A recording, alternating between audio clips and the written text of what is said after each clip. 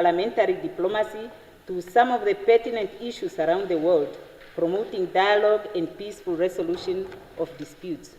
The Namibian Parliament also sent delegations to the SADC PF, PAP, CPA, and IPU to promote parliamentary diplomacy and networking with other parliaments. As part of benefits derived from our membership in international parliamentary organizations, the Assembly signed a cooperation agreement with the IPU on capacity building for members of parliament, primarily for female MPs and staff. Program 2, Policy Coordination and Support Services. This program provides support to the oversight functions through administrative and technical support to the members. The program is allocated an amount of 167,187,000 Namibia dollars. Program 2 is subdivided into 5 main divisions. During the year under review, the following activities were executed: committee stage, parliamentary standing committee, or committee services rather.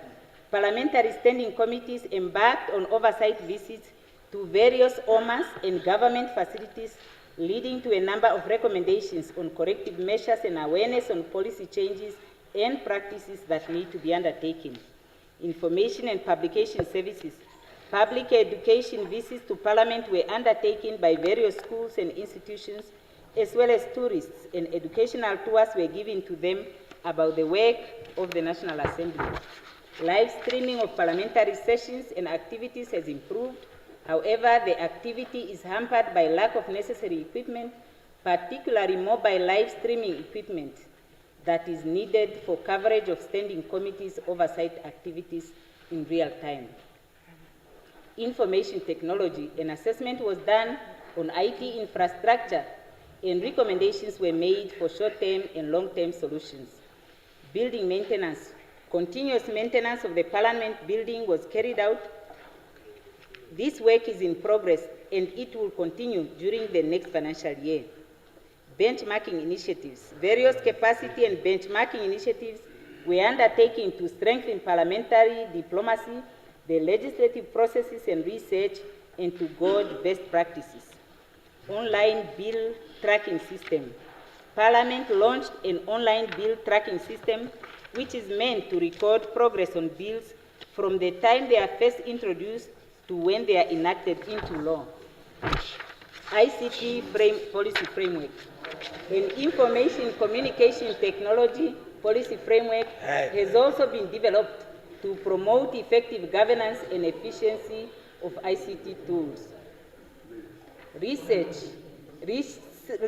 plays a pivotal role in supporting the National Assembly by providing non-partisan, balanced analysis and technical advice. The researchers are tasked with supporting 11 standing committees. A review was undertaken of the standing rules and orders of the Assembly, as well as the rules for the establishment, functioning, and procedures of the standing committees. This is the first time since the establishment of our institution that we have embarked on a process to review the rules at such an extensive scale. These 2 sets of rules were adopted on the 9th and 10th of July 2024, respectively. Honorable Chairperson, honorable members, during the year 2023-2024, the Assembly's strategic plan covering the financial year ending 23 to the year ending 27 was finalized and launched on the 8th of January 2024. The plan set the strategic direction for the Assembly. The strategic objectives are to promote good governance and enhance service delivery. During the period under review, 22 bills were tabled in the House, of which 14 were passed without amendment and 4 with amendments, while 1 was withdrawn and 3 lapsed at the end of the last sitting of the previous Parliament. Additionally, 12 international instruments were tabled and adopted.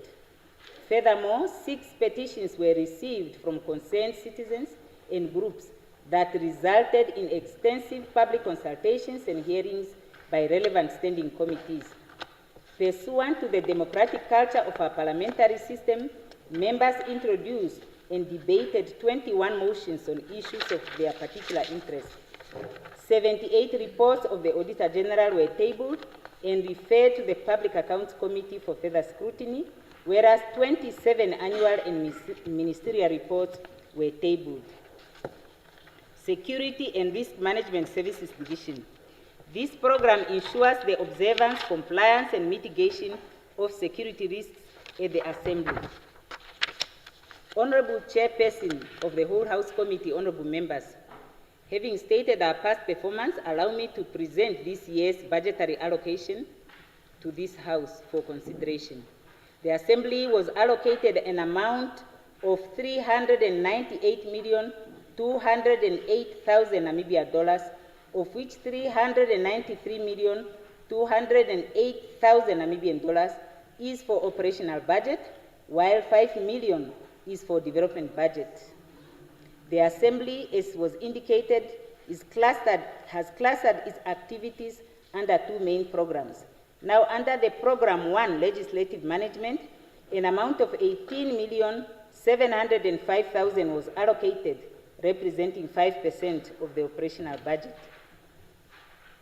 For Program 2, Policy Coordination and Support Services, an amount of $374,503,000 Namibian dollars is allocated, representing 95% of the total budget.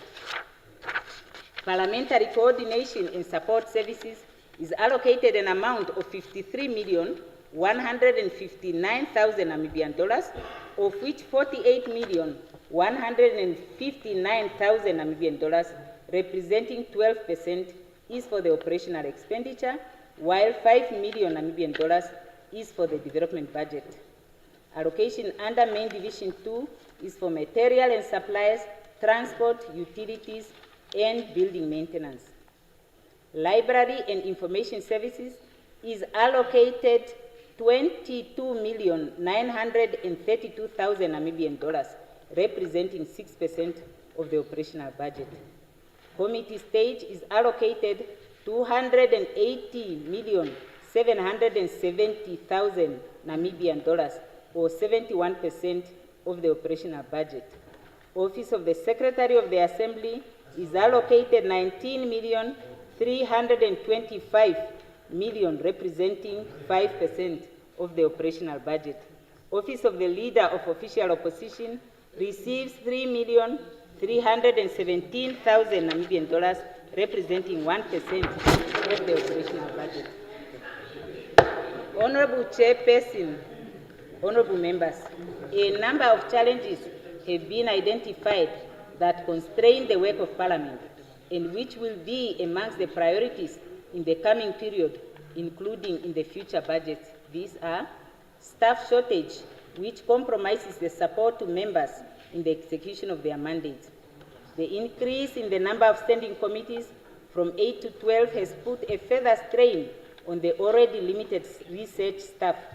This jeopardizes the efficacy of parliamentary function, including informed debates, legislative scrutiny, and policy development. The aged Parliament building infrastructure, which results in high maintenance costs, is another challenge. Limited office space compounded by historical nature of the Parliament building, and limited resources which constrain the endeavors to fully implement and attain the desired outcomes to implement the programs that are adopted that year. As indicated, these issues will be amongst the priorities to be addressed moving forward to ensure that Parliament is appropriately capacitated to discharge its functions and duties. Honorable Chairperson, honorable members, to conclude, I submit to this august House for approval an amount of $398,208,000 Namibian dollars for Vote 3 National Assembly to meet its constitutional responsibilities and mandate in this financial year. I move. Thank you very much. We are the ones passing the budget. Let's double it. Now that we are close to tea break, we'll break now for tea until the usual time. Until 4.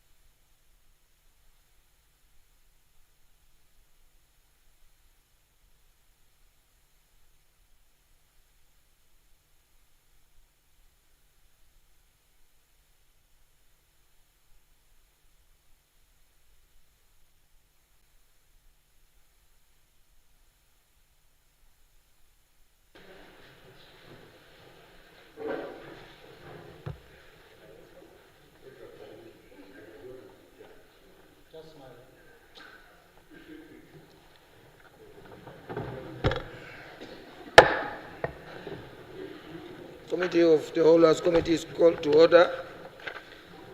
I now put vote 11 of the National Council. The amount of 140,274,000 Namibian dollars for introduction by our Honorable Speaker. You have the floor. Thank you, Honorable Chairperson of the Whole House Committee, honorable members. I am pleased to motivate the allocation for the National Council for this financial year.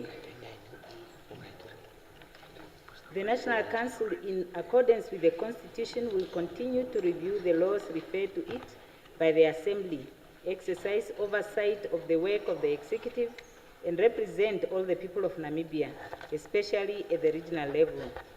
The Council is committed to be a modern house of legislative review that represents the interests of the people of Namibia.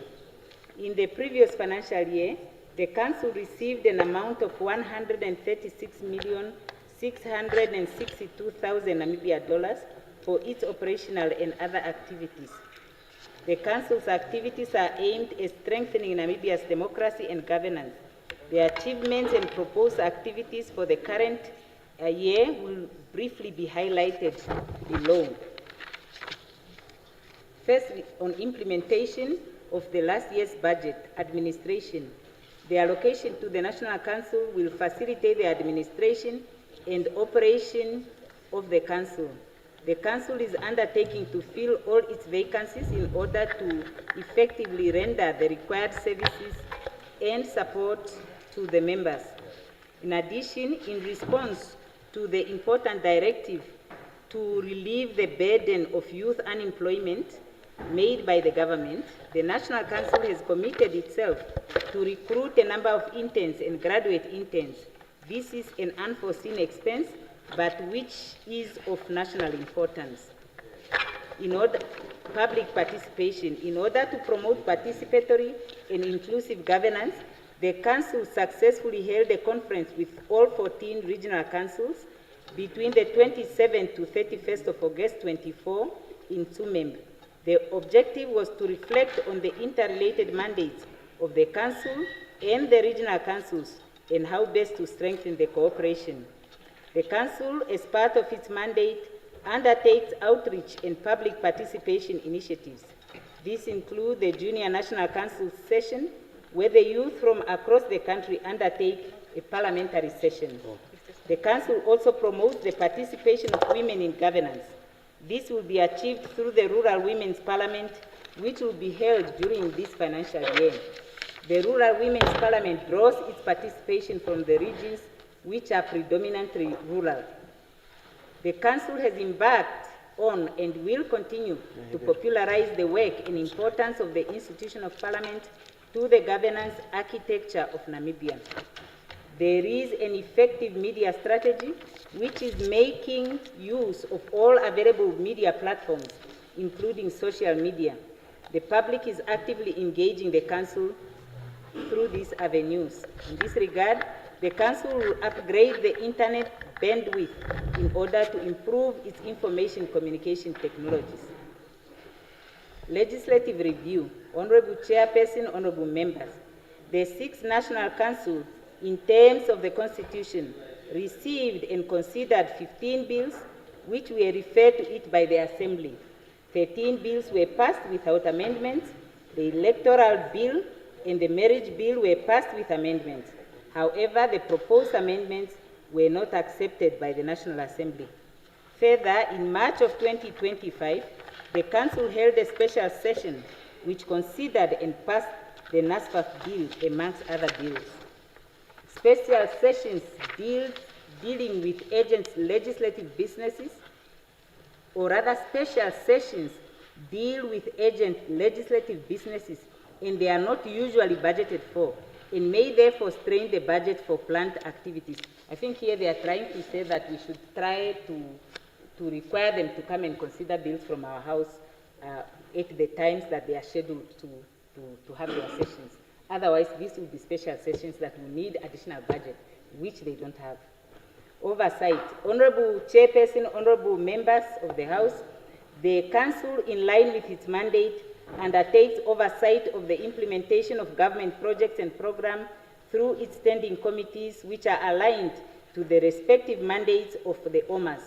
The Standing Committee on Agriculture, Environment and Natural Resources will continue to monitor the developments in the emerging oil and gas sectors. Oversight activities to ensure that Namibians get maximum benefits from the country's resources will be undertaken. The Council is therefore ready to scrutinize and support legislative initiatives which will support the development of this sector.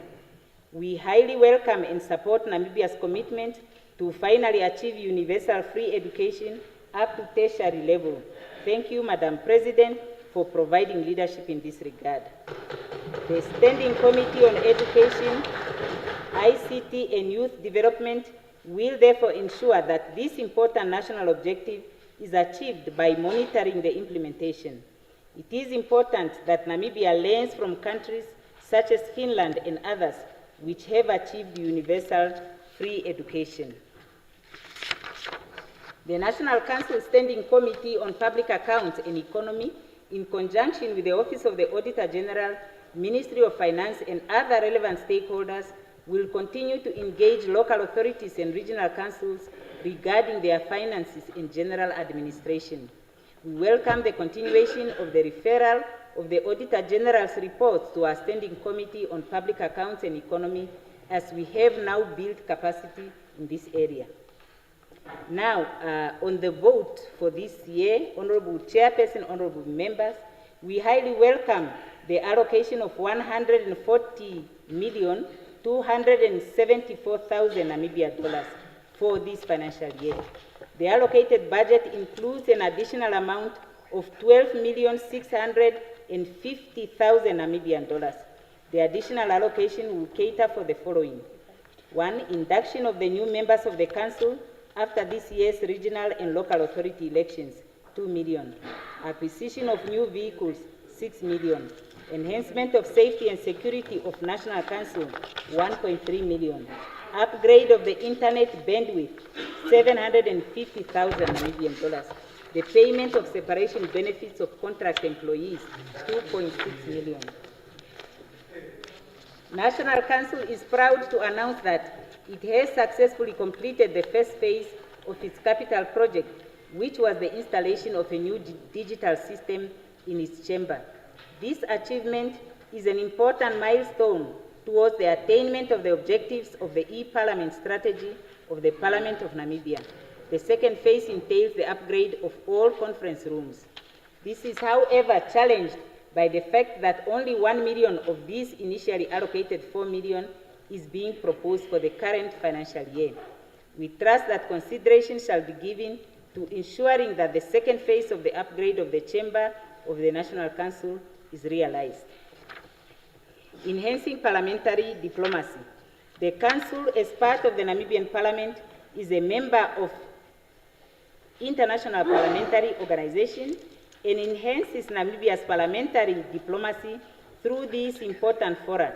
Resolutions taken at these fora are generally shared with standing committees and other structures for implementation. The National Council will therefore continue to participate in the activities of the IPU, the PAP, the CPA, and the SADC Parliamentary Forum. Participation in these activities requires financial resources, and thus the request by the National Council for funding in that regard. In conclusion, it is now my pleasure to present to the August House for approval an amount of 140,274,000 Namibia dollars for the National Council Vote 11 for the 2025-26 financial year. I thank you. Thank you very much. Having completed vote 11, I now put vote 28, the Electoral Commission of Namibia, with an amount of 647,813 for introduction by the Honorable Speaker. You may have the floor. Thank you, Honorable Chairperson, Honorable Members. I rise before this August House to present the budget for the ECN for this financial year. During the previous year, ECN was allocated 637,983,000 Namibia dollars. The total expenditure for the last financial year was 644,085,016 Namibian dollars, representing an execution rate of 99.4%. The funds allocated to Vote 28 ECN in the previous financial year were committed to 3 key programs, namely elections administration, voter and civic education, and policy coordination and support services.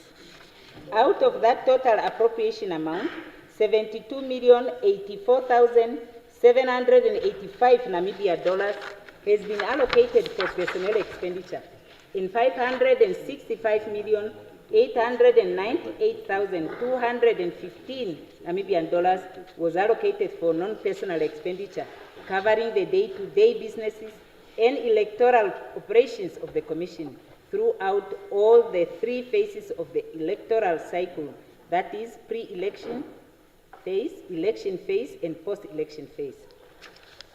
Funds allocated for personnel expenditure mainly went to payment of salaries and other allowances of ECN staff members, while funds allocated for non-personnel expenditure were primarily spent on voters' registration and voters' verification, equipment, printing and advertisement, rental of regional offices for ECN regional staff, conduct of the 2024 general registration of voters in presidential and National Assembly elections, both locally and at all 35 Namibian diplomatic missions abroad, as well as payment of elections officials, including leasing of vehicles from members of the public. Honorable Chairperson, honorable members, let me now turn to the budgetary request for this financial year for the Commission and the specific programs to be carried out with those resources.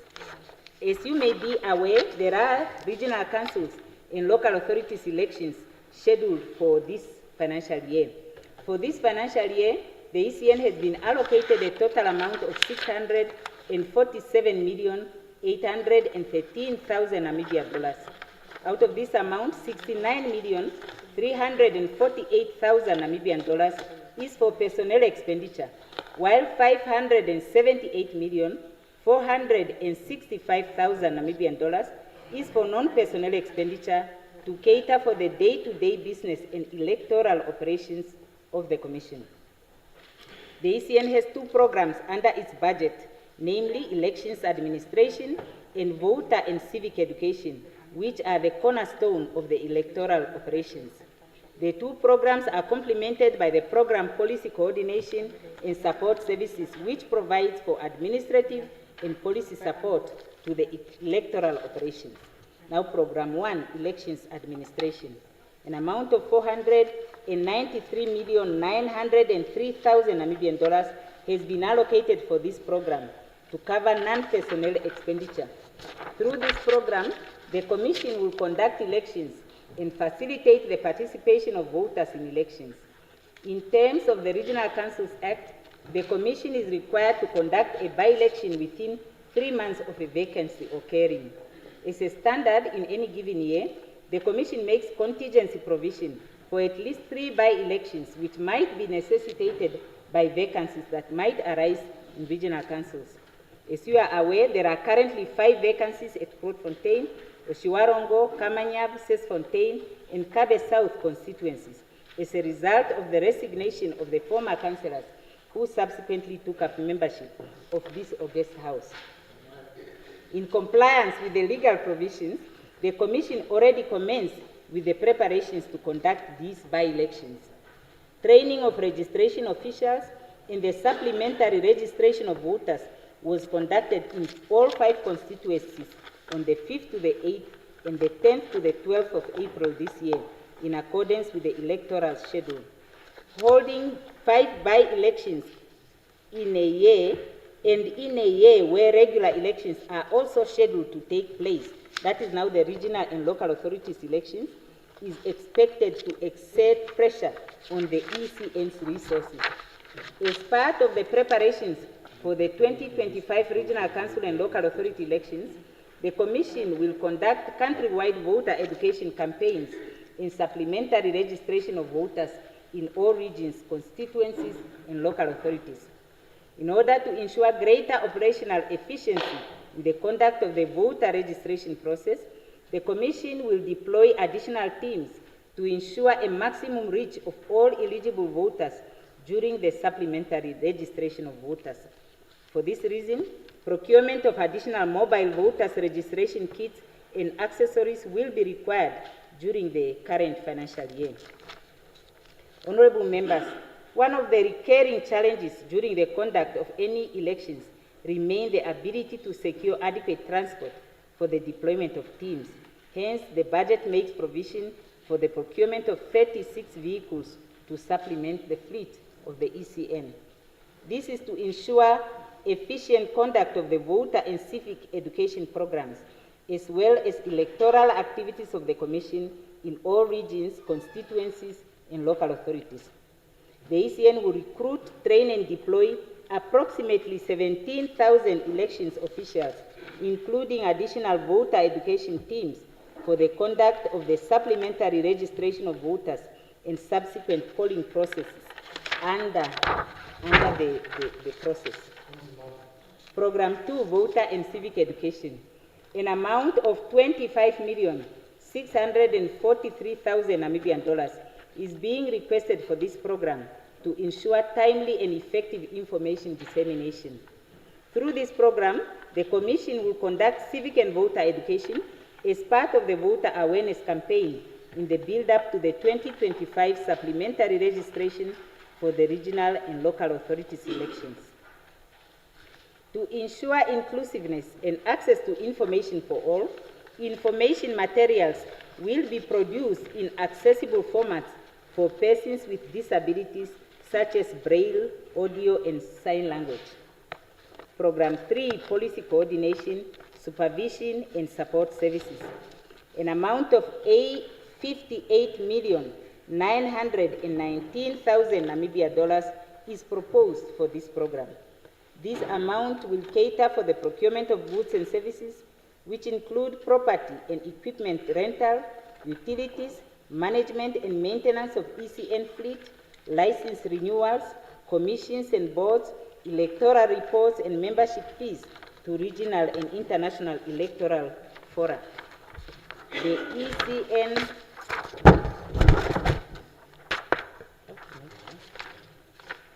ECN requests this August House to support the motivation and approve the budget of 647,813,000 Namibian dollars for the Commission for the 2025-26 financial year. I put the ECN's request for the consideration of this August House. Thank you.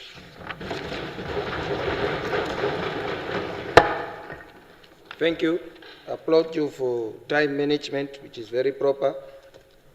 And now the last vote for motivation for today. I now put vote 30, Anti-Corruption Commission, of an amount of 116,545,49,000 Namibian dollars for introduction by our Honorable Speaker. You have the floor.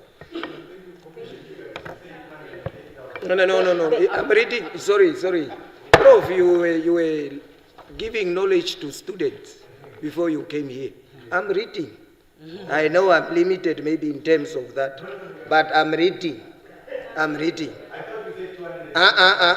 can't. I can give you the paper. You know I like papers. Okay. Honorable Chairperson of the Whole House Committee, honorable members.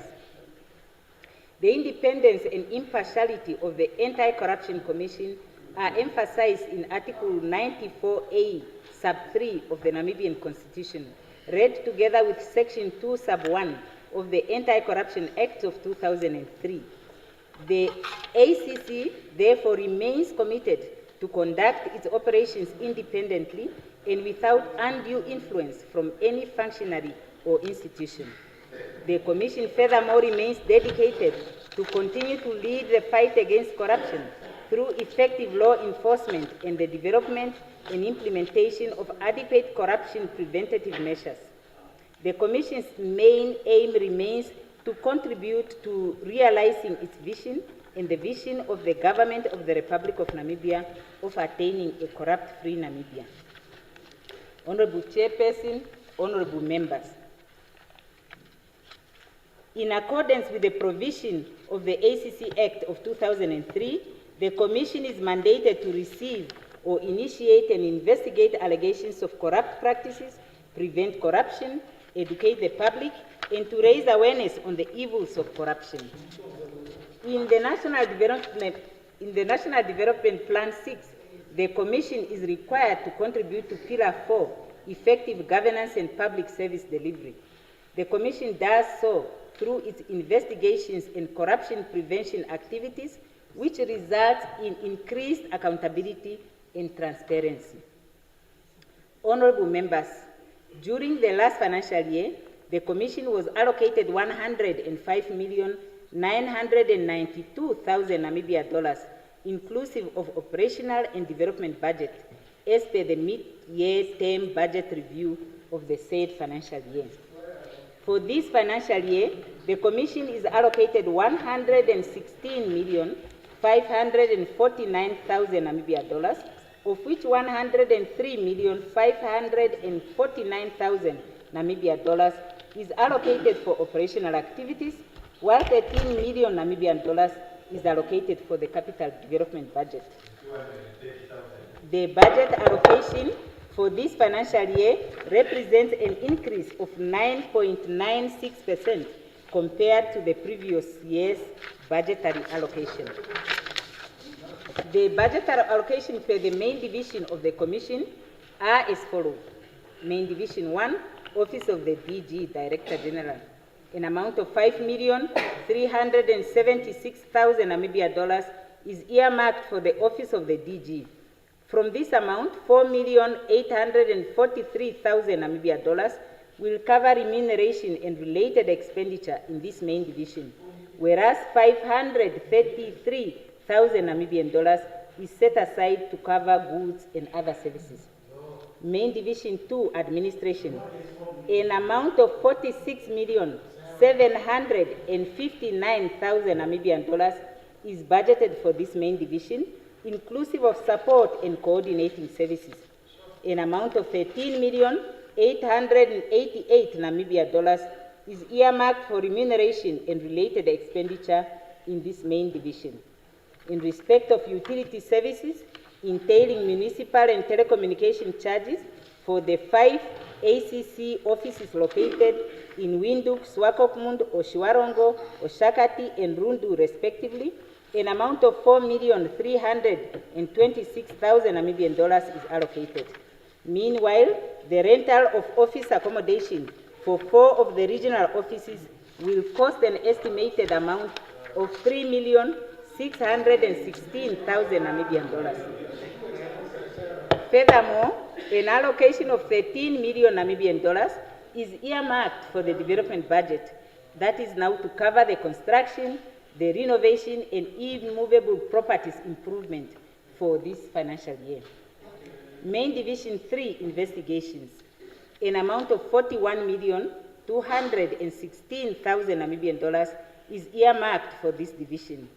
$36,016,000 Namibian dollars is budgeted for remuneration and related expenditure under this main division. In this regard, it should be noted that the Commission has only 5 regional offices, and investigating officers are required to travel to the remaining regions whenever the need arises. An amount of $2,500,000 Namibian dollars is earmarked for contractual obligations in respect of the upgrade and maintenance of investigative software licensing and annual fees, specifically for the electronic case management system and forensic investigation tools. Furthermore, an amount of $1,500,000 Namibian dollars is to cater for other goods and services to be utilized for acquiring specialized expertise and skills when required during complex investigations. Main Division 4, Public Education and Corruption Prevention, an amount of $17,823,000 Namibian dollars is allocated to this main division. An amount of $15,122,000 Namibian dollars out of this allocation is set aside for remuneration and related expenditure. The main function of the public education and corruption prevention officials is to educate, raise awareness, and take measures to prevent corruption. As part of the preventative measures, the officials examine the systems and procedures of institutions in order to eliminate corruption vulnerabilities within institutions. Training on ethics and integrity is also conducted. In addition, they are also responsible to oversee the implementation of the second National Anti-Corruption Strategy and Action Plan for the period 2021-2025. Main Division 5, Security and Risk Management Services. This main division is allocated an amount of 4,332,000 Namibian dollars in total. Out of that amount, 2,482,000 Namibian dollars is allocated for remuneration and related expenditure, whereas an amount of 1,750,000 Namibian dollars is earmarked for the maintenance expenditure, in particular the upgrading of the ACC security system. Main Division 6, Performance Improvement. This main division is mandatory, and an amount of 1,043,000 Namibian dollars is allocated for its operational expenditure. Of the said amount, 931,000 Namibian dollars is earmarked for personnel expenditure. This division is to bear the responsibility for planning, implementation, monitoring, and evaluating performance at the Commission. Honorable Chairperson of the Whole House Committee, honorable members, allow me to remind this august House that corruption impacts negatively on investor confidence, economic growth and development, infrastructure development, and healthcare, to mention but a few. In view of the aforementioned, it remains crucial to improve the budget allocation of the Anti-Corruption Commission to enable it to perform its entrusted responsibilities and mandate. In conclusion, Honorable Chairperson of the All House Committee, honorable members, I now present to this august House the request in respect of Vote 30 of the Anti-Corruption Commission for the allocation of the amount of 116,549,000 Namibian dollars as set out in the schedule of the appropriation bill for the 2025-26 financial year. I thank you. Thank you very much. Now, hello, thank you. Now we have completed the motivations for the votes of today, and we have to engage into the discussions of the motivation of the votes of Friday, which is vote 1, vote 2, vote 4, and vote 26. Now, borrowing from Honorable Amupanda to say, let's assume we don't know anything.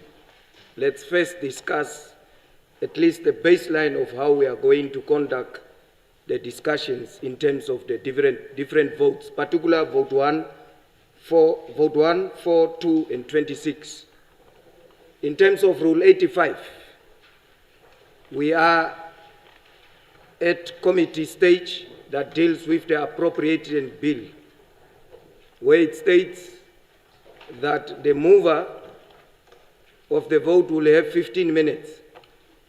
The frequency is twice, which means at the beginning of motivating and then at the end when answering. We agree.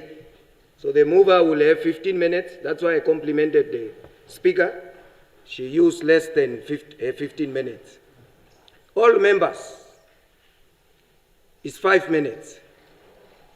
The frequency thrice, which means 3 times. So which means you will first get 5 minutes, other members 5 minutes, and then if there is a second round, you get again your 5 minutes, other members 5 minutes, and then if there is a third round, you get 5 minutes, but we can't go beyond the 3 times. You can't go beyond 3 rounds. It's like a boxing. So we understand the baseline is so that you don't say the presiding officer. However, we need to make an exception for, in pursuit of the answer we had given to Honorable Imvula about honorable members who have not yet moved their maiden speech. Those ones we have agreed maiden speech is 15 plus 5, then it is 20. Isn't it? It's too generous. Yeah, now you must guide. You must. 5, huh? 5 plus 5. 10. No. Okay? Because in terms of honorable members, there is a gray area. And I think there the flexibility is given to the presiding officer. What we'll do is, for the members who will deliver their maiden speeches, we'll give them the 3 rounds in once, which means they will get their 15 minutes in once. Isn't it? No, it's what we did earlier. No, yeah, he get his, let's just understand so that it's these things that cause, Prof, you are the one who said, let's assume we don't know. Now you don't assist me. I'm talking, but you are reading there. It's your idea. I'm saying the members who are going to give their maiden speech, we are going to give them 15 minutes at a go. Once off. So they will contribute for 15 minutes consecutively. And the other members will contribute 5 minutes strictly, and then if you have got something, you will come back after the next round. Is it fine like that? Anything that needs clarity? Anything that needs clarity so that you don't say, I just checked this time. Okay, like the Burevo. So it's fine now. I will now call for honorable. On the list now. Okay. There is Honorable Venani, and then we'll make sure with the next name. Honorable Amupindi. You see, sometimes it's Opindi, but here it's written Amupindi, but it's Aupindi.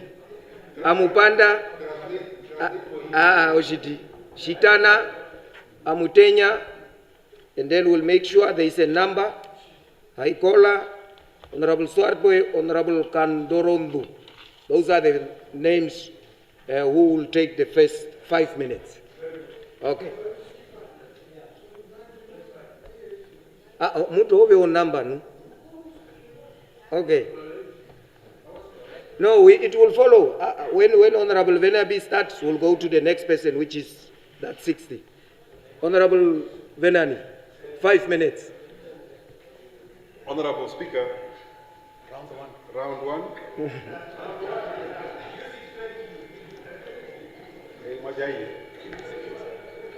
Honorable Speaker, honorable members, chairperson of the whole House Committee. I rise to make a few contributions to the very important vote of the presidency, mainly under three program 1, protection and defense of the Namibia Constitution, 2, democracy, and then 3, investment, promotion, and facilitation. Firstly, I want to start off by conveying a message to Her Excellency through you, Prime Minister, and I speak from experience. We had one of the best honor that we had over the years, where a president comes and really answers questions. She did herself very well. Convey that to her. Having said so, the program of marginalized communities, and this is something very close to my heart. Sometimes we mean to do something different, but we are doing the same mistake over and over again and expecting a different result. And as a footnote, the time is flying, as a footnote,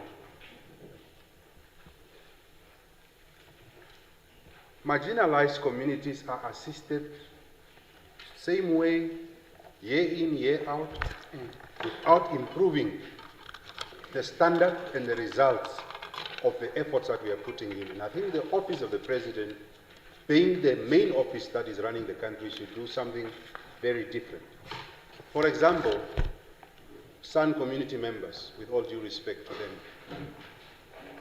their children goes to school, government has programs, they put them to school, the parents cannot take their children in long weekends, then the children get out of school.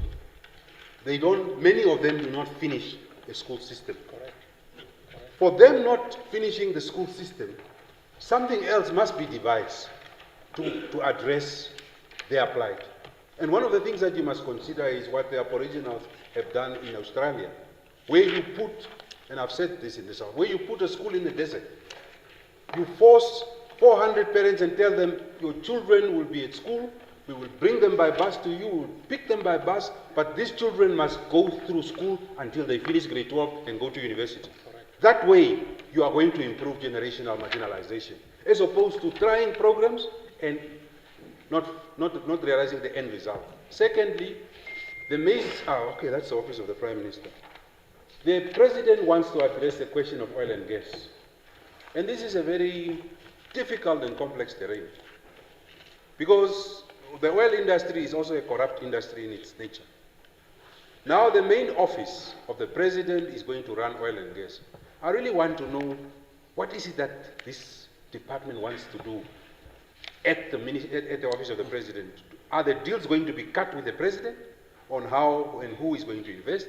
Or we should have a clarity on how we want to address that matter. Correct. On the issue of, the time is really running, on the issue of investment, promotion and facilitation, and I have a serious problem here. I think the presidency of trying to bring investment to the country. But when you are showing investments here of money that is loaned from GIPF, internal resources of our country, that the Namibia Education, the Tunda Irrigation Project, Namibia berries, these are all monies that are coming from GIPF. So what foreign direct investment must be our aim, to bring foreign direct investment. But if you are bringing investors that are going to our own resources to come and invest in our country, I have a problem.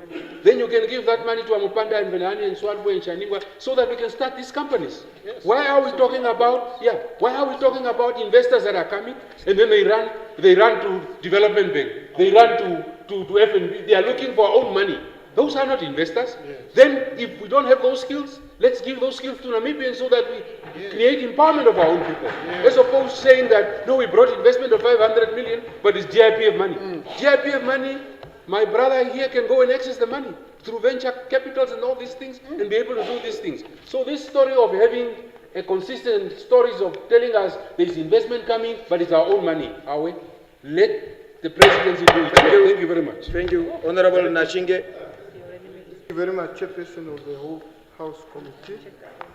Honorable members, my contribution today will be actually just questions directed to His Right Honorable Prime Minister on vote 1. Starting off with the constitutional role and the budget expansion of the presidency. Honorable Prime Minister, the Constitution defines the President's role as upholding the Constitution and directing government policies. Now, how does a 142.2% budget increases, which has increased over just 5 years, aligning with this constitutional functions? 142.2%, that is what we have now, increase. Isn't this an expansion creating a parallel government within the presidency at the expense of the line ministries? And the other one is the centralization and the function. Looking at the Right Honorable Prime Minister, the addition of the 3 new directorates to the presidency. That is the marginalized communities, Disability Affairs and Oil and Gas, which represents unprecedented centralization. What specific governance failures in these areas justifies their removal from the line ministries? Or is this simply a power grab disguised as coordination? Those are my straightforward questions as far as this vote is concerned, because the disability was doing pretty well, and I think also on with the way it was, and I think moved to Minister of Finance, and now it really doesn't really make sense, knowing very well what the presidency is there for, as far as our constitution is concerned. Thank you. Thank you. Now, thank you very much, Leader. It's Honorable Aupindi. Thank you, Chairperson of the whole House Committee. I just want to speak on this vote one, but main division 10, and that's on the oil and gas. Now, I took cognizance of the fact that the President has moved this division to her office, and I compliment the President for that already, because it is good. I think it is good. Generally, if you go around the world, oil and gas are generally managed at presidential level in terms of office. And that is good for investor relations. What I want to talk about, and I think what Honorable Benani is saying, I do associate with that now probably we look forward to the strategic direction from the President, how it's going to be managed in terms of operation, because it does require a lot of other operations. And I don't think Her Excellency is going to be chairing, for example, technical advisory committees and so on and provide direction to the staff. So I look forward to that. What I wanted to talk to the allocations, if you look at it, the actual allocation is only on salaries in this budget. And you are talking about, if you look at the intent, the strategic intent of the President, the pronunciation by the Right Honorable Prime Minister, I think on page 7 of his speech, that really the intent and aim is to strategically lead this sector so that future generations, all Namibians, benefit from this lucrative sector. And your priorities for this year, you said, are actually focusing on not only the legal framework, which is in a vacuum right now, the legal framework and policy imperatives that must either be improved or be brought into play, because they are not there. And for as long as we are facing that vacuum, we will be at risk of even turning this country upside down in terms of its peace and security.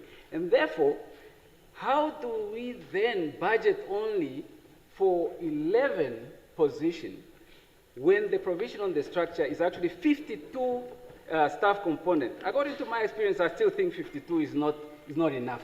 But nevertheless, the provision within the budget is only for 11 staff, and and no other project. And this division, dividing it from the GIN and other functionaries of energy and all that used to be mining and so on, they are impediments and priority areas of geophysical in terms of data collection, in terms of monitoring, in terms of environmental standard that requires a lot of equipment and experience. So I think going into the midterm review of this budget, there's going to be some funds marshaled towards this sector to ensure that it is properly and adequately funded.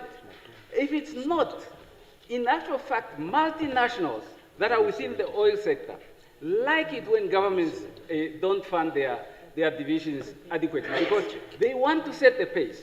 And I take exemption to what I think the president of Total said in his intervention when it was reported that Namibia is somehow not viable on the downstream now. I'm going on the downstream for a refinery.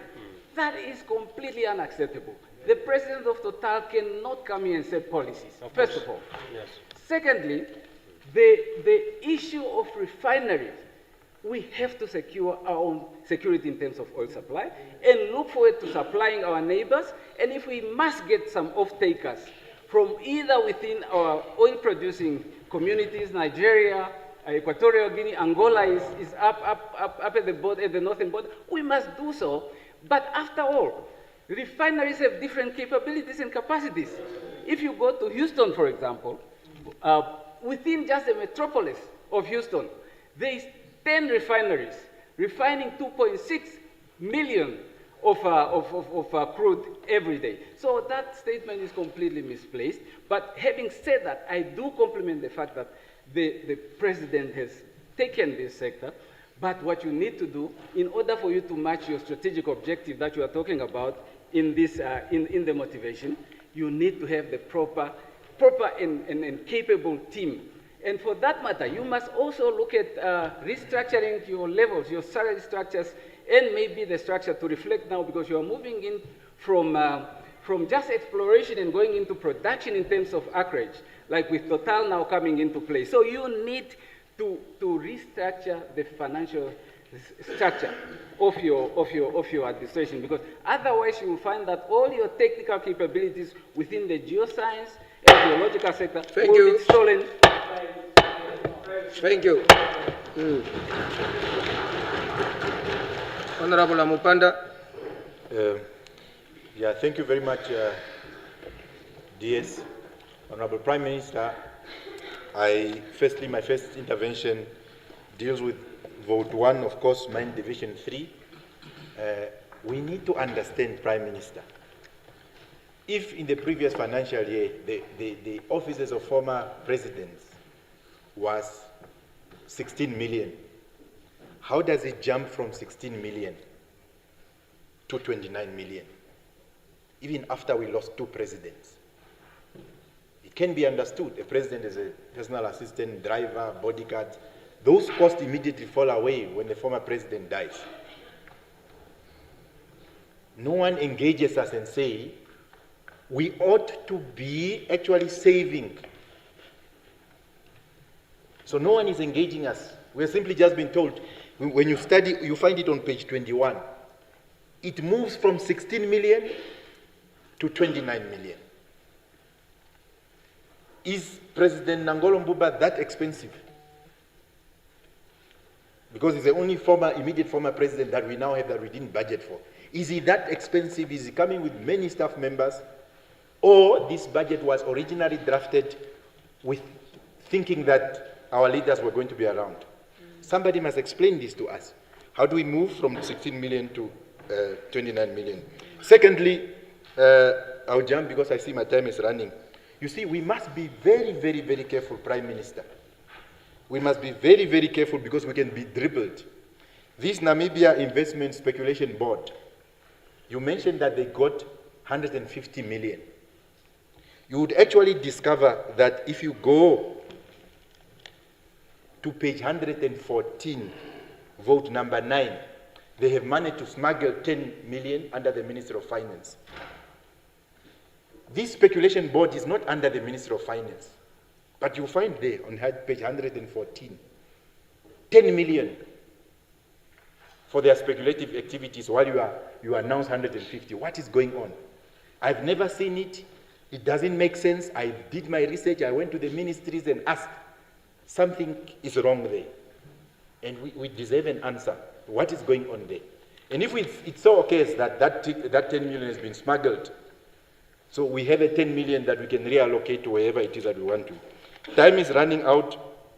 You see, you find that on page 29, there's a NASFAF allocation under the Office of a President, page 29, for, I think, under the marginalized students. We're free education now. Why do we have a NASFAF in the Office of a President and NASFAF under Honorable Steenkamp? What is going on there? These are all same students. These ones are special, yes, we call them in a particular category. Is that if we have 11 million that we have there under the Office of the President, that 11 million must go to the Ministry of Education. These are all students. And this is how you could see that maybe some people who are benefiting and finding way how to dribble other people in the budget. You find that. Lastly, Prime Minister, I've canvassed this issue. And there is nothing wrong for us just to realize that, look, there was an oversight. Now I'm addressing myself on page 20 to that organization of First Ladies. I don't need to repeat it over again. So no one is attempting to score anything here. If something is wrong, it's just wrong. It makes sense for us to budget for a First Lady because we had a First Lady. Yeah? We don't have a First Lady. So we can't have a budget for a First Lady that we don't have. And this doesn't speak to international arrangement or engagement. It's an office. The office must exist in order for you to say this is a member. Yeah? So if you want to facilitate, to say, no, organization where we went to meetings and we made friends. So then change the budget vote and give it a proper name. Yeah. To say that this is what we are thinking of. But as we speak here, this is subscription that you find there on page 20. It actually refers to subscription, and you can only subscribe when you are a member. If you are not a member, you don't subscribe. So nobody loses anything for simply just saying, well, we are coming from this era. You are saying is business what? Unusual. So if we pass this thing with this, it's business unusual. Yeah, so we can rectify these mistakes there, as I mentioned them. One on former president, that one will deserve an answer. 16 to 30 million. NASFAF, we can just reallocate and change it properly. This speculative board, this thing is not going to fly. That 10 million, somebody must explain it. So how many other dribble things are happening there? Thank you very much. Honorable Shitana.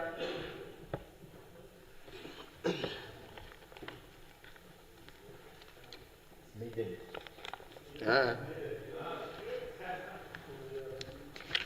Thank you. First and foremost, let me appreciate and thank God the Almighty for the gift and life of His divine guidance.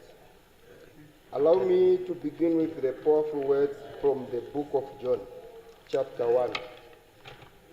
In the beginning Maiden was speech, the take Word, note. and the Word was with God. And the God was the Word. There was a man who was sent from God, whose name was John, the same Johannes Martin Shitana who fathered Frederick Shitana Twindileni,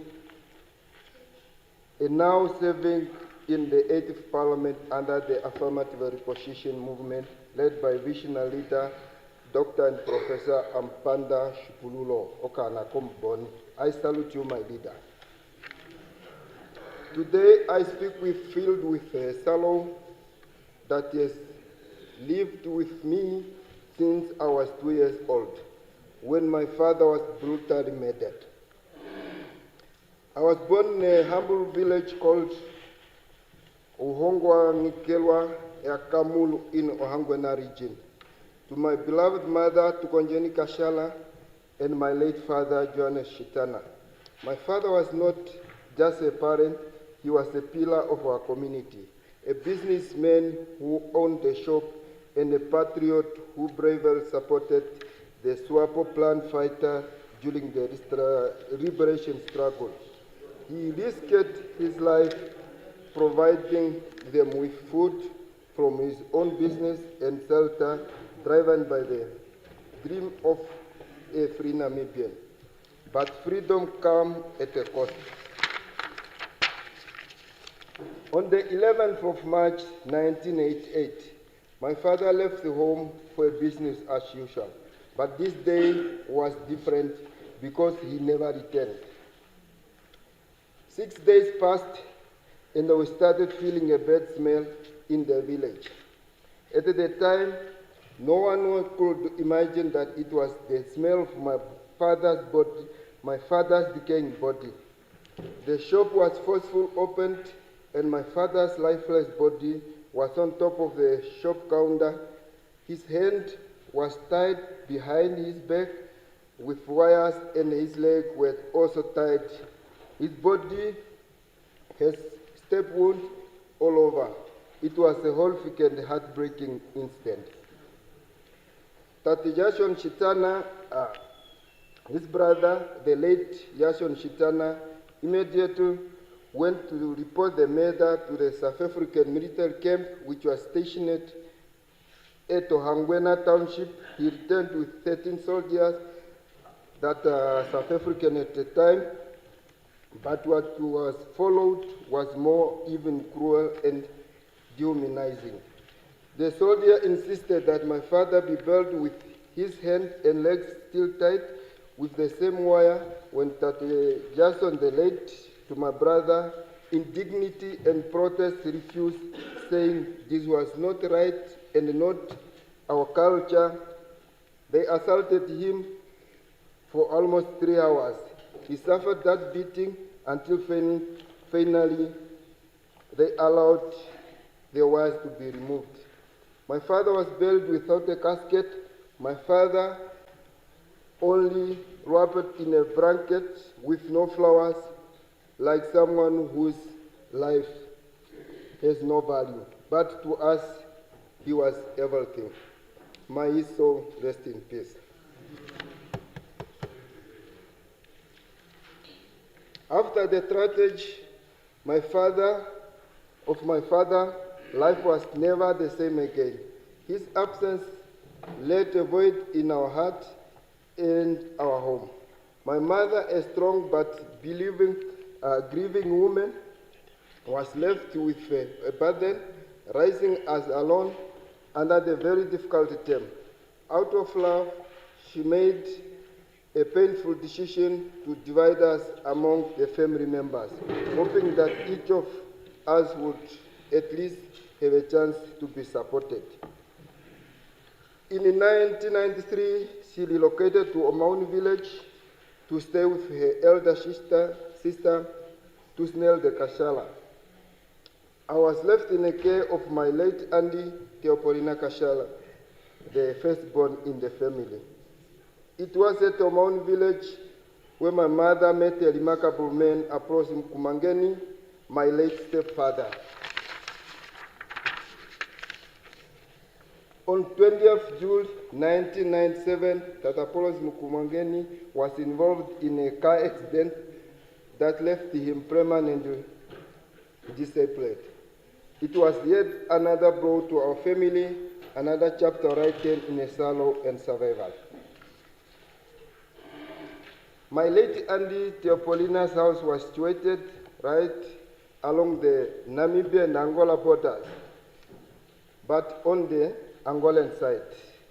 I would cross the borderline from day to day to attend my school at Edunja Primary School from grade 1 to grade 5, which was about 6 to 7 kilometers away.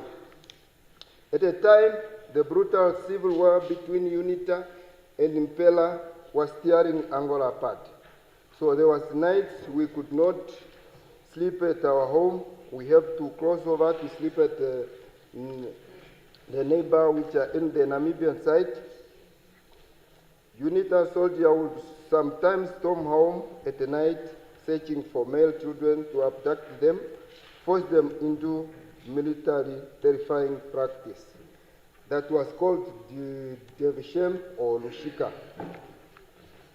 Eventually my mother decided to bring me to stay with her so that I can continue my education in a safer environment. In 1998, I went to Oshalande, where I was enrolled at Shatipamba Combined School at Omauni, which was still a primary at the time. In 1999, I was forced to take a gap year, not because I wanted, but Shatipamba Combined, at the time, it was not offering grade 6. When I was finally admitted back in 2002, I had to repeat grade 5 for having been out of school a year. So I completed my grade 7 at the Satipamba Primary School and was proudly admitted to Olwaya Combined School. I have passed with flying colors, full of hope, ready to continue the next chapter of my academic journey. I could not proceed to grade 8. The situation at the home was too demanding. I was the only able-bodied man in the household.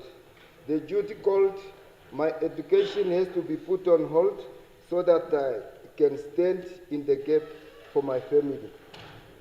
I made a difficult decision to sacrifice my own school to support and care for my family, my mother and my siblings.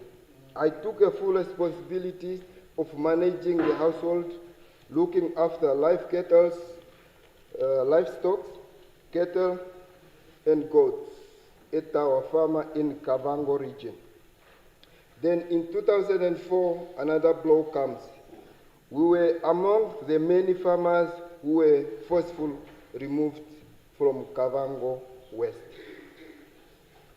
On the 9th of January 2006, I informed my mother the intention to travel to Windhoek in search for a job. Due to the lack of funds, I took 20 kg bag of mahangu with me. I give two of those bags to Mr. Moses Kwambi as a payment for transportation, for transporting me from the village to Enana. Upon arrival in Enana, I sold the remaining 4 bags of mahangu, $40 each, earning me a total of 160, which was enough to get in Windhoek. We arrived in Windhoek around 9 in the morning on the 10th of January 2006. I went to Ombili settlement to my sister Pashukeni Shitana. When we were there, they passed a car with a driver called Jeremiah. Then he decided to, no, I have a brother who just landed now. Do you have opportunity there at your place? So he told me yes, there was. Then it was a day I started working as a security in the city. Creative industry and the music area. I was always been passionate about music. I started writing, creating songs early as at grade 6, and I continue doing that. To cut the story short, I managed to produce my very first album, Itohepa Unomwenyo, meaning you will not suffer when you are alive. I'm still working as a security guard. And since then, I have released 10th album under my own label, without any sponsorship, without any music award, without performing at any big governmental sponsored national event. So I was very, very tough on that. My presence in this house is not by accident. I'm here on a mission to be the voice of and the ear of underprivileged Namibians, just like myself. I did not come here to play politics, as you know it. I'm not someone who knows how to pretend. I will always call a spade a spade. I don't fake. Activism is not something I spoke about. It's part of me. It is even in my music.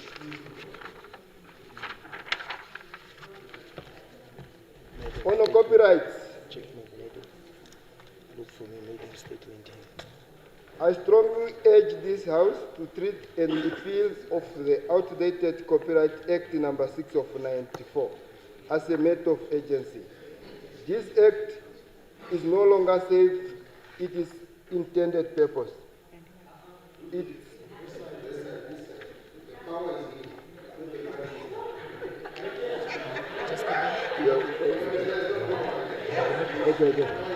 Our laws address today's. Okay, then we are fine. Yeah. There is an urgent need for fairness structure in the industry. We must implement and have a minimum standard performance fee for artists at the national event. Expo or political rally, is it not fair for one artist that will get away with 80,000 and others are getting 1.5 at the same stage? That cannot be tolerated, especially when I'm here.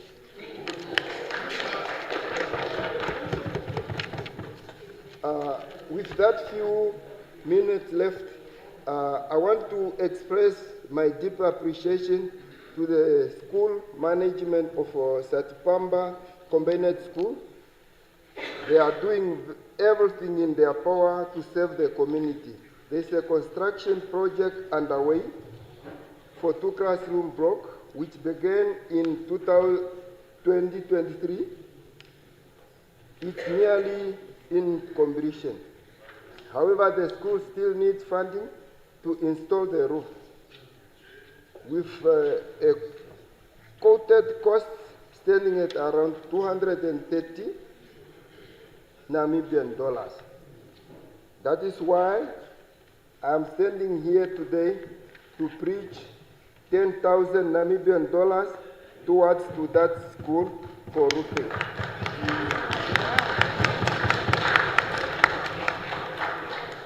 In conclusion,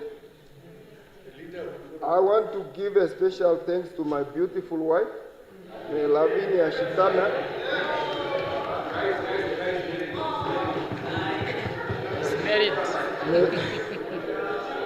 Order. I want to give a special thanks to my beautiful wife, Lavinia Shitana, my 2 daughters, Ialondi Holige Shitana, and Pashukeni Inotila Shitana, and my loving mother, Tukonjeni Kashala, and my sister, Pashukeni Shitana, for the support they have been with me.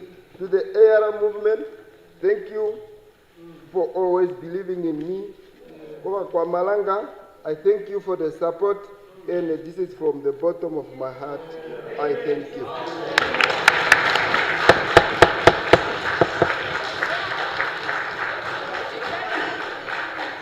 Thank you. We now give the floor to Honorable Amutenya, but before I give the floor, Honorable, allow, please. It's one of the members that you can truly say to the letter and spirit that confirmed to a maiden speech. One of the first epitome of a stupendous maiden speech. It's full of content, full of critique, but contained in terms of no provocative and controversial statements. And I think if we have learned from what he said, he came here being a security guard, outclassing all of us who were this from other universities, where we are supposed to be the exemplary in terms of knowledge that we have gained. Ngwetu, ndapandula ngwetu. Honorable Belem. Thank you very much, Honorable Chairperson of the whole House Committee. And I think at the beginning I should just acknowledge our Honorable Shitana that just spoke before me. That I think, Honorable, you have come at the right time at this August House. The time when the creative industry is prioritized and that more fund is allocated to that, which is part of your talent. However, I must say congratulations. And Honorable Chairperson of the whole House Committee, I stand just to give my contribution on vote 2, and that is the Office of the Prime Minister. Budget of the vote. Vote 2 is Prime Minister, you are right. Vote 2? We had vote 1. We had vote 1. Oh, okay. No, then I think. Okay, very good. Thank you. Thank you. Now, who's next? Honorable Kalola. Huh? Oh, no. Okay, Honorable. Okay, no. Thank you. Your light is not off, I just pronounced, because we are friends. Honorable Moton. Yeah. Right. Honourable Chairperson of the whole House, I have a question on vote 2 for the office of the Prime Minister. Okay, yes. Oh, okay. We are on vote 1, I understand. Office of the President. Once we are done, we'll go to vote 2, just the same way they were motivated. We'll follow not a numerical chronology, but the same way they were motivated. So I just wanted, so we'll come to you, vote 2, the two of you. Okay. Honorable Swartboy. Thank you very much, Chairperson of the Whole House Committee. Chairperson, I have the Auditor General's report for the financial year ending on 21st March 2023. This is the latest. They are not yet done with the 24 period and so on. So when one looks at the Honorable Chairperson of the Whole House Committee, what the Auditor General's report says about the Office of the President, first, the qualified audit opinion raises issues, and we dealt extensively with the vote 1 in the Public Accounts Committee, where credit card issues were a problem, accounting and management issues were a problem, and that the Auditor General basically considers this office as a problematic office. Correct. Now, I wonder whether the same people are still employed after the Auditor General's office has raised these issues. This office is not exemplary at all in terms of its financial management. Then what is also interesting, Right Honourable Prime Minister, is that this office constantly underspends resources allocated to it. For instance, during that period it underspent 21 million, and this is why it's important, because the Auditor General is very clear that money that is underspent is money taken away from society. Do you still have the same people there? Will these people be moved? And so on and so forth. A second comment is that the office does not commit to downstream issues in the oil and gas sector. In terms of your statement, it commits itself only to upstream matters and doesn't answer who deals with downstream issues in the oil and gas sector. Then thirdly, along the lines of what Honourable Venani raised and Honourable Ampanda, there is an amount of 3.2 billion out of 11 investments that were made through allegedly the hard work and the innovation of the Namibia Investment Promotion and Development Board. And when you look at the amount escalation this year, it's with a 10% from the previous budget to 150 million that is given to this board. If you look at the consistent budgets, even during the time of Honourable Lucia Ipumbu as Minister of Trade, Trade as a whole ministry would receive 177 or at best 179 million as a whole ministry to drive that agenda. Whereas it appears that this investment board is more important than trade. And the question therefore is, why does the President just simply not close down the Department of Trade and Industrialization? Because it seems, according to your own reports, that what trade cannot do, investment promotion is doing, even if it's with GIPF money. So it seems there is an unnecessary duplication, that a board seems to be succeeding where a whole ministry seems to be failing. What is the challenge here? Why is this happening?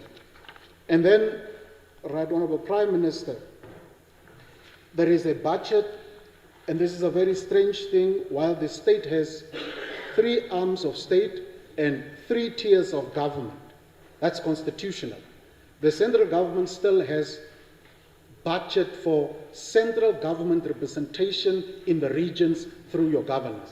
Why do you need a representation of the center in a unitary state where the Constitution provides for 3 tiers of government? Tomorrow you will want to have a central government representation in the local authorities. Yeah. This is unnecessary spending, really, in terms of the issue of of prudent budget spending. And then Program 99, imagine the number, Program 99. That's a lot of programs, you know. Ensure social inclusion of marginalized communities and people with disabilities. What about economic inclusion? What about political inclusion? What about cultural inclusion? It is just simply not stated. And then, Right Honourable Prime Minister, the key performance areas of the Office of the President tend not to be met. And it is a shame that there are so many programmatic areas that seem not to fundamentally touch the lives of Namibians. This really has to be looked at, because you said business unusual, but it does not seem to be business unusual. Thank you very much. Thank you. Now I have Honorable Kandorondu. Yeah, thank you so much, Chairperson of the whole House, the whole committee. Whole House committee, yeah. So it's not block over. My first contribution will be on,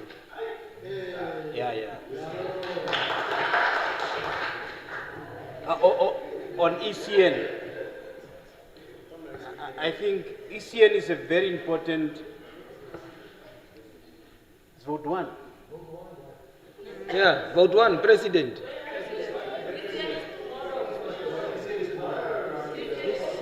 No, ACC. Tomorrow. Yes. Okay, no, then it's fine. On marginalization. Marginalization is today. Okay. Vote one. Okay. All right. Thank you so much. It's fine. We are learning. It's the first time. Yeah. You're all like me. Yes. I think we need to have a robust program for our marginalized community. What we are doing with our San communities, the Himbas, all the marginalized group, it's like a piecemeal. Just to be seen.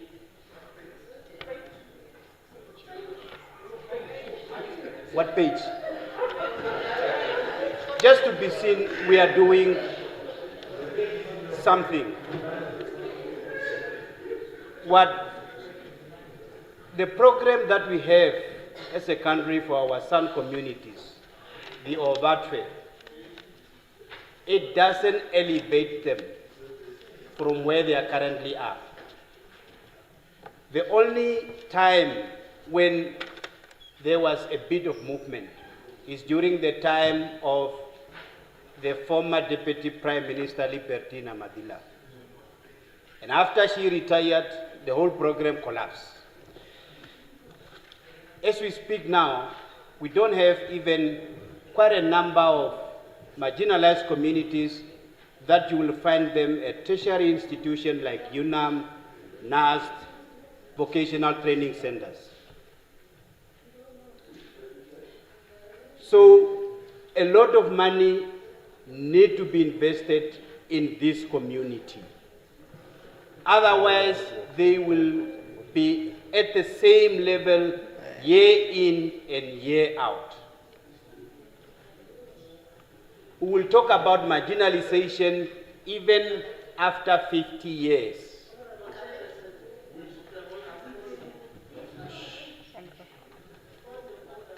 No, you see, sit, my sister. We are new. Others will take their 5 minutes and do whatever. It is upon the mover when he responds. He will respond only to the relevant ones. But let's learn. You wanted, he's talking generally instead of focusing. I take note of that. Yeah. I think it's my 5 minutes. Yeah. Thank you so much. So, yes. Yeah. We will never have a person from marginalized community, besides Royal.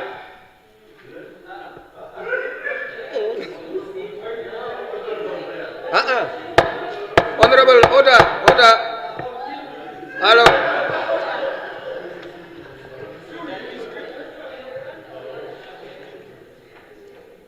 For them to join this house, because of the set standard and requirements out there that they do not meet. All of us this side, we also need to include them. But as a matter of fact, they need to be elevated by the state to come at that level. Now, they only go to school up to grade 6 and then they drop out. So we need to have a clear program so that they can be like us and we do away with a marginalized group within the one state. I thank you.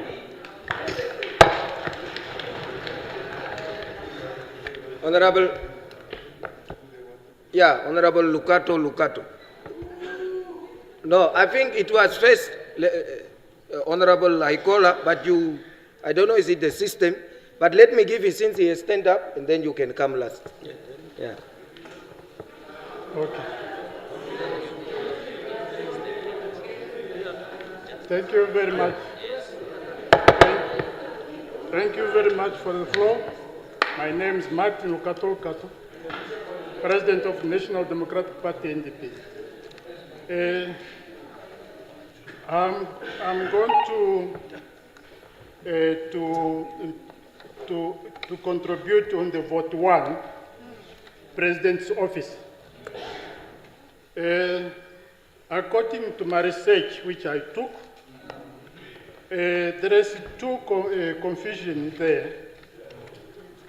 When it comes to the regional offices, there are governors which have been appointed by the president. That law, according to the constitution, it was imposed. So the governors been appointed by the respected sitting president, and then you have people or regional councils, those voted by the people. So those two offices, the powers of the governors appointed by the president and the councillors, those voted by the people. So which means that in the whole country, our people on the ground, they don't know where to take their concern when it comes to the matters concerned the respected minister of local, of urban and the local governments. And then at the same time, our people on the ground, they don't know, they don't have a knowledge that where to take their concern when is the concern regarding the president's office. Because the same governor is the same chairperson of those institutions in that one. So the clarity should be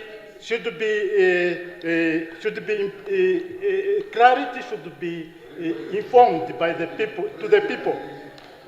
It should be a clarity to the people on the ground so that they know where to take their concern. The second one, the budget of the president. According to my research also, the staff, I recommend that, for the past years, this is including the staff within the office of the president and the entire civil servants. I didn't hear that it will be increased. Those servants, they will be increased, their salaries. So I recommend that in this budget, civil servants should be increased their salaries.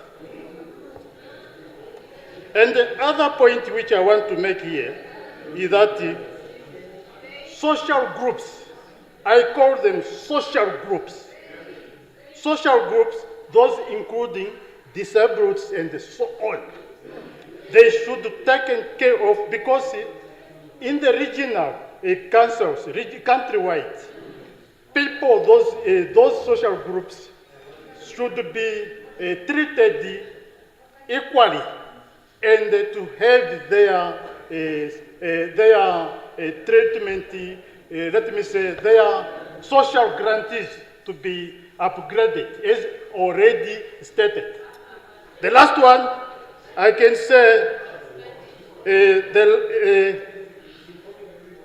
the separation of powers, regional office, should be separated.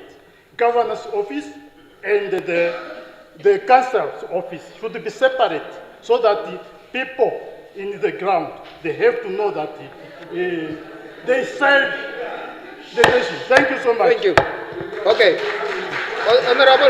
Honorable members. Honorable members, you know, normally I don't like to interrupt people. But you can't forever also be new and have leniency on things. We have started this process in the first reading to talk about the general. And then when we are at committee stage, it's more when you drill in specific. The way I think the previous two members were not prepared to take the floor. But the others were also not prepared, but they said, no, I've moved this and I will come to the next point. I think it's the two honorable members. But sometimes you just allow so that after the person you have heard, you see, that's why when you do labor and you fire a person, you know who's late. The normal doctrine says, even if you know that person is wrong, you allow him the opportunity. You must grant the opportunity for the accused to be heard before you can make a decision, in as much as you know what is the factual outcome. So it's that kind of thinking that I'm applying, so that after the member have seated, you can profoundly now say, I think here we are completely off trail, and here maybe we need. So when we are here at committee stage, is to interrogate now the votes in terms of what you are trying to approve. Because approval is been sought for the appropriation. The day after tomorrow, when the speaker moves the hammer, that commitment is no longer, because you like this side and that side, that commitment is on you, all of you, collective, as the National Assembly have passed the vote. And therefore you must now hold each other accountable. Now when the Prime Minister is going to respond, he's not going to have time to respond to General. And then when you don't address issues, silent means consent. So tomorrow he's going to say, you can't say this because you were here and we have approved this thing.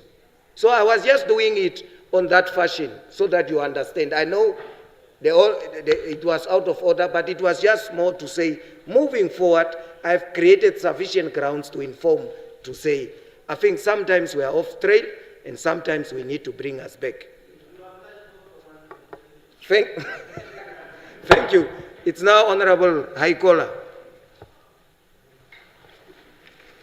Thank you very much, Chairperson of the whole House Committee. Firstly, I want to congratulate my brother Shitana, the activist from Congo, again. So well done, leader. My contribution, honorable members, is on vote 1 and program 3, investment promotion and facilitation functions. Honorable members, it is to our understanding that so much million is invested in green hydrogen projects, yet less jobs, is actually permanent jobs are created. For example, 500 compared to other projects. For example, 500 million invested in R&S by high iron to process iron ore using green hydrogen is only creating 60 direct jobs. And 500 million invested in Walvis Bay by Clean Energy to establish a green hydrogen refueling plant is only creating 50 permanent jobs. But if you look very well in the statistic, 232, which is less than a 500, Marius, 232 million invested value in Divundu by Namibia berries to cultivate blueberries for the first time in Namibia.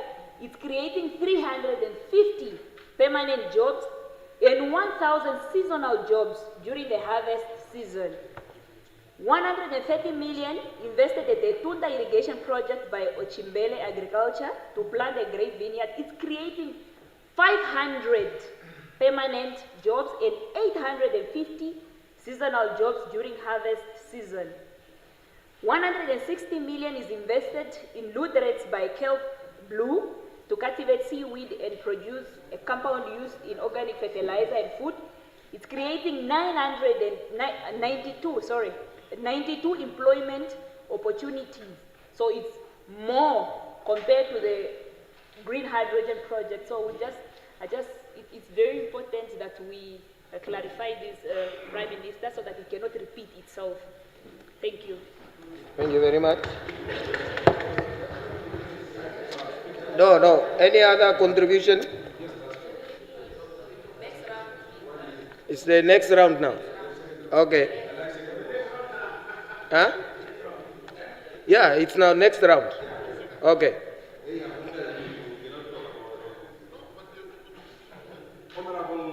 Right Honorable Prime Minister, my dear brother. My time? Yeah. Oh, it started. Right Honorable Prime Minister. Hey, not the last one, I have 3 more. 3 rounds. Hey man, come on guys. Yeah. Right Honorable Prime Minister, your own journey, vote 1, your own journey comes out of trials and tribulations. In your own party, all of us have stories to tell how we rose to be who we are and what we achieved. The office of the President has a role to play with democratic consolidation program. There is money being given.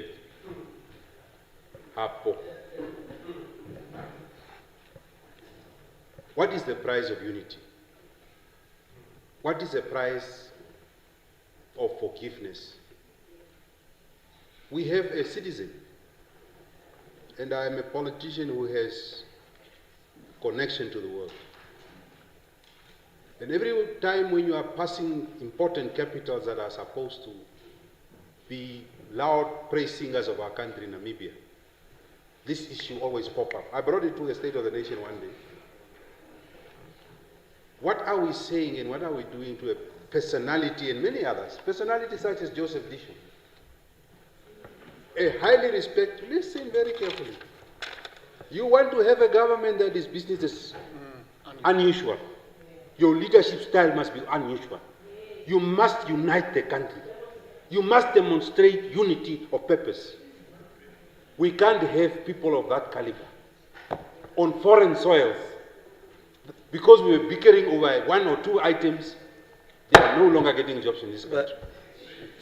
Honorable Venani. Democracy consolidation. Honorable Venani. Technical. Okay. Please. Honorable Venani. You see, there is leniency we can allow, but you as a veteran, you know yourself, and even your first intro engagements were to the point, and you know it. Democracy. The others, I did it because technically they are very, very, very new. And this is, I don't want to be a preacher. You are? No, I'm not. I don't want. I say I don't want, but you are making me. I'm just a presiding officer. And when you know and you go off trail yourself, you make me now to intervene so that others may also. You rightly know what you need to do and the stage where we are. Once we finish this stage, we go to 3rd reading. When we are at 3rd reading, you can again bumble everything that you want to say. Please, my brother, my honorable member. I yield the floor. Okay, thank you very much. I made the point. Oh, Bishop is out. Second round. No, I saw second round. Oh,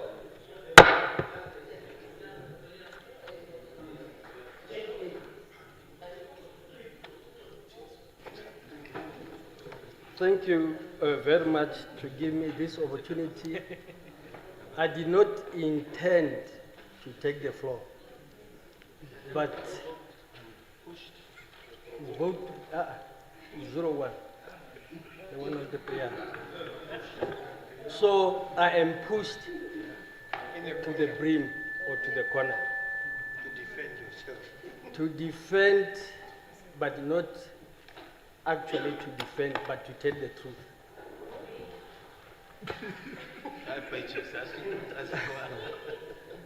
Standing in front of you is Royal J.K. Tutoto, coming from the marginalized. I've heard this word.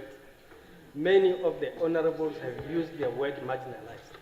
But let me tell you one thing, that one day we'll have someone who will take care or a proper care to these marginalized communities, namely the San people, of which I am one of them. We are gambling around with these communities, and I know once I prepare my speech, I'll be called to order. Okay. But let us not Thank you. with the marginalized Thank you. communities. Veterans, I said maybe the mistake was somehow on me. And I allowed the two members to get sufficient ground. But two wrongs has never make one right. Two wrongs has never make one right. And that's why I stopped the previous honorable member. And I'm saying we are at committee stage. Let's engage constructively in terms of our rules and for the stage where we are. This is our house, and the doctrine of maintaining that house is not rested upon one individual called the presiding officer. It's called upon all of us. Thank you.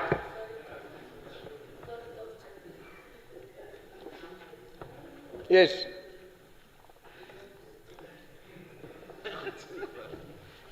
Thank you very much, Speaker. And I'm pleased asking for your protection because there are members who are now submitting myself to vote 1,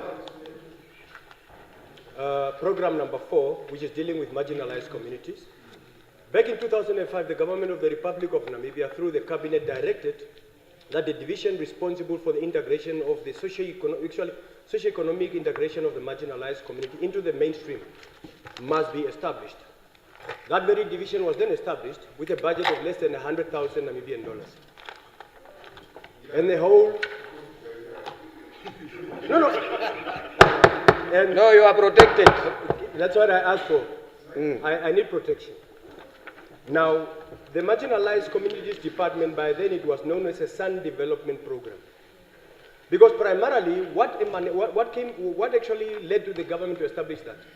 Back in 2004, 13 Sun community origins, or individuals, or bodies, would I say, were in the mortuary in Hobabes for a year and a half.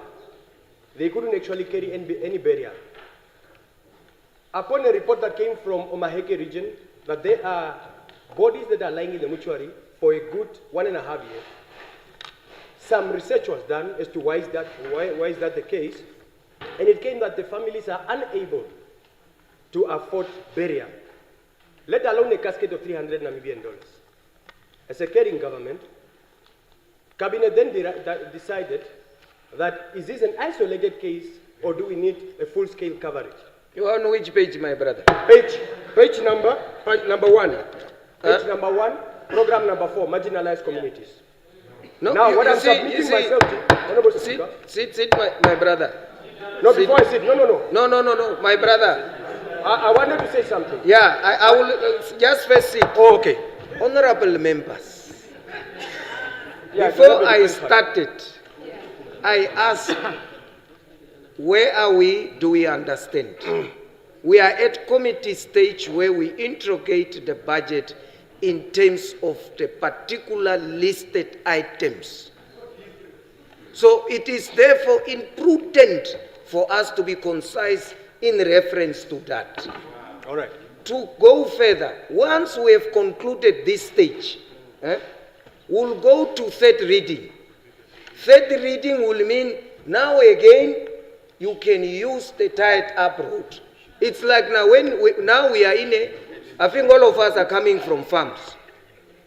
And when you go to a farm, you only get a two-way line, one way. This discussion is just one way. You only discuss what is there in that book.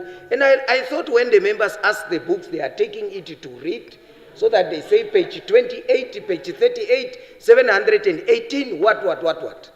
So we are at that stage. Once we are done, we'll go to third reading, where we'll again open up and beyond the big gravel road. 4 lines where you can talk anything under the sun, particular to the budget and the activities of government. So please, I just implore honorable members to narrow our discussion for that engagement. Okay. Thank you. Thank you very much. I'm keeping myself precise now. Page 1, dealing with the budget under the marginalized community, that's program number 4, 153,477,000 Namibian dollars.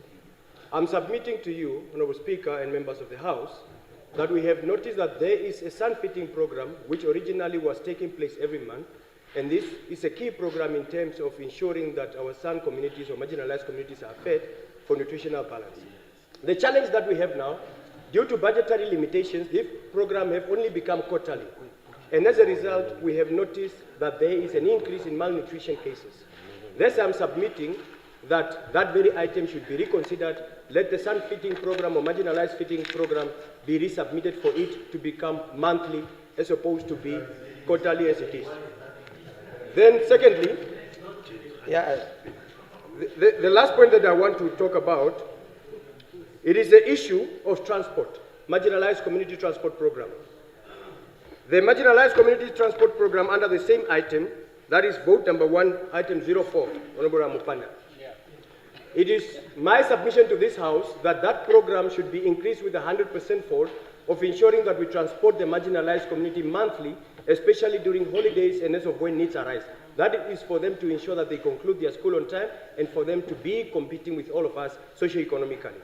So that's I want to say this House, let's consider this budget very seriously. And of course, I support the budget in the format that it is. And that's of course, when the third reading comes, we will be coming here and debate further. Thank you very much. Honorable Mpanda. Prime Minister, in your motivation, since Friday I was thinking at the back of my head, particularly when you indicated that there's an amount of money, I think in the range of, is it 200 million, if I'm speaking under correction, that is going to be used for direct procurement from communities. Yeah? It is in your motivation, just so that I assist the process. I'm not speaking out of context. And then I'm thinking to myself, so how do we do that? How do we effectively have this huge amount of money and we go to a village and somebody who's producing cabbages, is the councillor or the president or whoever going to be carrying a box of money and then procuring? Because I'm trying to think in the context of our laws. How do we procure? Are the villagers going to be tendering? Are they going to be... Because obviously it's a problem. I'm trying to think it's a huge figure, but the purpose and the intention and the goal, quite very important, because it's direct empowerment, what you call common sense. But common sense must also be legal. Otherwise we're going to have a problem. Knowing how artistic our people may be, when we had mass housing and all those programs, the intentions were good, but the people became very artistic to an extent that you get the tender, you go and sell it from outside. So I'm concerned primarily in spending that amount of money for that direct procurement from buying goods that are produced by community. I'm concerned at 2 levels. I'm concerned at the level of the instruments that we are going to be used in the delivery of that expenditure. What instrument are we going to be using? Yeah? And how do we avoid the mistakes of the past. Because we didn't hear in vote 1, we did not hear actually a monitoring and evaluation mechanism to be able to say, and this is what has always been a problem with our executive, particularly with the office of a president. Your ability to go out there and monitor and say, hold on, we are seeing the amber. Yeah, it was green, now it's amber, we're almost going to red. Let's quickly intervene here because we suspect something bad is going to happen from that standpoint. But also, the second part that I'm concerned about is that actually any procurement, even petty cash, must be within the four confines of the law. We did not see a law being introduced that deals with this type of wonderful ideas and how are we going to be implementing it. And I guess if it's part of this reform that we are hearing of the tender board that is coming, and if that's part of it, I'm looking forward to hearing it, be it in your answer or it in the actual legislation. But if it's not part of it, we need to be we are warning government and the president through yourself that the good intention, other people when they are listening to you on TV that, oh, these guys are coming to our villages, they're very excited about it.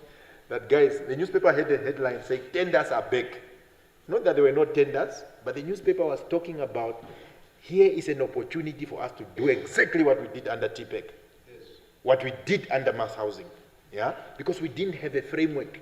We had all this good intention. We were very excited. We want to do good for our people. But there are people who wake up thinking tenders. There are people who wake up to beat the system. When you have an antivirus, they develop another application to be able to withstand that, yeah? So I'm a bit worried. The same thing that we want the president about, you announce something without a formula. But that program, unless I had it wrong, it gave me sleepless night over the weekend. I'm thinking, man, are we not going to be in another Oshipirete, we're just going to be moved around and we'll be zoppered, and then what will happen at the end of the day? So I'm looking forward to your response, because this intervention particularly speaks to that address when you were motivating vote 1. Thank you very much. Thank you. There's still members on vote 1? Yes. Okay. Honorable Royal.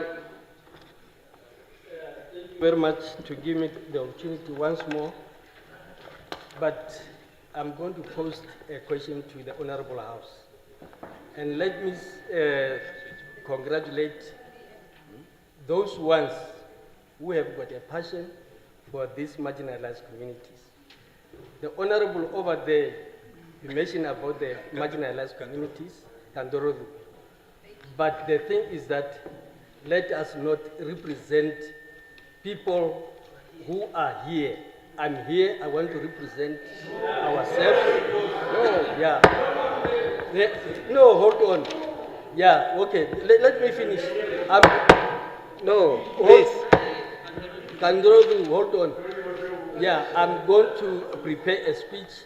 And Honorable Prime Minister, my question is very straight, that we want to represent ourselves. Thank you. Thank you very much. Okay, Honorable Ngube. Thank you, Honorable Chairperson of the whole House Committee. Thank you, Honorable Members. I was really not intended to speak to this vote, but I just saw something here on page 1 on the allocations of the budget to the two programs, disability as well as the marginalized communities. I see that the budget is one, but I see that the budget of the marginalized community is actually split and it's allocated accordingly. But now with disability, it's only one line on social inclusion. I'm actually happy for those who spoke before me on social inclusion. But and then now we have individual support programs, we have student fund programs, we have National Disability Council. So I just want to know maybe where are all these programs allocated to in terms of the budget.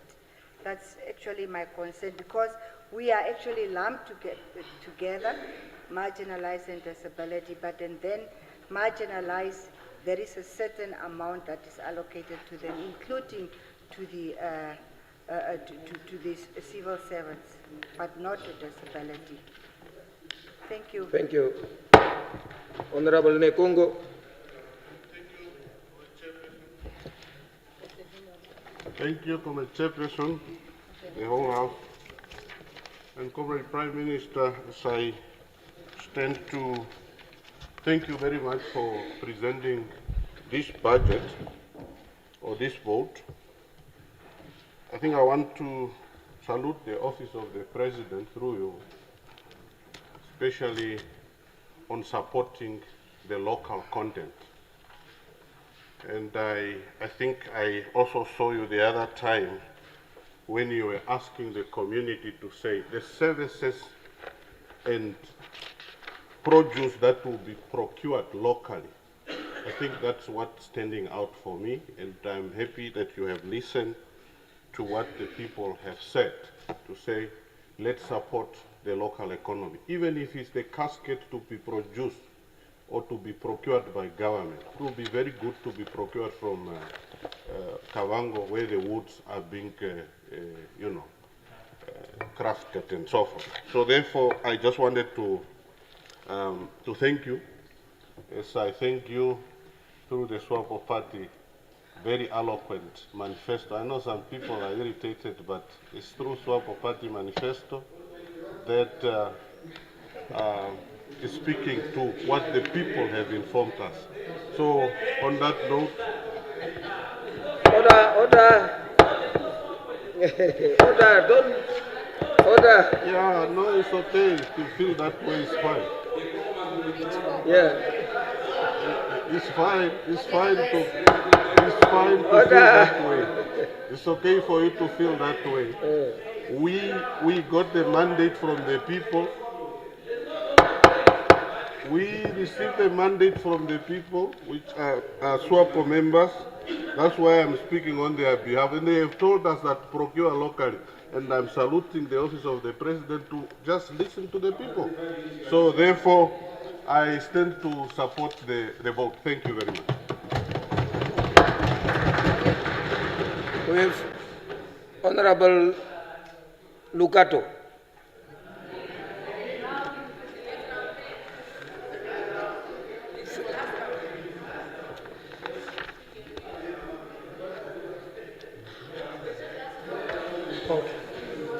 Okay, Honorable Lucato.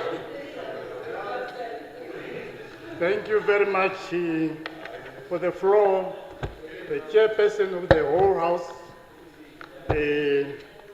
My name is Martin Lucato. Okay, thank you. I just want also to add to my points, which I've already stated. The budget of the president, this budget is so important because the resources in question is for the Namibian people and for the country at large. So the office of the president, these resources should be Honorable Lucato. So yes. My elder. Yes. You want to take the floor and make the same mistake you started with. Okay. Sorry, okay. Kibwestwan. Okay, let me come. Okay, let me. Kibwestwan. Kibwesilozi. Sorry? Kibwesilozi of Kibwestwan. Nipunika Boasis one. Okay. No. Honorable Lucato. Yeah. This is committee stage. Yes. Lala pants. Just a moment. No. You see, elder. Just sit. Sit. For you, I've given you the floor. Yeah. And I was lenient. The first narrations were not supposed to have been said because we are dealing with committee stage. What you are saying is a general proposition about the budget, particular to vote one and the office of the president.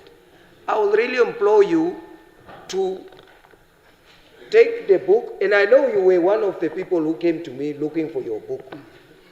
So when you contribute, at least narrate from this book. You are also a pastor. You see, when you go to church, you don't take any other book and go and preach in church. You preach about the Bible. Yeah. Now take that book, and you go to president. Pick anything there and start to talk about it. Yeah. Yeah. Okay. Just in short, I said my contribution that the money or the budget allocated to the office of the president is reasonable, and it needs, let me say, to be used accordingly.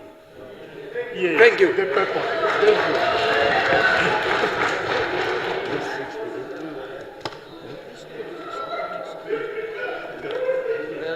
Honorable Klute.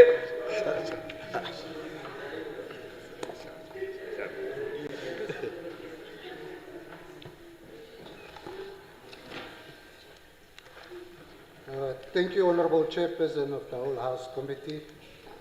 I'm talking on Her Excellency's Vote 1, Division 5, page 24.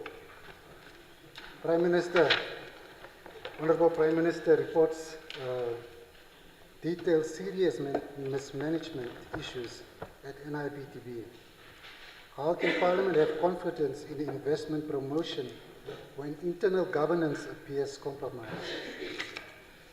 Furthermore, Honorable Minister, while NIBTB reports improve FDI figures, correlation is not causation. What specific activities directly led to these investments? And we just heard these investments are local, as mentioned earlier. How do you measure the cost effectiveness, and do they warrant an increase? Or is it just the normal 10% increase on top? Should it not rather be performance-based increases in the budget with the 150 million requested? Thank you.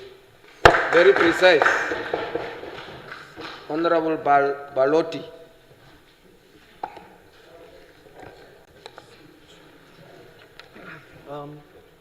Chairperson of the Whole House Committee, honorable members, I want to add to the MTEF Vote 1 Program 3, which is the Investment Promotion Facilitation Program. I'm sure, as all may know, a former employee of the board.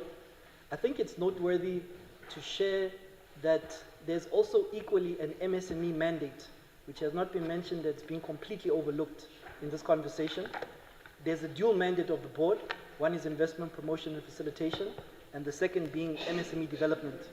I think it's also noteworthy to share in the very specific MSME mandate, there are 4 functions, and I mentioned this, I'll come back. There's the market access and export promotion function, the startup and scale function, the ecosystem optimization function, as well as the business advisory services. That was a section of the board that I formerly headed, which was underfunded. I know my CEO is also here, my former, and when I say underfunded, there was not a large enough component for us to do the MSME work in all 57 local authorities. So I just think it's noteworthy for this very specific budget vote, or program rather, that we take cognizance of the fact that there's a dual mandate and not only investment promotion. Thank you.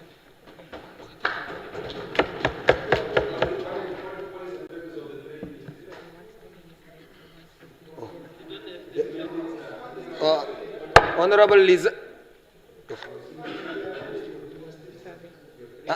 Honorable Gandorondu. Yeah, again, now I'm getting there. Now, on the, how do you call this book? The small one. Right Honorable Prime Minister. Page 5 on this one. How do you call this one? Estimates. Page 5 is just a reservation to be corrected. It talks about marginalized community and disability affairs. But the program objective is a civil aviation, buying of aircraft, so it must be corrected. Are you buying aircraft for the Sun people? No, it's what the book is saying. Yeah, I'm helping. Okay, Now, on the disability, page 27. No creos mecarno. Page 27. Materials and supplies. 676 million or thousand.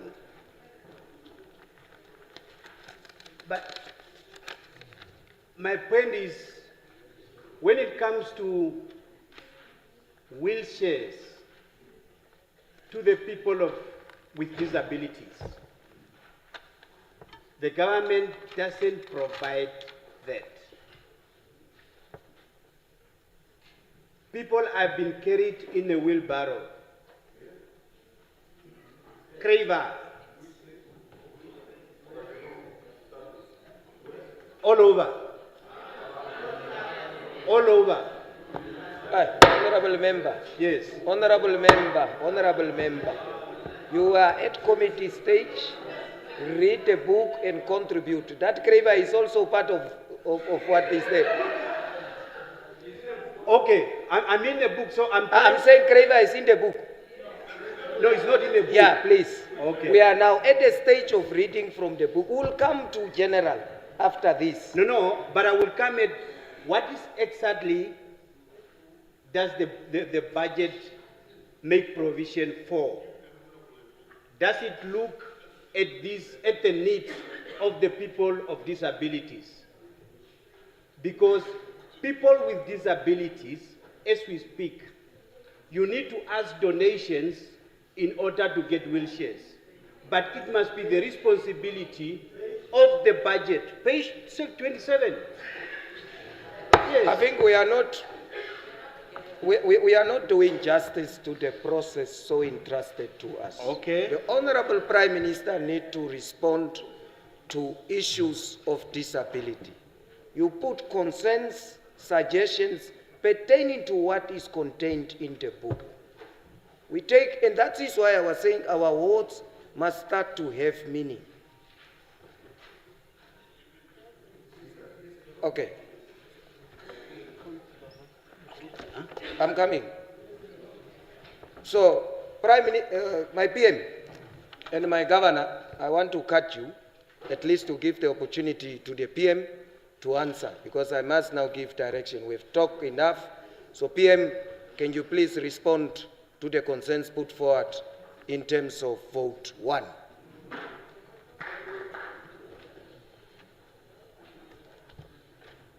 you very much, Chairperson of the whole House Committee. So we are learning.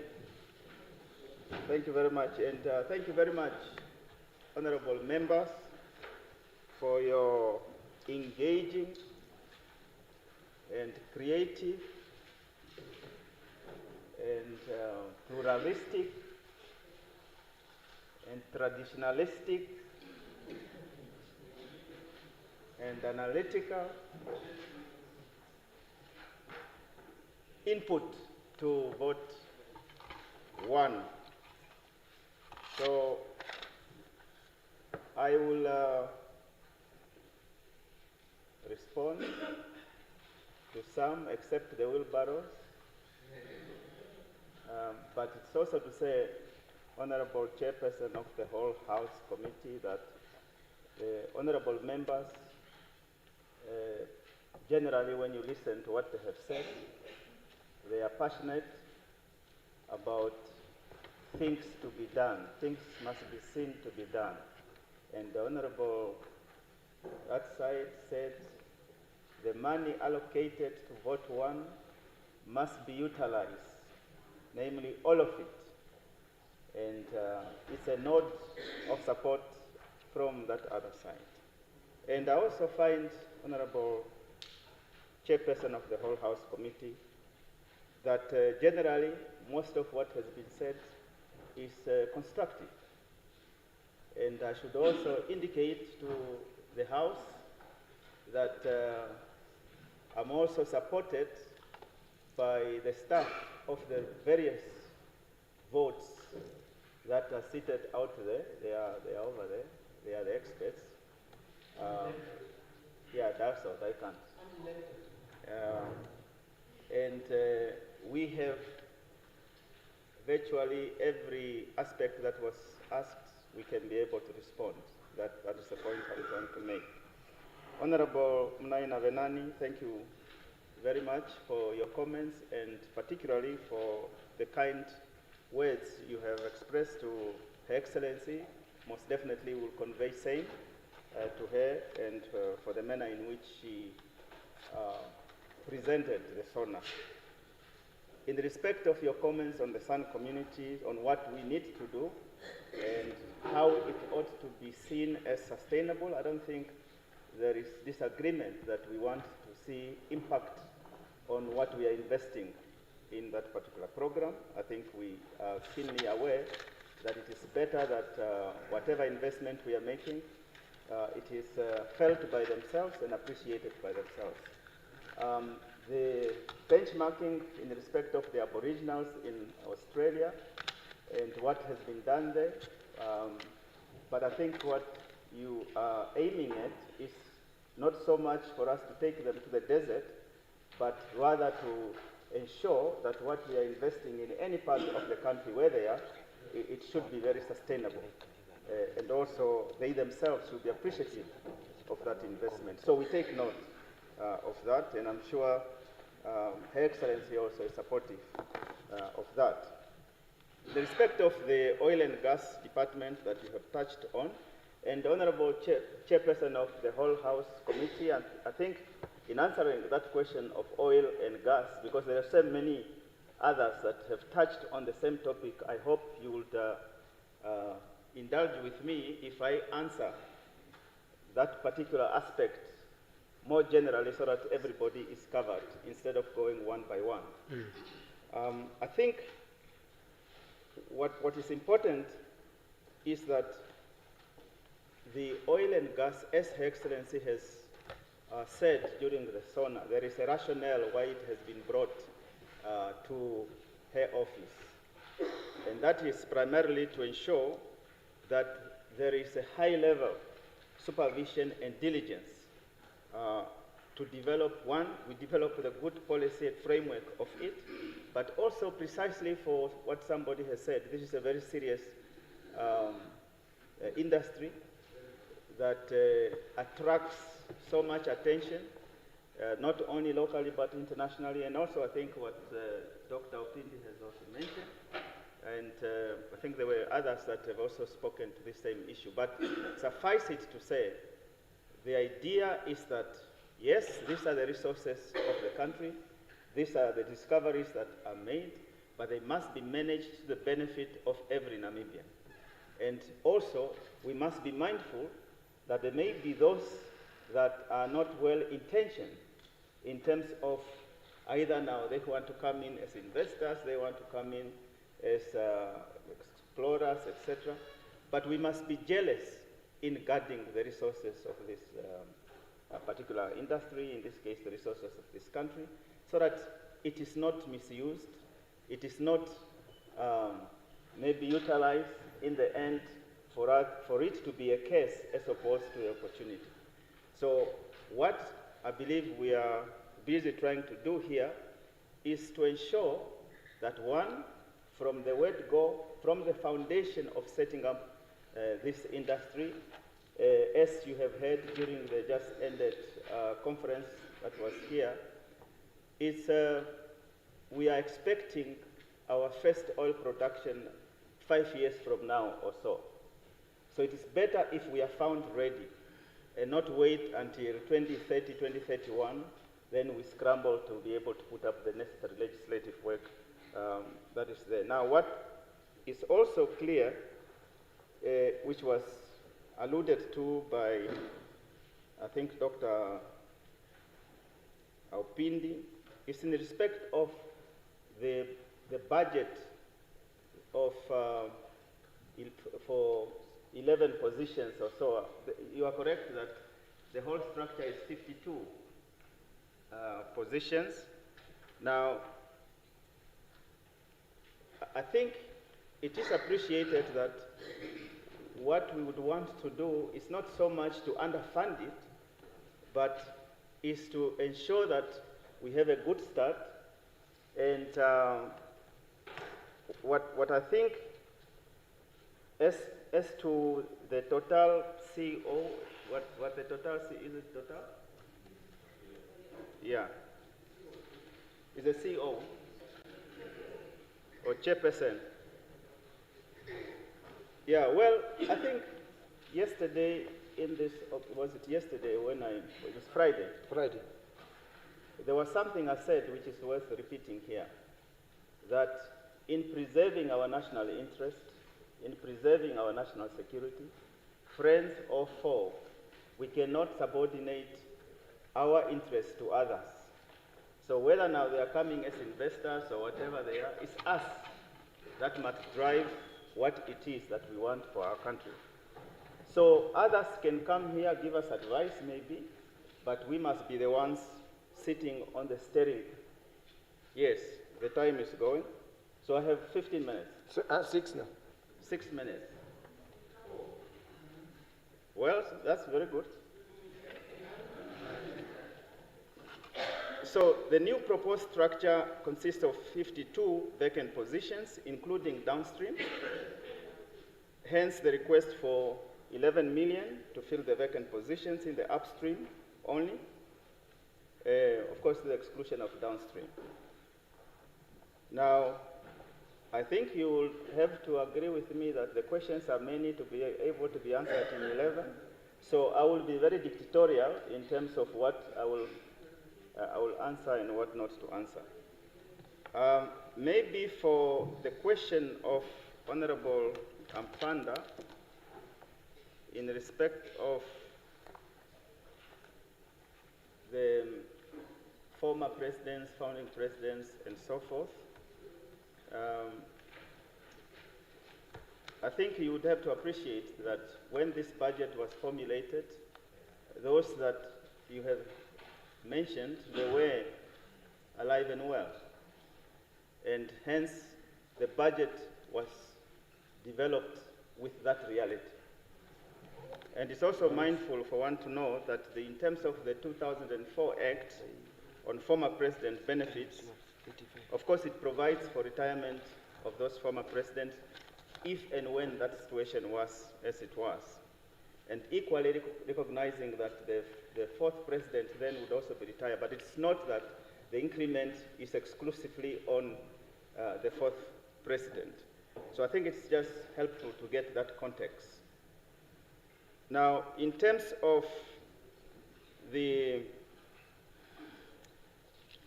investment board and what has been narrated on the pages that my sister has read, perhaps it's helpful to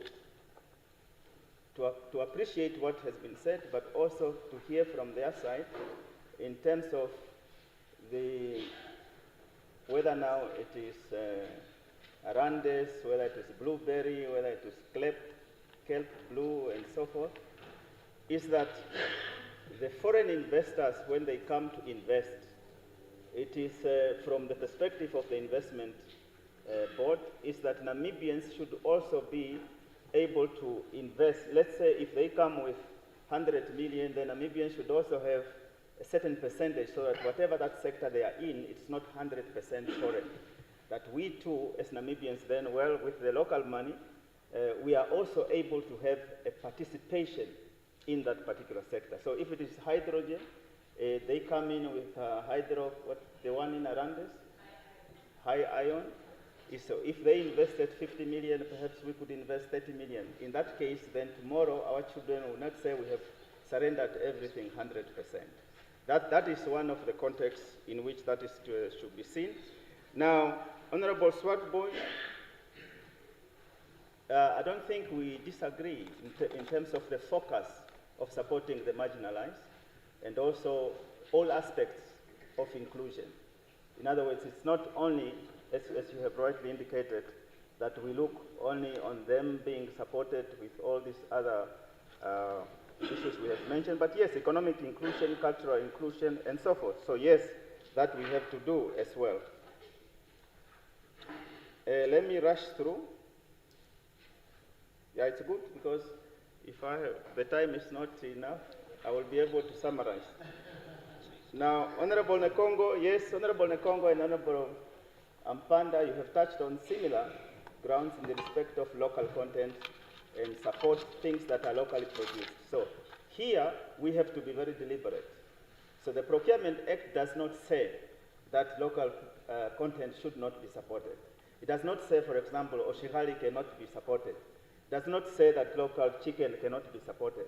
It is how we must implement it. And I think the two of you, I mentioned you that deliberately, because when this discussion of the Procurement Act was brought to the fore, it is from the Youth League. And we said we wanted the women, the rural community, and the youth to benefit. So now, in terms of the food that will be supplied for the marginalized communities, you are correct, we said, I think 285 million that we mentioned, that the sourcing of this should come from those regions themselves. So there is no point that if it is in Omaheke or Chombinde, but somehow the food that is going there, you are bringing it, let's say for argument's sake, from Cape Town. It doesn't make sense, especially when there is water there, there is land there are people who can produce that food. So yes, we then need to discuss of how exactly we should do it so that others do not come and grab the opportunities from the local communities. So the local community should benefit. So this is year in, year out, 285, whatever millions that we are giving. So this is really a deliberate. And it is our view, and I think what the President has also then said is that if you hear that we are too few to be poor, it is precisely that the resources that we have at our disposal, if they are equitably shared, everybody will be able to benefit from it.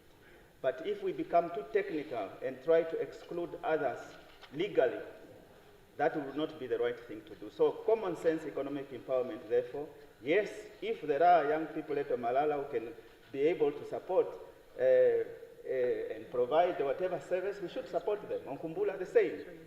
And of course, Bethany and every other place, we can do that. So, Honorable Deputy Speaker, Honorable Chairperson of the whole House Committee, what this vote seeks to do is precisely to ensure that every Namibian is living in peace, in tranquility, ensuring that every resource that is at the disposal of government is reaching everybody. And that includes, of course, Okahanja. That we must make sure our children, as well as our women, are working and living in peace without any disturbance. So, Honorable Chairperson of the whole House Committee, there's a lot that I could have said, but I want to appreciate the honorable members. I therefore submit that this vote should be approved. Approved. Thank you very much. Is the vote agreed to?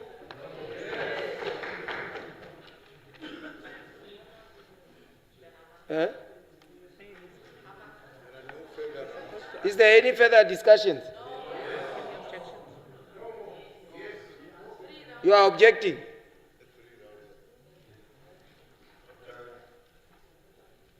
Yeah, so Chairperson, we have been alerted by presiding officers that presiding officers have discretion, and you have done that previously. Because I think there are material issues. If we subject the Prime Minister to 15 minutes, I invite you to exercise that discretion in terms of allowing the Prime Minister, you have that discretion to be able to elaborate.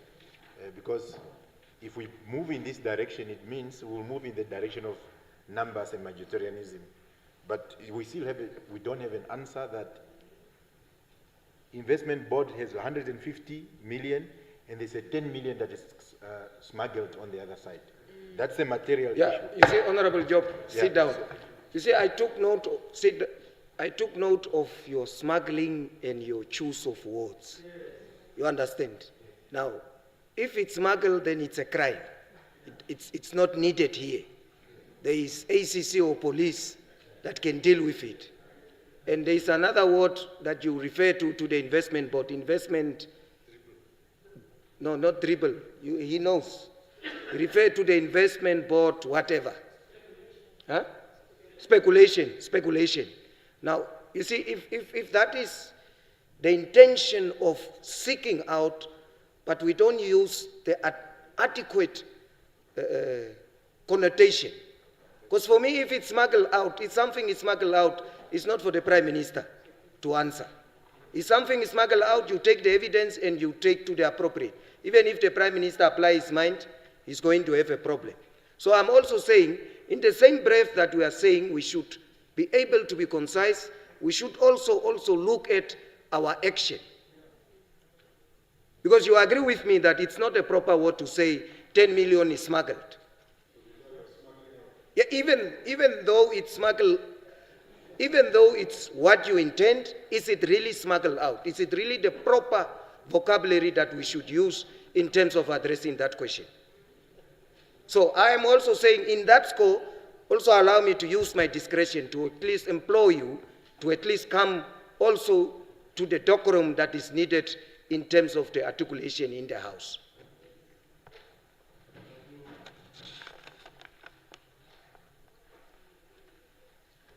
Yeah, on the one of 15 minutes, yeah, which you talk, I'm saying, you see, that's why when we started, I read the rules. And the rules are saying, appropriation bill, committee of the whole House. Page, yes, 57. The second paragraph on top. Appropriation bill, committee of the whole House, where we are. Mover of a vote, which is the PM. PM here is not PM. It's a mover of a vote, isn't it? Just like any other minister or any other person. That person is given 15 minutes. The frequency is twice. Let's analyze and apply now. What does the rule mean? Why is he given twice? The mover of the vote cannot contribute during the discussions, can he? So he only contributes at the beginning and then at the end. That's why he's given 15 minutes. 15 minutes to table and 15 minutes to respond. That is what the book is saying. So that is my understanding, unless I'm guided to say, and that's why I was saying, but any other member is given 5 minutes, and the frequency is indicated also there 3 times. That's the frequency any other member can contribute. So, and that's what we agreed to say. You can now say 15 minutes consecutive. You can now say, but for fair and proper procedure, we agreed to say everybody 5 minutes. But also within the context of saying committee stage. So advise me, what is it that I did wrong, or how should we proceed? Before I use the discretion.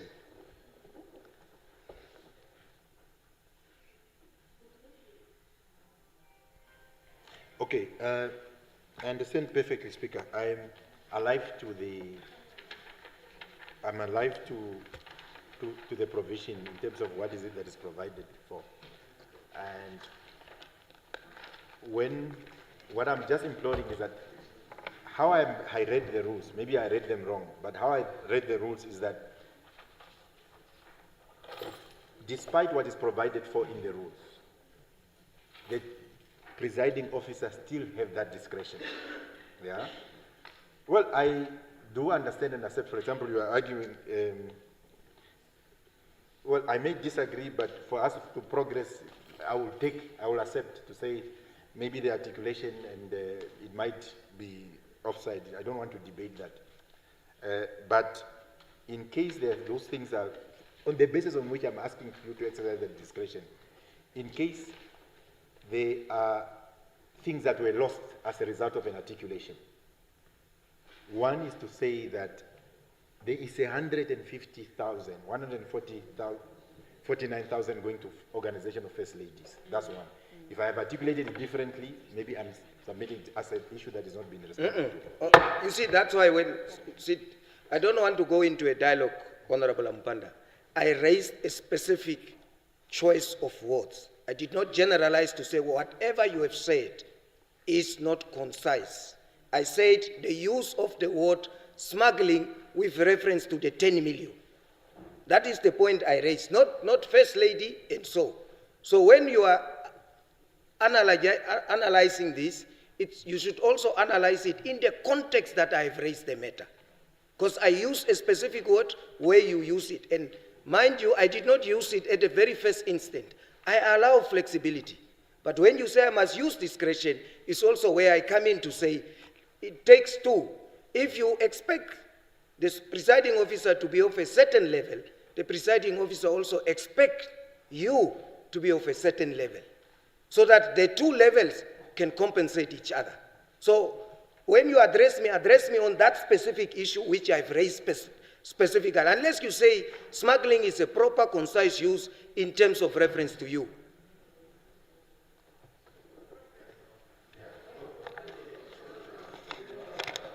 No, we'll give progress, don't worry. I was trying to, yeah.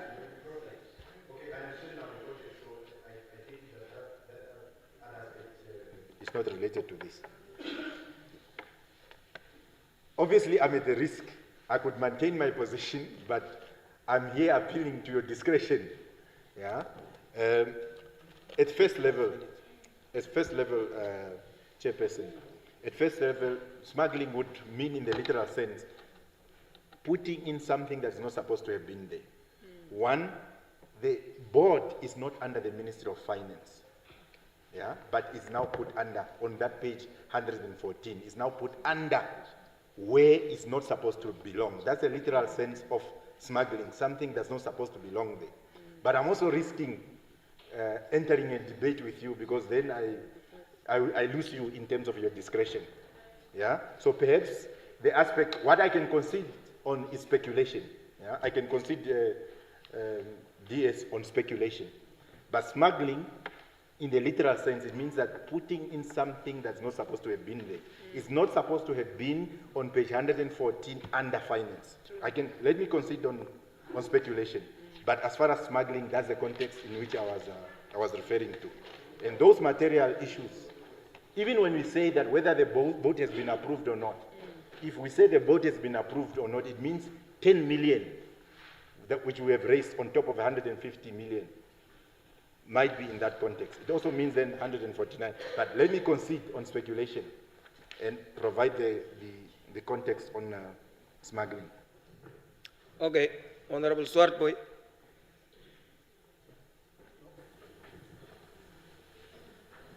Chairperson, I thought we were moving on, so... Oh, you are on the next one? On the next vote. But what I'm hearing is that you have done so well in terms of keeping us to the minutes. Minutes, yeah. And yet you have also done so well to allow flexibility. You're actually a very, very, very good chair. What I'm hearing Honorable Mpanda saying is that perhaps we have the Prime Minister swallow so many of the things that he may have wanted to say that the audience out there would want to hear, that we implore the chair just a little bit more flexibility in terms of the responses, so that at least the issues that are covered in the questions are well, so that those issues are thoroughly canvassed by the Prime Minister, because we will now have the Prime Minister's votes, Honorable Chairperson, as well as the Planning Commission and so on. So you are doing so well. If we can just a little bit, a few minutes perhaps, to the Prime Minister to canvass all the issues. But I've abused you now, so I also sat down now. Okay. I have Honorable,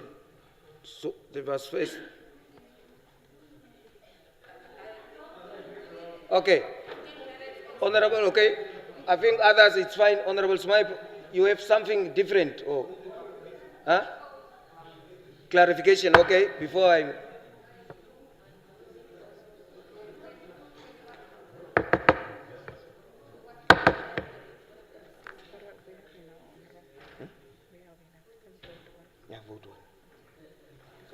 Okay. Thank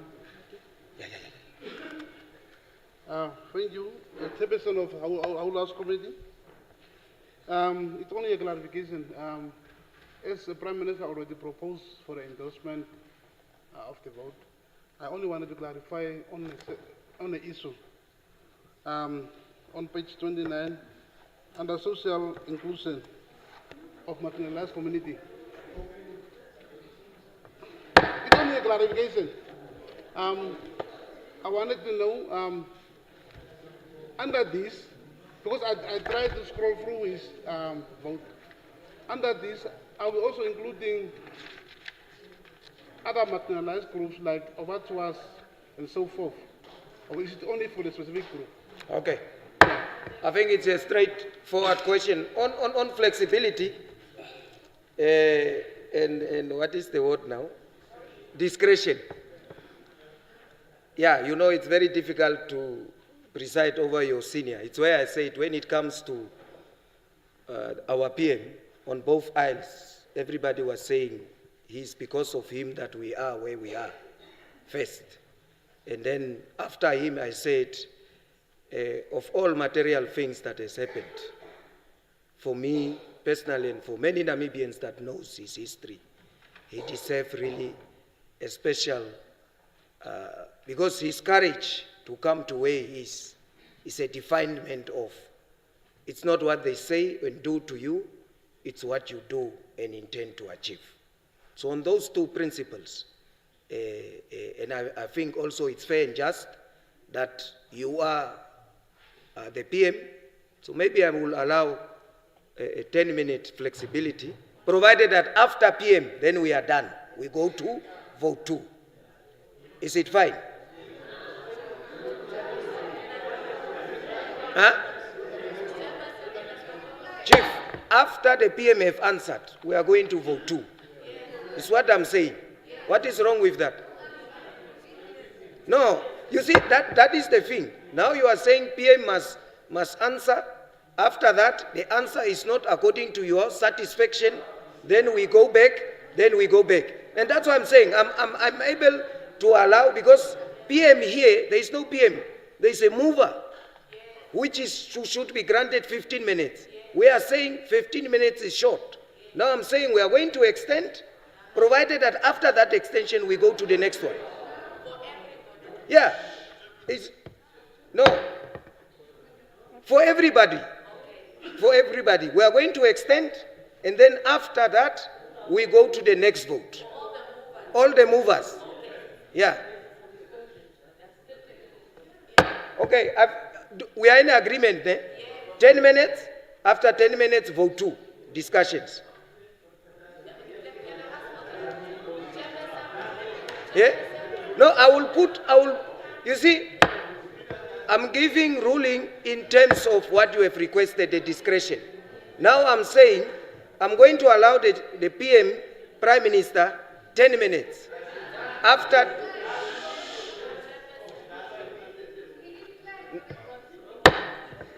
No, you see, no, let me do this. I think I must now provide guidance. Really, this is not described in the rules. It's unforeseen circumstances. So in terms of that, my beloved PM, I give you 10 minutes to respond, to conclude, and then we go to vote 2. So agreed. Thank you very much, Honorable Chairperson of the whole House Committee. I think I will be more targeted in terms of answering just those that I have not maybe answered, because the rest we have answered. So therefore 10 minutes might be too much.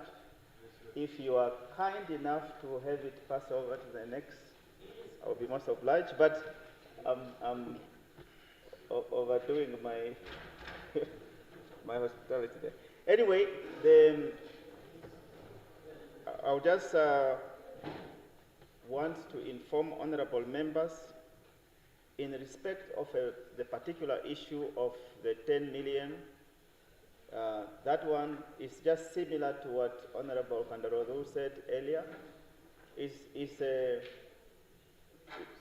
what can we call it? diplomatic... Oversight. Oversight. No. Yes, it's an oversight. So it is now under the National Youth Development Fund, that 10 million. Yes. So in other words, where it was is not where it ought to have been. Similarly to what Honorable Kandarodo was saying there, where the heading is not corresponding with the subject matter, which is aviation. So again, that was different. But then when you look into the motivation itself spoke clearly to it. But the printing, you also know the circumstances under which we were working to get this book printed. So that is the unintended, inadvertent oversight that occurred. So I think that is that. And if I look at it both from what Honorable Klute has said to what my sister has said here in respect of the investment fund and so forth, I think that we have dealt with. We have dealt with from the perspective that, of course, when the budget was being formulated at the time, the investment fund was under, it was under, I think, under the presidency. But now it has gone to,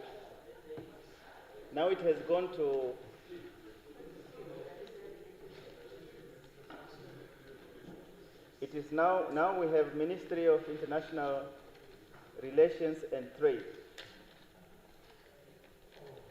Yeah, I stand to be corrected. In terms of this budget, it is in the presidency. But structurally, in view of the restructuring of the ministries, that particular function has gone now to international relations and trade. Yeah, that's what I'm trying to say. Yeah, but therefore, in terms of the functions going forward, so it may not be the same as it appears here. But the suggestions and the concerns that have been raised, I think we take good note of them.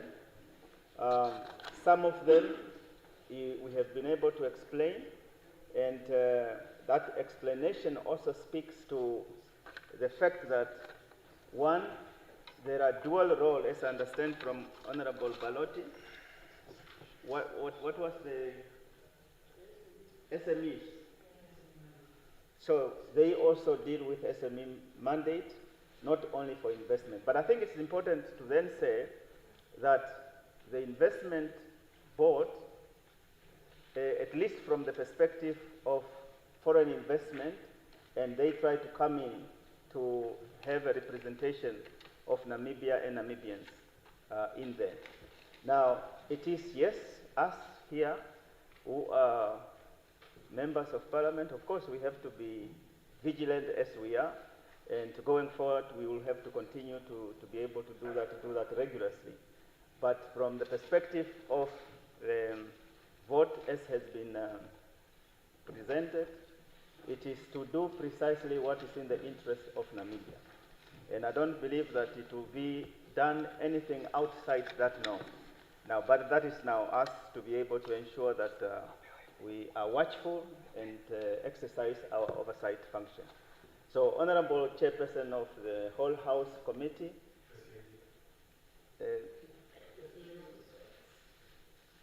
I think the First Lady, First Gentleman.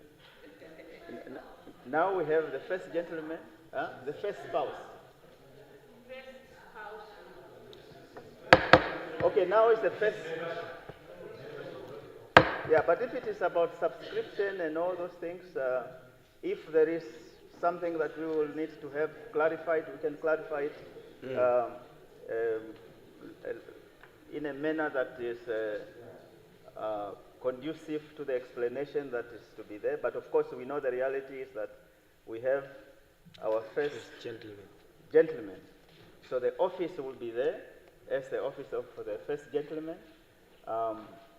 He may not be doing the work of first ladies, but he will be doing the work of the first spouse. Technically, therefore, he might be belonging to an international. I'm not sure how many men there are.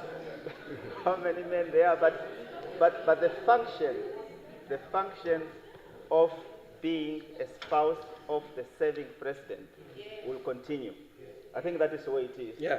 Yeah. Okay. Okay. Yeah. We'll get, yes. Thank you. Are you done? Yeah. Okay. Yes, Yeah. yes. Thank you. And therefore, vote 1 is agreed to. Is it fine? Thank you. Now I put now vote 2, your own vote. Okay. Any discussions? But earlier on I had Honorable, it was him first, Honorable Mouton and Honorable Amutenya and Honorable Mouton. I think those were the first two. Then I will come to the list. Please. Thank you very much, Honorable Chairperson. For me, I stand just to give one contribution on vote 2 of the Prime Minister, specifically on program number 2, on coordination of disaster risk management, which it indicates that the 200 million is allocated to the National Drought Program. Now, last financial year, it was also reported that over $1 billion was obviously spent on the drought program. You know, the issue that has been a concern, Honorable Chairperson, is when we are spending this billion, these millions, 75. Who receives, who is the ending, or who actually receives this money at the end of the day? I mean, who supplies these food items to our people? And it's very much exciting that to learn that the Office of the Prime Minister, in the last financial term, they've initiated the food or the voucher system to distribute these food items. That means that in our communities, identified business people are obviously given an opportunity in order for them to source and supply these food items to our people. That means that the whole cake is no longer getting to one person, but so many people are benefiting from this 200 million that we are looking at this time around. And also it speaks to the fact that then we have local sourcing that is taking place, that is supporting our farmers that are within our local areas, and as well making sure that then we have the local content policy that the Prime Minister just spoke about now. And therefore, that I want to say, we have the 200 million that we are speaking about here for the drought relief program that is going to benefit our local people, our food producers. Same applies to our local business people.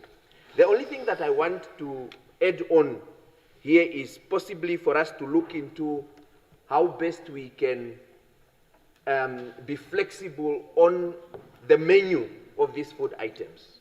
So that then, if we are talking about Oshikoto region where we have so many livestock producers, Omangeti, we have the farmers there that are producing, that are farming, and therefore they are able to supply meat, package it properly, and therefore the community of that community can then be given the protein should then be meat that is produced in that area.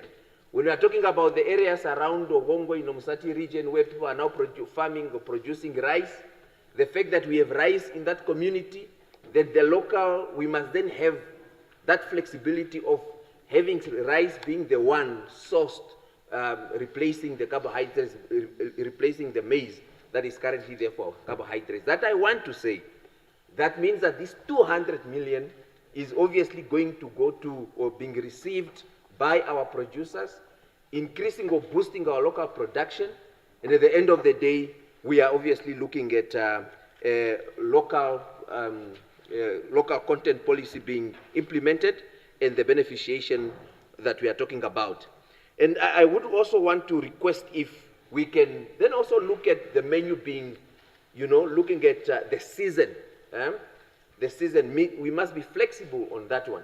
If the food is being supplied during winter, then the food items that must be part of that parcel must be winter crops or winter food that is available that time, so that then we know this money remains in our local producers. And I also want to request if that can also be implemented under the Ministry of Health and also under the Ministry of Education, where at the hospitals, the same food that we eat locally at our respective homes, let we get in the hospital, we must be fed with the same food that we are talking about here, local content that we are trying to talk about. Same applies to the hostels, where we have our students, learners in the schools there. They must not eat the food that is being sourced and mostly produced in South Africa coming down here. If it's ihenda, let we eat our ihenda instead of eating what is produced elsewhere. Thank you very much. Thank you.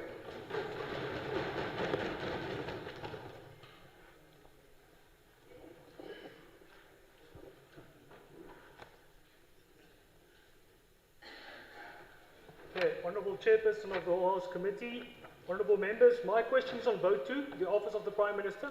I'm specifically referring to Programme 5 on page 10 and 11.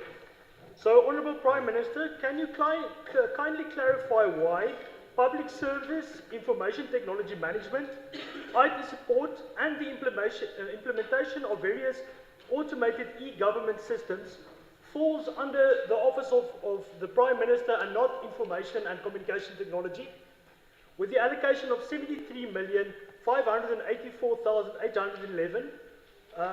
Was the Ministry of Communication and Technology consulted to determine the amount, or is this done in isolation? And who holds the mandate for tech implementation? The Ministry of ICT or the Office of the Prime Minister? And how does the Prime Minister ensure there is no duplication or overlap in IT services of government? And what is the coordination plan for integration of all digital government systems to ensure efficiency and provide professional oversight? Thank you.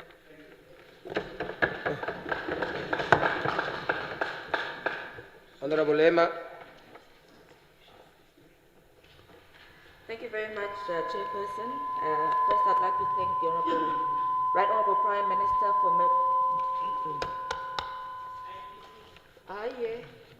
it's National Assembly. Thank you, Right Honourable Prime Minister, for motivating this important vote, the Office of the Prime Minister, for which you're responsible for, one that has a serious role of coordinating the entire government business in Parliament and outside of Parliament. Chairperson, because of time, I will deal with one program for this particular round one for me. First, I would like to thank my shadow, Honourable Lowe, for asking those very important questions. It's related to what I want to speak about, which is around Programme 5, Improved Public Service Information Technology Management, on page 14. The allocation of 73,584,811 that has been allocated to this very important program. And I chose to speak about this, Chairperson and Right Honourable Prime Minister, because I think there is some misconception and lack of understanding in terms of public service and the IT in public service and the Ministry of ICT responsible for IT systems generally in the country. And this particular one, Chairperson, is the responsibility of the Office of the Prime Minister. And this is important to note because the Prime Minister's office plays the coordinating role in terms of what should be standardized in terms of offices, ministries, and agencies. In terms of the email, for example, the websites, the servers, and this is contained particularly in the motivation of the Right Honourable Prime Minister. And please, I would like to read this, Chairperson of the House Committee, where the Office of the Prime Minister, under this particular program, is responsible for the acquisition of servers, of the hardware, of the software, to ensure that to strengthen government's hosting environment for e-government services, a policy also that falls under the Office of the Prime Minister. The office also continues to provide IT support, internet and email services to offices, ministries and agencies, and oversees the coordination of digital service delivery, as well as to align it to the fourth industrial revolution in terms of the public service.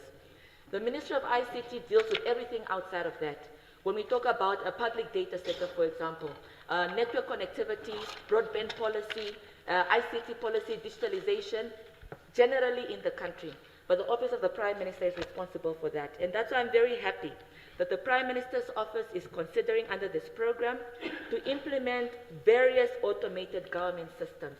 And the Prime Minister is due to visit us at the Ministry of ICT, where we'll talk about this in detail.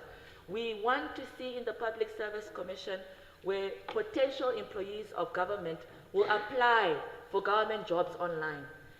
Instead of filling out that long paper to apply for jobs and fill out the health questionnaire, but also get to a point where we can interview potential employees of government online and virtually, as opposed to having young graduates driving many kilometers, using a lot of money for accommodation to go and sit down for an interview for a vacancy in all over the country. And this is the role of the Public Service Commission, and that is the role of the Office of the Prime Minister that we are happy to support as a Ministry of ICT.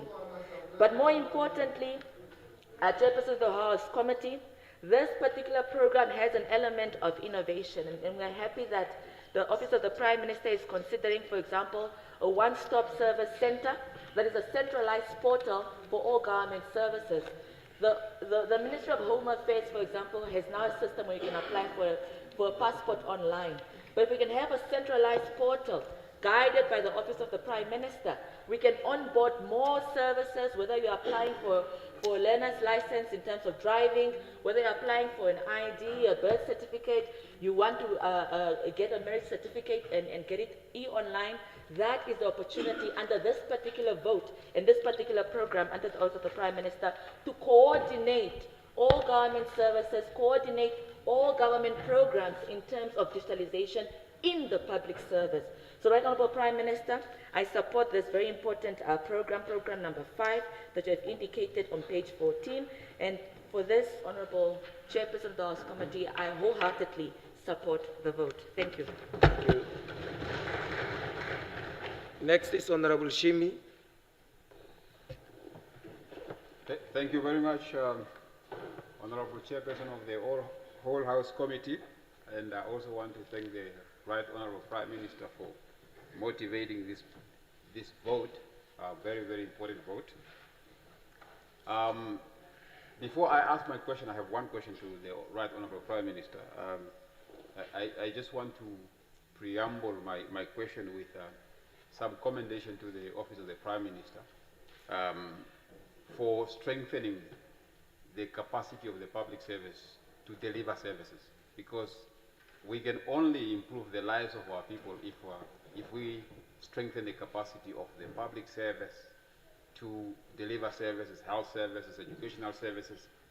Now, I'm talking to program 3 that is talking about, or that includes performance management,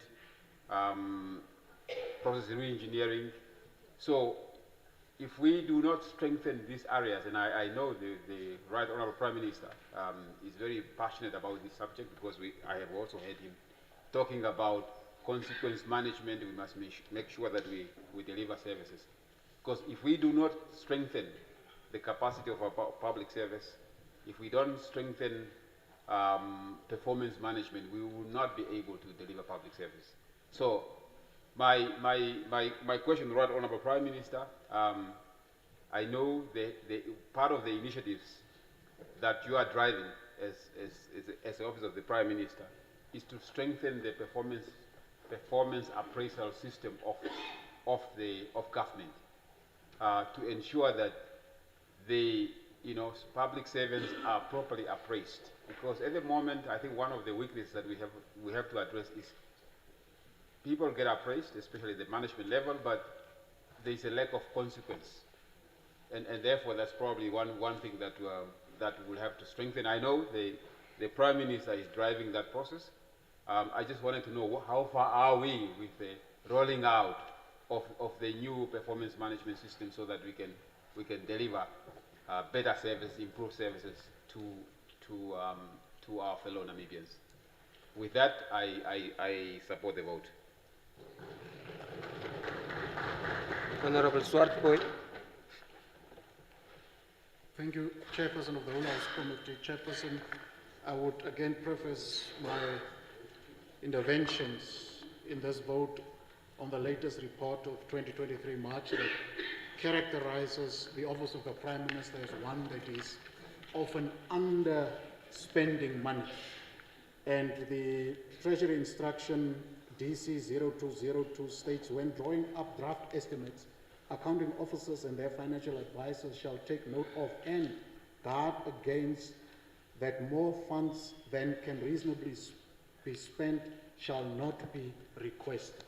This ministry, the Office of the Prime Minister, is a habitual contravener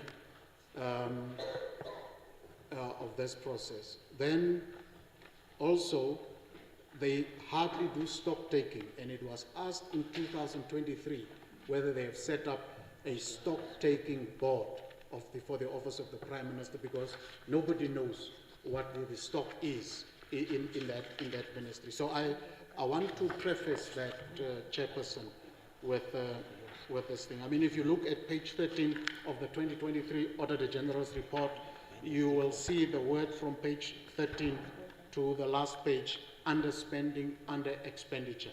And that is poverty that keeps on circulating in society, because that money was supposed to be pumped into the economy, and it is not done.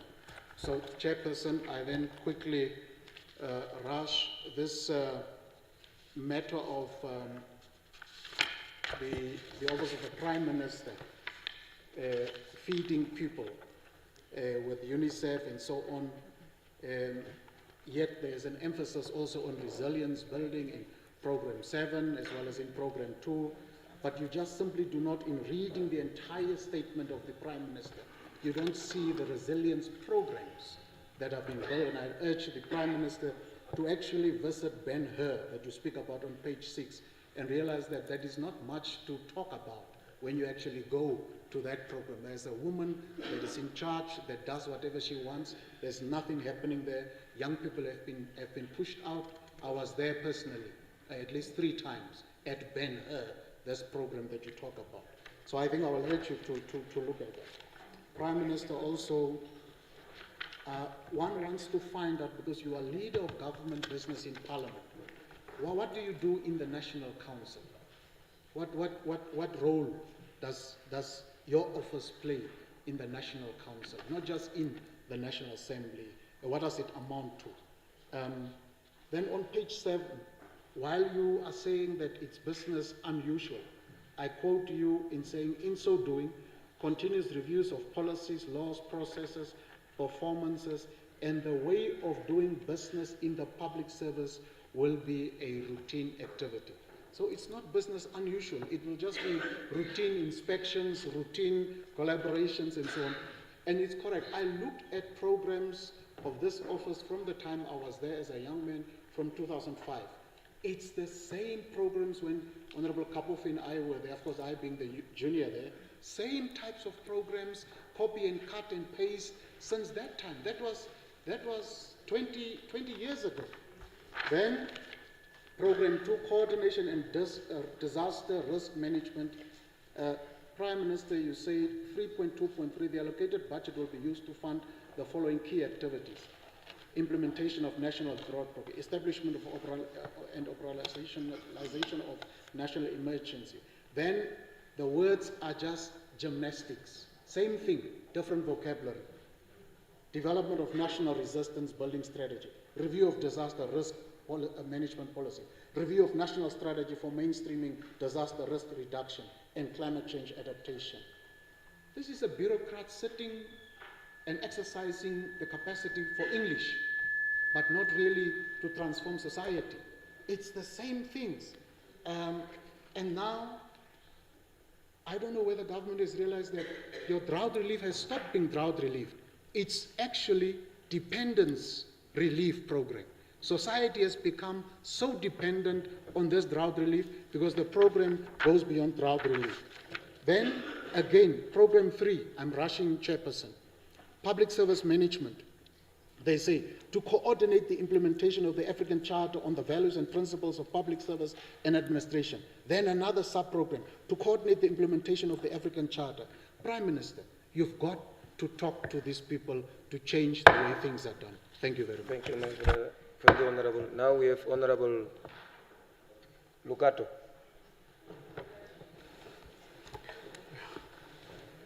Thank you very much for the floor. Chairperson of all House committees,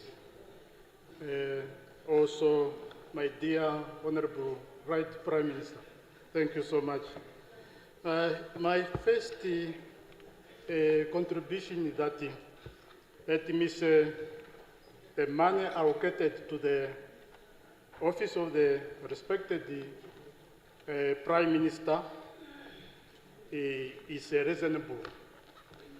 Then let me also say that since I know you for a long time as a capable leader within the Ministry of Agriculture, where you saved the nation, I salute you for that, Prime Minister. Yeah, let me come to my question. I have observed that in all 14 regions, when it comes to the disaster, emergency disaster, so in those regions, they don't have, let me say, most of those regions they don't have resources or to respond to the disasters. So they have to request the headquarters here, the office of the Prime Minister. So most of the time. So what is your planning, right, Prime Minister, to make sure that the reality of respond to all those regions, they don't have to seek, let me say, assistance from the headquarters. That's the first one. Then the second one, it was observed that apart from those who went to school, the masses of this country, the poor people, those who don't have access to read, they don't have access for the televisions or whatever, radios. When it comes to the quarter reports and the annual report of this, they don't have, they're in darkness. So what is your plan in this to make sure that the majority masses of these people, they must have information about the budget of the office of the Prime Minister? That's the second one. The third one, it was also observed that the reporting from the office of the Prime Minister is not annually known to all stakeholders, to all masses. So so since now is as a capable Prime Minister, what is your plan to make sure that you implement to make sure that the report should be also engage the stakeholders and the entire masses of this country? In this moment, I thank you for the platform, Chairperson of the whole House committees. Thank you, Prime Minister. Honorable Namupanda. Yeah, thank you very much. Prime Minister, you made reference to food relief as calculated at 1 billion. I just want to start with the context so that you can understand my intervention better. So when we grew up, we used to have this thing of a saying that Kapunombwata Ijorushi. So in other words, there will be no dog that's going to be eating rice. Why do we say that? It's because rice is something that doesn't always come. It comes a particular event. So even in our orientation, we are not orientated around rice. If in fact if you are going to play soccer, you're going to do other things, you want to eat porridge, because we believe that porridge strengthens it. We didn't have a scientific basis, but we believed that porridge has more carbohydrates than rice. But part of the problem with this food relief program, what has actually happened is that Honorable Amutenya also spoke about the diet. You go to Kavango and you drop them with rice as part of this government, and you think you have done a good job. So, but now the rain is good for all of us. Why don't we go and buy maize there and give the same food to the people? Why don't you go and buy mahango from the same people? Yeah? So in the social consciousness of people, you give them this food that's supposed to come at Christmas. But we need to change and spend that 1 billion. This money usually goes to the South Africans, because our approach to what we think is drought relief. Some few years ago, government started moving in a proper direction when Elder Naruseb were still in government. They built these big silos. The purpose of those silos was to buy the produce from the locals, so that you give back to the children during the drought relief. So what happens is that we are all getting white people's food, yeah? And we are not used to that. So you ought to supplement what is already in the diet. So there need to be a proper study and say, why are we actually spending this money to, yes, Dino, you will understand, we'll talk later.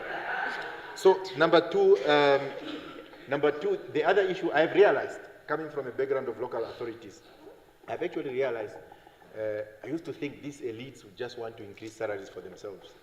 I've realized a councillor who comes from the township, and he comes and becomes a councillor, and then the following day the Chinese are telling him, no, we can build a house for you. So I realized that it's very difficult for that councillor not to be corrupt. Yeah? So I really hope that, and I can see that on page 41, program 9, with the public office bearers, because a minister who's not properly remunerated will always be corrupt. And it seems that we are going to be having a lot of ministers that are changing. Yeah? Well, you understand the context that I'm talking. We have seen ministers that have been corrupt. So I hope, Emma, you won't be. So the last one, so I welcome that intervention, particularly what you find on page 41, to review, to benchmark, to exercise, to see what is it that needs to be done as far as public office bearers. I am sitting here as a fighter against corruption, but I'm saying to you, Prime Minister, and everybody else, that I've come to a realization that a poorly compensated politician would have no choice. Because whenever there's a funeral, do you think who do they call? We see you on TV, minister come. Those guys have nothing, deputy ministers there. Yeah? The rector probably did well as a director of the school at IUM, and it will be difficult for him as a deputy minister, but society see him as well off. So we have to think carefully about that.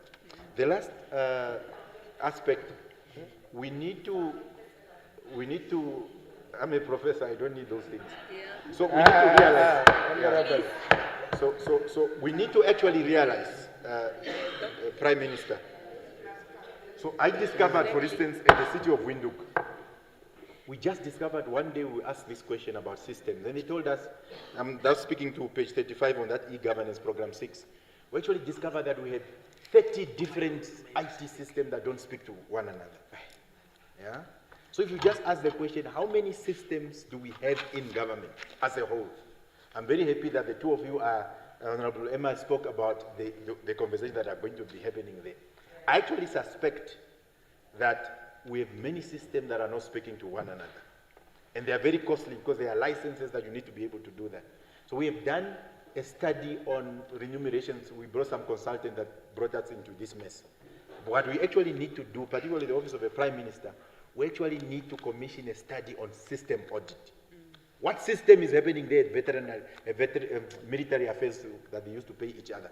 What's happening there with cooperatives? What system are they using? You might discover that we might have 100 systems in opposite direction that are not speaking to each other. So let's do a study, let's do a system audit, and actually be able to do that. I'm very happy that the two of you are. Thank you. Thank you.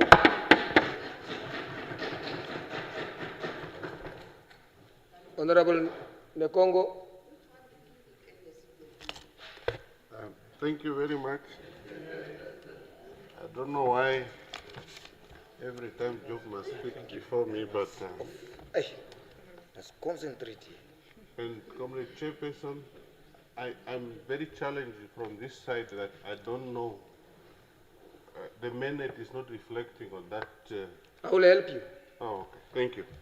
Oh, okay. Yeah. Comrade Prime Minister, I just wanted almost to say the same thing that the fellow colleagues have spoken, especially on the food stuff, maybe from a different angle. We, Comrade Prime Minister, we have set up institutions, and it pains me when we set up the institutions and we abandon those institutions. The first institution we set up was the one that was running the green scheme with a focus to produce food. And the second institution that we have created was AMTA. The purpose was to make sure that once the food are produced, they are stored and then they are dispatched. But, Comrade Prime Minister, we continue talking about buying locally, but without saying, why can't we say they must buy from AMTA? Why do we have to go around the corner if we have created those institutions? I'm saying this as I support your vote because those institutions are dying a natural death. The trucks that are feeding schools and everywhere supposed to be packed at AMTA and procure, and farmers were supposed only to go and drop their vegetables without asking where the money comes from, because the money must be there. But we opt to go to those unpatriotic people that give and tender, and they think buying from South Africa is a solution. So I'm just saying this, that we have already created institutions, and I think the language that we must start talking is not even buying locally, but buy from AMTA, and farmer go to AMTA. So we must able to do those deliberate moves. And just say, if you are producing your broiler chicken, the dropping zone is at AMTA, and those that are feeding the school or hospital, they must go and pick up from there. So I'm just trying to come in from different angles. Comrade Prime Minister, I want to support the vote of disaster risk management. And I want to take it from this angle, that every year we know, Comrade Prime Minister, that there are drought coming. Either drought or flood. But it disturbs me when I see, Comrade Prime Minister, when the flood comes, and we take a helicopter to go and inspect the flood, the severity of flood. But we know, even last year, we were the same. The schools that are always cut off by the rain, we know them. But I don't know whether we prepare ourselves or we only prepare ourselves to deal with the situation when they come. Because we could be able to avert and say, okay, this school we know already, around this time around, either they are cut off, and we can prepare better and say, oh, can we maybe, those schools, either we build hostels so that we can able to deal with those situations when those situations happen. And the same situation, when the drought comes, we take the same helicopter, drop the food at those points where our people are resettled. And those that are flooded is the same people that we go and save during the same period. Why can't we relocate them permanently? I think there, perhaps maybe we are not coordinating better. So I want to move and support this budget. This vote. Thank you very much. Thank you. Honorable Fries. Thank you, Honorable Chairperson of the Whole House Committee. I will just confine myself to make a short intervention on our program number 5, which is titled Improved Public Service Information Technology Management. Now, Right Honorable Prime Minister, this program has been allocated 73 million, as has been stated already, 584,811 Namibian dollars. Despite this allocation, the government's information communication systems continue to perform below optimum. preventing effective service delivery. Now, according to the medium-term expenditure framework of 2025, 2026, and 2027, 2028, the Namibian government had only 40% of its services accessible online in the 2023-2024 financial year, meaning 60% still require citizens to access government services through traditional in-person methods, which can be time-consuming and inefficient. This also applies to people. This also denies people access to important government services. I just wonder how our citizens of Kachina Kachi and Bersaba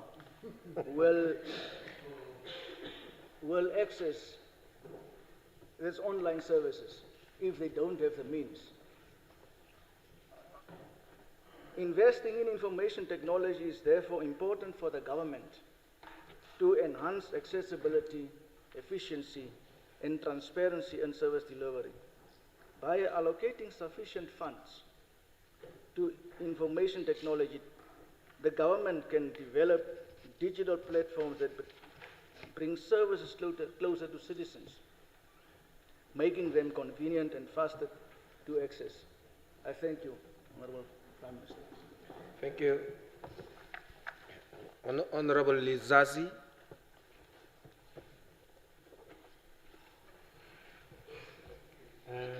Thank you very much, Honorable Chairperson of the Whole House Committee, honorable members.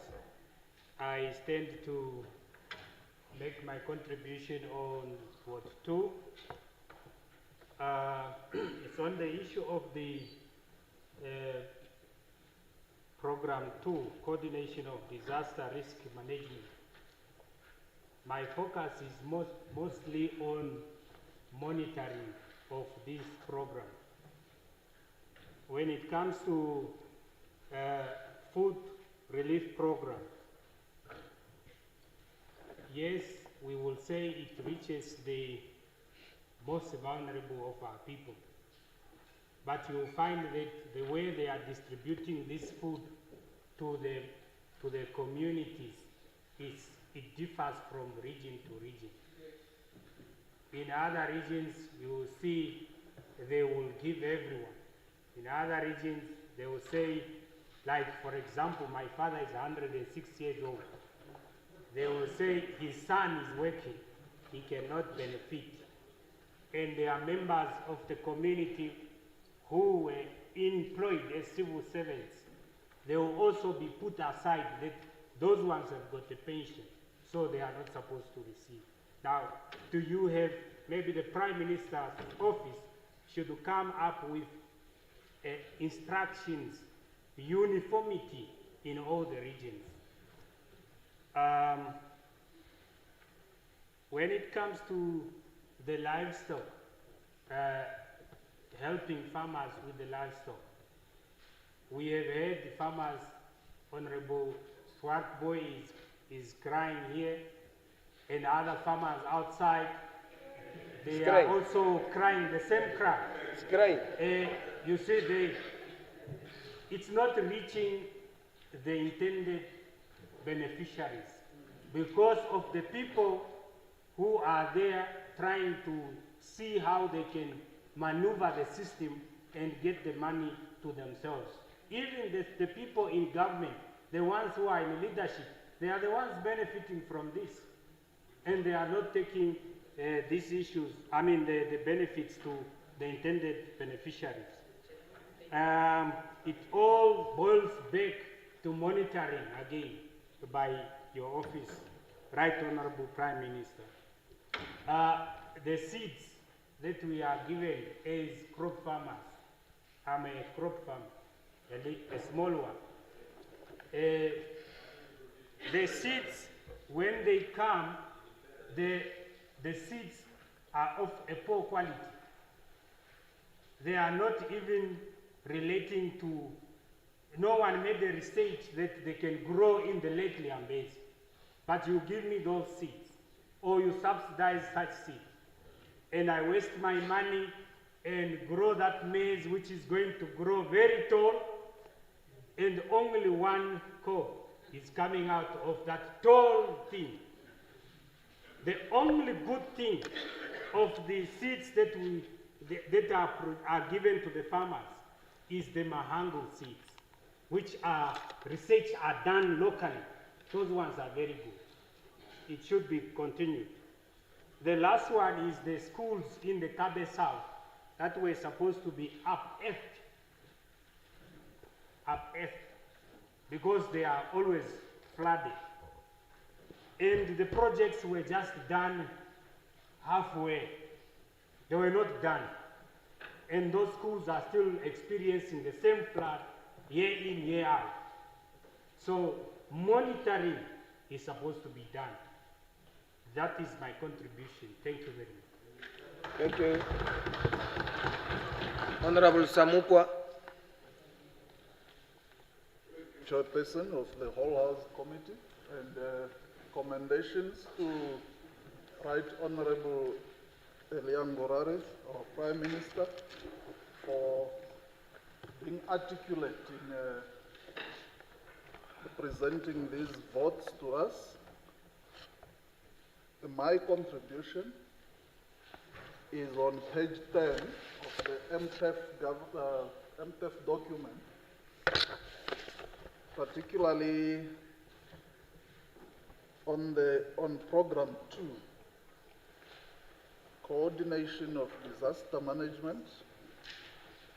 I take note during your motivation of this budget, you also gave reasons why this budget has been slashed like this, from 1.5 billion last financial year to 200 million. There are reasons there that are very sound, that I agree with, but I also wanted to bring to your attention, Prime Minister, that in the month of March this year, as we were experiencing a lot of rain here, even during the inauguration of our president and so forth, there are some parts of our country also that were dry. Because what I have observed with this rain, once it's too much here, this part of the country, somewhere else, like in the northeast, there is no rain for some time. And for the crop farmers, especially those who delayed in starting to plow, those who came around January, especially in the areas like Malengalenga, they have experienced that during the 2-3 weeks when it was very dry, especially during March, while we had rain here, their crops have not yielded as much as they wanted. So my contribution is on this vote. I think it is better to be alert, because though we had normal to above normal rainfall in our country, but there are some areas where they could have harvested more to sustain them even beyond the June 30, which is the cutoff for this program for this year, so that we are aware that there are some communities that might be affected because of the erratic nature of the rain, because sometimes it goes 2-3 weeks without rain and then the crops are affected. So that's my contribution. Other than that, I don't have a problem with the Prime Minister's vote, and I support. Thank you. Thank you. Honorable Nashinge.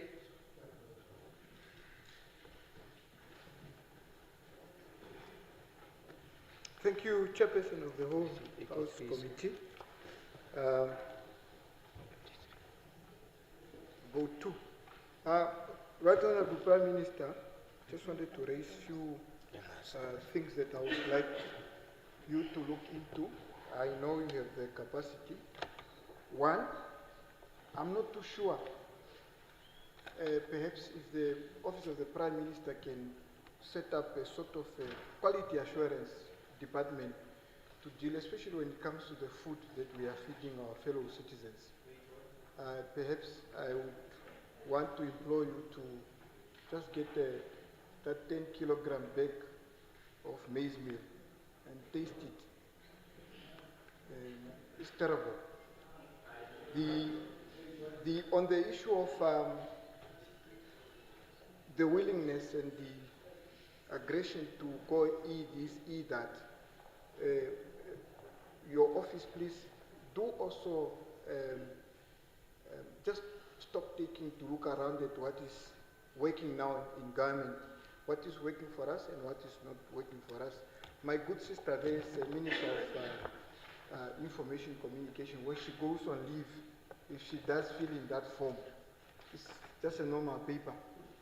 And when it comes to you wanting to see how many days, ordinary employees now, how many leave days do you have left? You must go to HR and then they go in their files page by page. In 2025 now, that is what is happening. I don't think we can go on like that. Performance agreement. It is just a practice, I think, that we copy it from somewhere. Copy and paste as usual.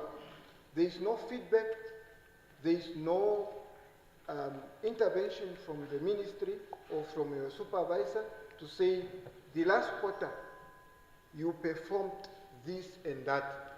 This is how we are going to help you to become a better employee and improve so that we achieve our goals. Nothing at all. You submit, it's submitted, you are given a simple deadline, and it ends there. For how long are we going to continue doing this? The other is the ICT programs that we have. Some have lifetime agreements with Indian brothers. You can check with your office itself. Some are flown in to come and fix this and that. I'm speaking under correction. Perhaps that we should also look into so that we cut costs and also move into using our own skills. They are here, masters in their own fields as ICT personnel. I think those are a few interventions that I wanted to indicate. But also, as head of government business, I would want you to, as I'm told you are going to visit the Ministry of Information very soon. Now, this ministry, where I was an employee, is the custodian of entities such as MTC and Telecom. But if you observe, in most cases, business is given to MTC. Wi-Fi, cell phones, and all that. What about Telecom? Is she not a baby of government? The other thing also, through you, because you are the head, the Minister of Information, that is the custodian of these entities, and my good sister there, Honorable Emma, she's proposing that we must apply for employment, this and that through these gadgets. The village where I come from, Nanjaba or Kalongo, during the rain season, electricity always goes off. Internet is affected as well as water supply. How is it going to work? But again, the ministry that is responsible for these guys does not even have capacity to understand the language that those institutions deals with. If the network coverage is 90%, who is at that ministry or office of the Prime Minister that can confirm and agree 100% to say that is true, our network coverage is 90%. Or in Katutura Omboyaria Tortina, we have 5G there. Thank you very much. Honorable Kantema.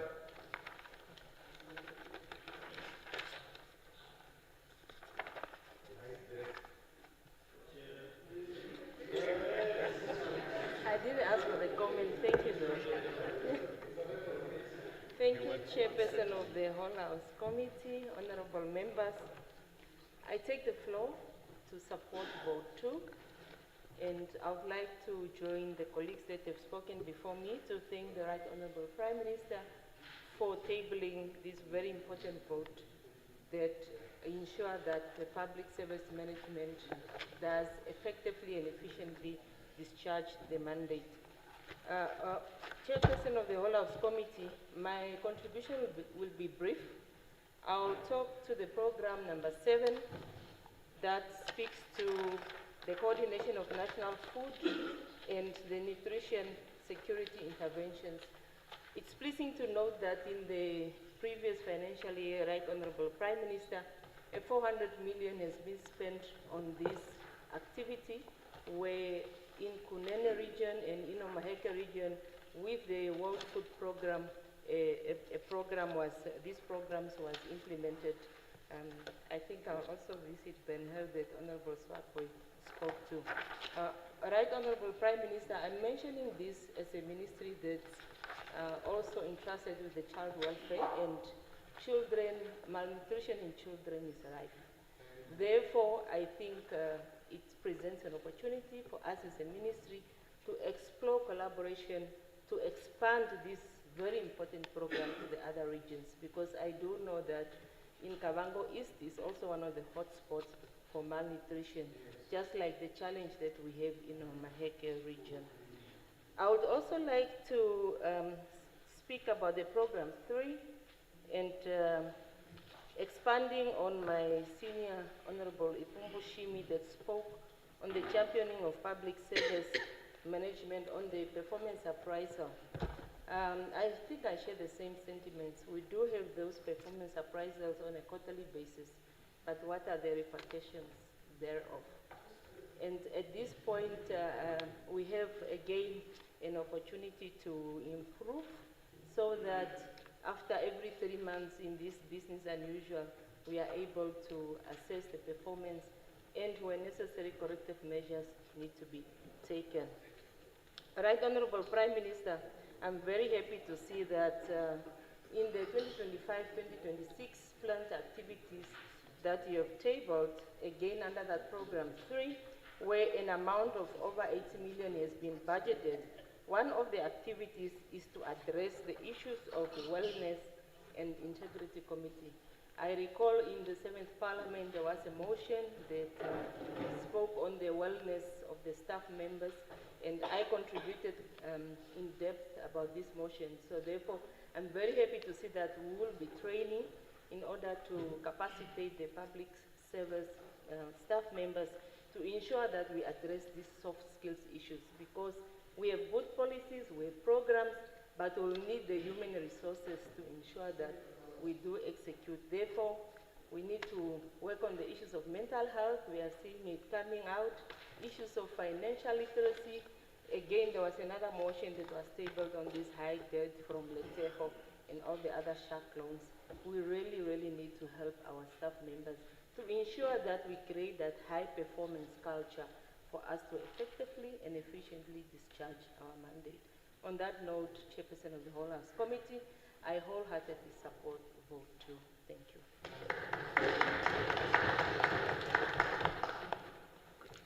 Honorable Thomas. Yes. The church is now speaking. Yeah, the Parliament. The church can speak here. Thank you very much, Honorable Deputy Speaker of the whole committee. Sorry? All House Committee. Thank you. Leave those ones. Just talk to me. They are eating up your minutes. Yeah. I just want to be straightforward to the point of the vote to the office of the Prime Minister. I just want to choose one point there. When it comes to, or in terms of the drought distribution, the transport from the various store room, especially I'm talking about very deep in areas of Omdaungilo, Okongo, Omboloka, Ositai, Oshisholo, Olupale, and the other place like Omfimba. That area, I know that Honorable Right Prime Minister, you know, me and you are almost coming from the same area nearby there. There is so thick of sand, very thick, and yes, sand. It's a thick. So, thank you. Thick. And that area, this normal car cannot reach there. That's why you find food becoming decomposed in some of that honorable councillors' storerooms, because they have to run there in order to source some transportation to take the food that deep area there. So now my question to the Honorable Prime Minister, what is your plan in order to get this food always to the needy, those who are living there in that area? If these people, there is not enough transportation, or even the truck, maybe they hired somewhere, they are so exhausted. They are very expensive. Somebody is now going to stand in front of the Honorable Councillor and they claim so money, which the Honorable Councillor cannot even get. That's why the food get rotten in that storeroom. So I think otherwise the government is doing very good, but we need to do more and look into that areas. And I don't think it's only those areas. There are also other areas where the mountains and so on, like deep there in Sesfontein, down somewhere there. So I have been a police officer. I'm talking about the experience where I had driving and investigated cases. I saw. So otherwise, I support the vote. Thank you. Honorable Laikola.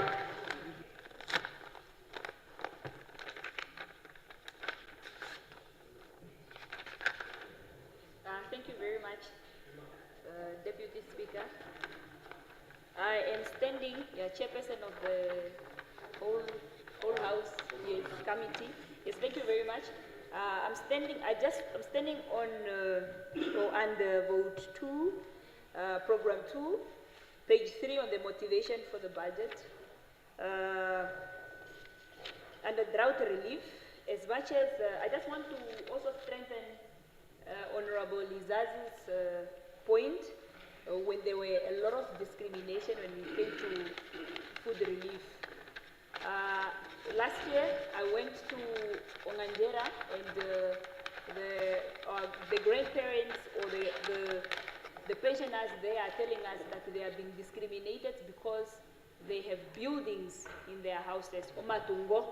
So what if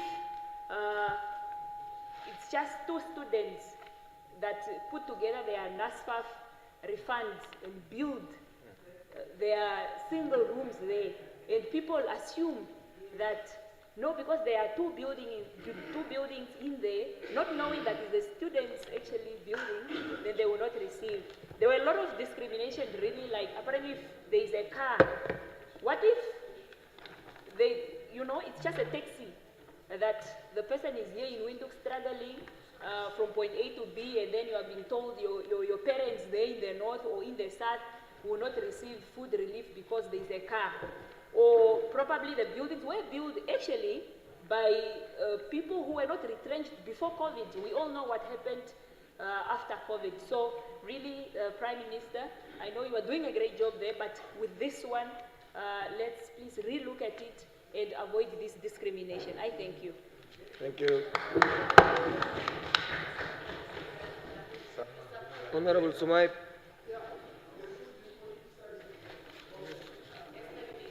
Thank you very much, the chairperson of our House Committee. Are we together? Yes, please. Yeah,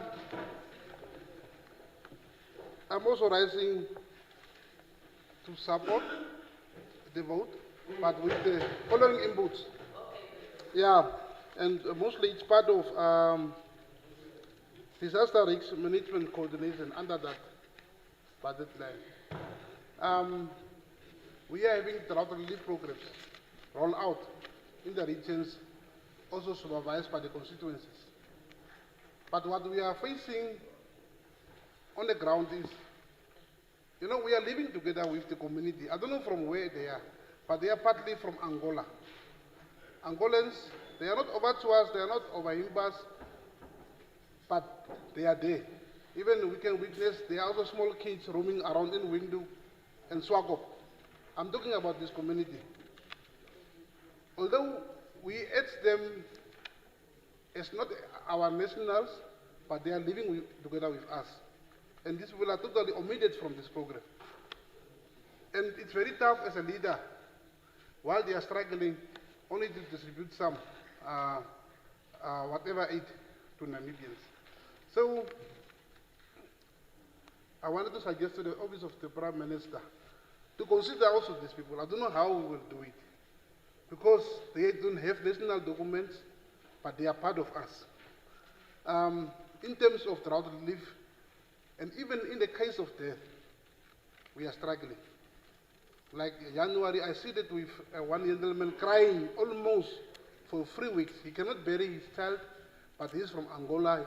He don't know where their relatives are. So I was suggesting maybe under your office, I don't know, for sure you are having under marginalized office, also funeral benefits for Home and over to us on over timbers. But see how we can cater also for these people. They are here and they are here to stay. If we deport them, we don't know where to take them back. So that's my only submission. With that, I'm supporting the vote. Honorable Karonda. Oh, okay.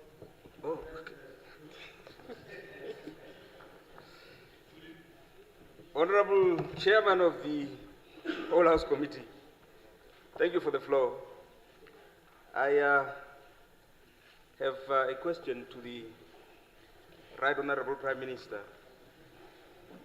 It pertains to the high-level committee on the implementation of land conference resolutions.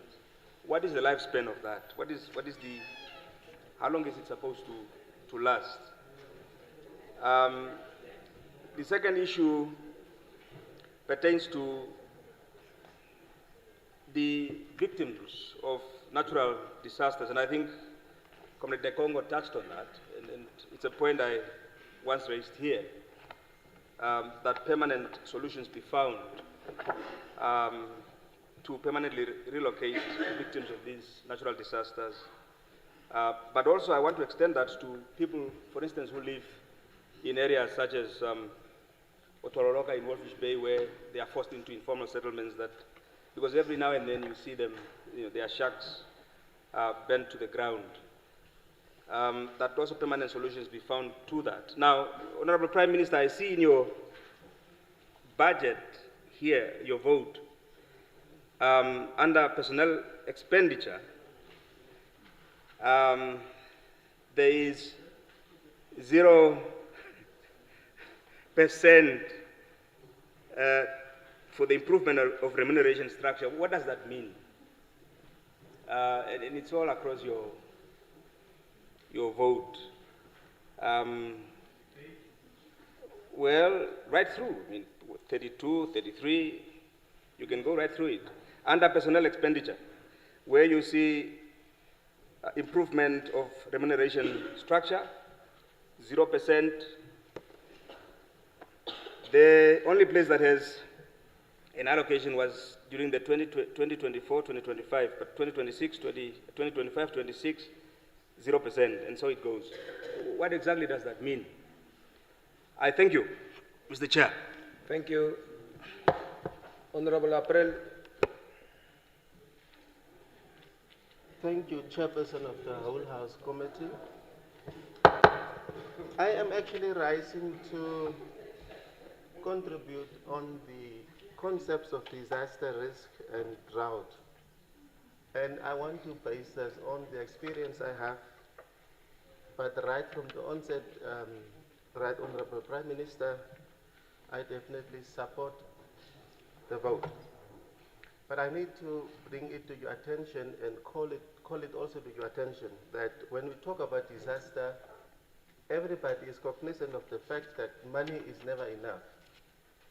And disasters are not things that we ask should come or happen, but they do. I have seen where I was last before I got here, that when disaster strikes, disaster becomes a real disaster. Because the institutions of government, starting from the regional council, is not well, properly capacitated to deal, especially in the region I come from, with the veld fires. We don't have staff to do this, and we were definitely relying mostly on the NTF, which also we don't have in the closest proximity. So therefore, I would appeal to you, Comrade PM, if we really mean business with disaster to be addressed in time, efficiently, and definitely to result in positive outcomes for the beneficiaries that are being assisted in that disaster. We need to capacitate our regional councils and local authority councils, because these people do not have capacity to deal with disasters when they strike. The other one is, I'm informed, and I also know that we are thinking of changing from the rations to some cash, some vouchers for those that are benefiting from the disaster risk program. But my problem in that space, Comrade PM, is, and I would definitely like to call that also to your attention, that what is currently happening in most of the regions is not based on due diligence. It's just some names that were randomly written down, and therefore every time when food is to be distributed, there are hundreds of people standing there, apparently not having been recorded. So we need to find a better way. If we especially talk about business as unusual, then we need to start with system must be tuned in that manner to be able to address efficiently to whatever that is that we want to address. So therefore, my appeal to you, Comrade Minister PM, is if we continue with the current list that's elsewhere in our regions, those ones will definitely fail us. Let's go back to our systems and do proper registration so that everybody gets what they are supposed to get, because it's for them and not for some. The last one is about the public service management, Comrade PM. I think our people are overloaded in the government institutions, and the incentivization that should motivate them not to be demoralized in doing what they're supposed to do is not good enough. I did not see, but that discussion, when we come to the appropriate vote, I'm definitely going to contribute there, but I want to impress this upon you because you are the chief in the government business. Therefore, I want to employ and also bring it to your attention that our institutional workers and our general workers and these people, they are actually living every month to month from the cash loan institutions. They can hardly get to do anything for themselves. So if we talk about proper management, it's only possible if those that are engineering the machines or the management systems are well looked after. So I submit, and definitely with these concerns, these are just cautions that I'm giving you, BM, to be aware, so that when you get to do your business, you know that these are the challenges we're facing in our regions where these programs are supposed to be rolled out. But this being said, in its entirety, your vote from Mentos April is supported. Thank you so much. Honorable James.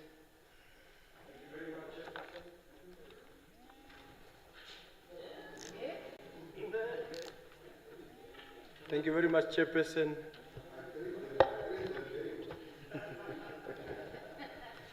The teacher became now the student, I can tell. I would like, first of all, to take this opportunity to thank the Prime Minister, the Office of the Prime Minister, particularly on Program 2, Coordination of Disaster Management. As of when the disaster had befallen on the Republic of Namibia, Cabinet have issued a directive. His Excellency the President issued a state of emergency, and indeed, all hands were on deck as far as the Office of the Prime Minister is concerned. I want to thank you for that. The team came to the regions. Myself now, the difference that we must make between me and some of my colleagues on the western part of the House is that as experienced governors who have led at the front, we understand issues of importance. So I want to address myself to that issue of saying, Right Honourable Prime Minister, when you look at the reduction in the budget now from the 1.4 billion to 220,000, of course it's noted, but again, one wants to put it to the floor or to the House that disasters are not only limited to floods. We do have issues that we have been experiencing in the region, that is now the fires that actually befallen on houses that some would call informal houses, shacks and all these things, but those are homes of individuals. But when these houses burn, they come to the governor's office, to the councillor's office in the region, and they say, help us. Myself, chairperson of the council, one of the toughest person that you can get, very good person there. We would run all along and go everywhere and anywhere to see where can we get small amount of money just for a budget to put up or restore that.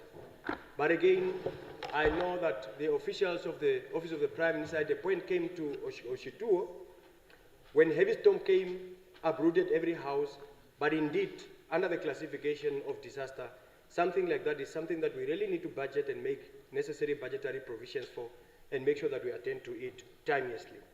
The other issue that I want to deal with, Honourable Prime Minister, it is the issue of hunger poverty, especially urban hunger. A lot of people would flock from rural areas to urban areas with hope that there are greener pastures and, of course, during the time of drought, in hope that they will secure better living standards. And then at the end, they end up actually becoming more disadvantaged than they were in the rural areas. And such one want to implore, I do know that there was introduced in the feeding program, a peri-urban feeding program, but that peri-urban feeding program didn't cover everybody. Due to now the limitations of budget that we have, Right Honourable Prime Minister, I want to submit that if you can commission a proper study that the urban community need to really be considered seriously as far as hunger poverty is concerned, because it is a serious issue of concern. Secondly, the issue of subsidy payments. We have noticed that claims were being submitted during the time. It was a good intention. And when you look at the documents submitted, livestock marketing support, 86,698,000 was used. However, there was a small complaint, Right Honourable Prime Minister, of payments not being done timelessly. And that in a way didn't help farmers.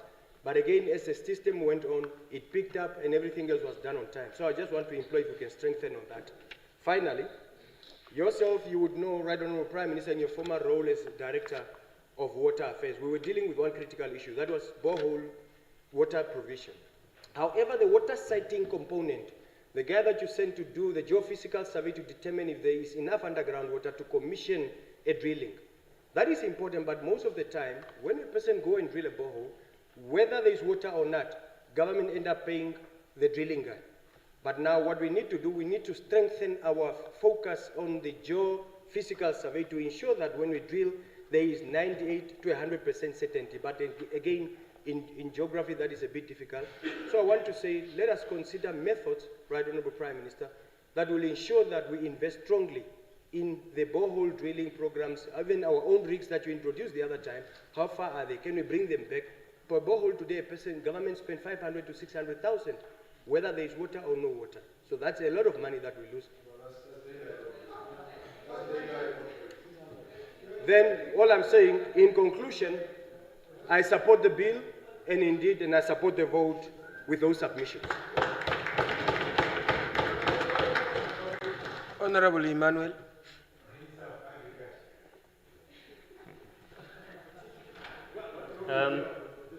Chairperson of the whole House committee, I assent to add my, or to sponsor my recent voice in support of budget 2, but that support should be located in the context of the following programs. First one being program number 5, speaking to Public Service Commission. I think a number of factors have been identified as hindering the service delivery or effective service delivery within our public service space. But I think there is one grave concern that is found within the society, and that really has to do with the delay in the recruitment process within the public service, such that the recruitment process take unreasonably longer.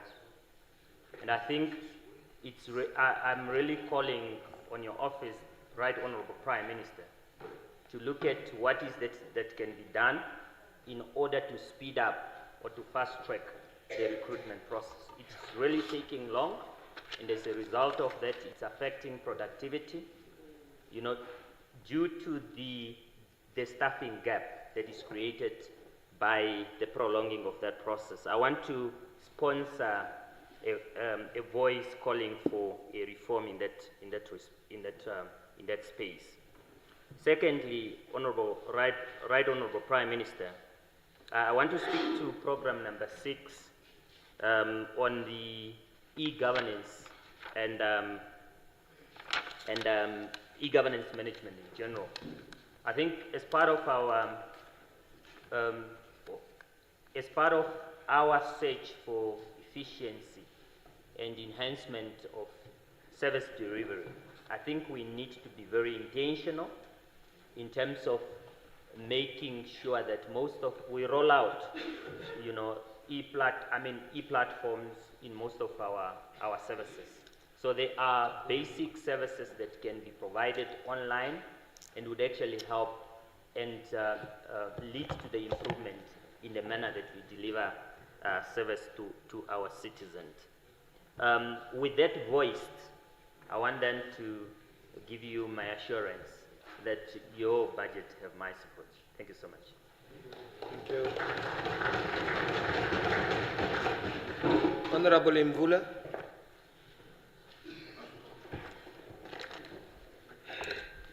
Thank you, Honorable Speaker of the Whole House Committee.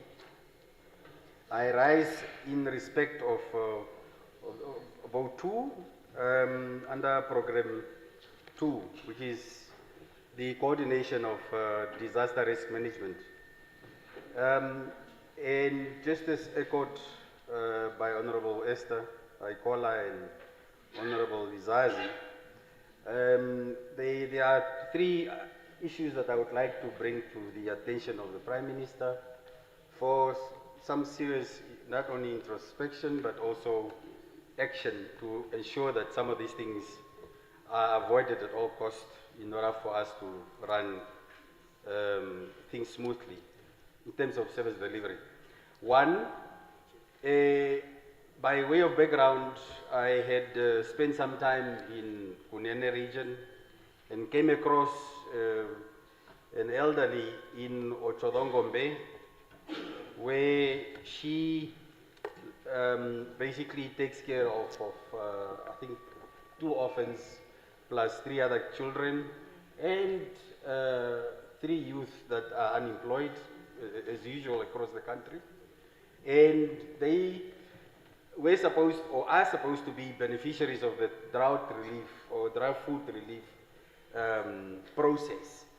But then she narrated there that the councillor, the regional councillor, they distributed or identified the houses that are in need, households, but then he distributed food parcels according to political affiliation. And that is actually a practice that is very common amongst regional councillors, Yes. where they first of all identify your political party affiliation, Yes. so that you benefit from the food It's true. as prescribed, or they give you this elderly woman, she's in her 80s. She received No, she it's received you guys in the north. cooking oil in Okangwana Ketekem. You know, it's like a small little bottle. Whilst the neighbors received the whole bottle, I think it's 2 liter or 1 liter or whatever. So, but it's a common practice.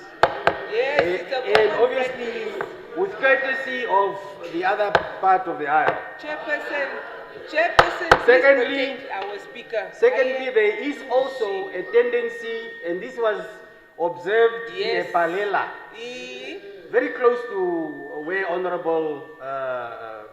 Honorable Minister of ICT, Emma, lives.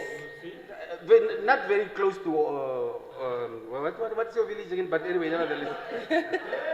So, there are people or households that have to pay between $5 and $15 so that they can register to receive drought relief food.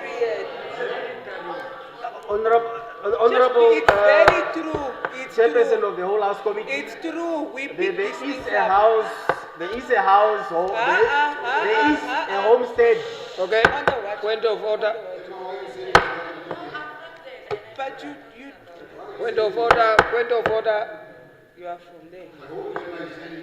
Thank you, But Chairperson you of the don't House Committee. I rose to correct the honourable member because he made a specific example of the Palela area where it has a lot of marginalized communities in the Onesi constituency, my constituency where I'm from. In that area, because the families live in deep villages, they contribute the $10 to $15 Namibian dollars. So you admit? Facilitated by the headman and the constituency councillor to help with the transportation of those in homes that cannot come to the central point to get the food. She's confirming. It's a point of order to get the foodstuffs.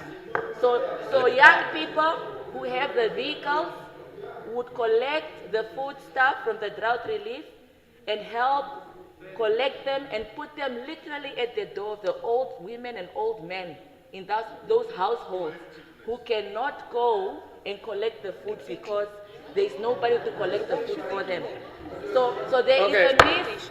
So the honourable member, it's a practice. What he's saying is misleading. It's a wrong practice. It's a wrong practice. It's a wrong practice. People are already, yes, people are already poor. People are. It is the community working together. So therefore the member must not misconstrue that it's the government who is charging people to register. It is not correct.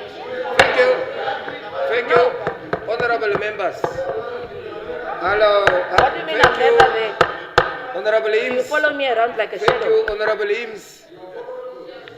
Just wait.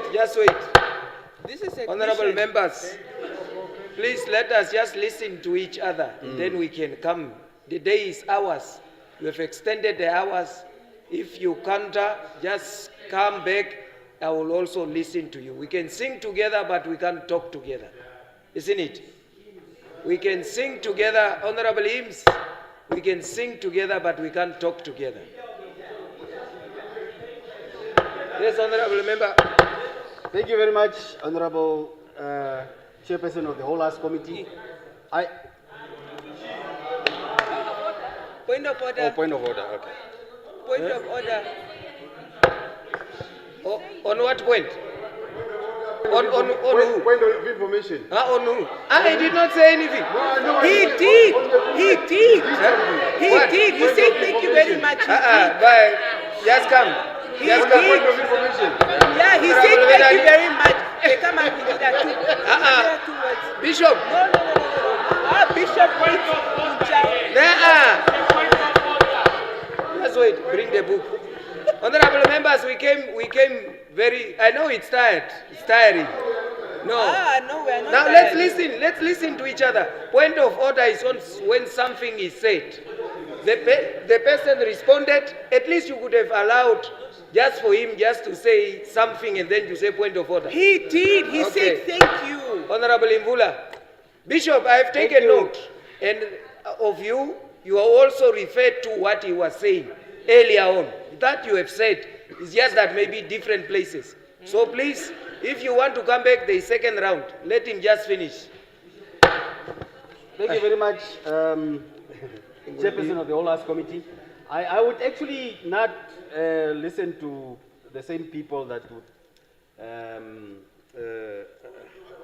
would deny that the primary health, the mobile primary clinics also fall short of the hypertension tablets for the elders. So they will also say it's not true. But anyway, nevertheless, coming back to the point, so there are people that pay for the drought relief food. So Honorable Emma just confirmed that. Thank you very much. So, and then equally,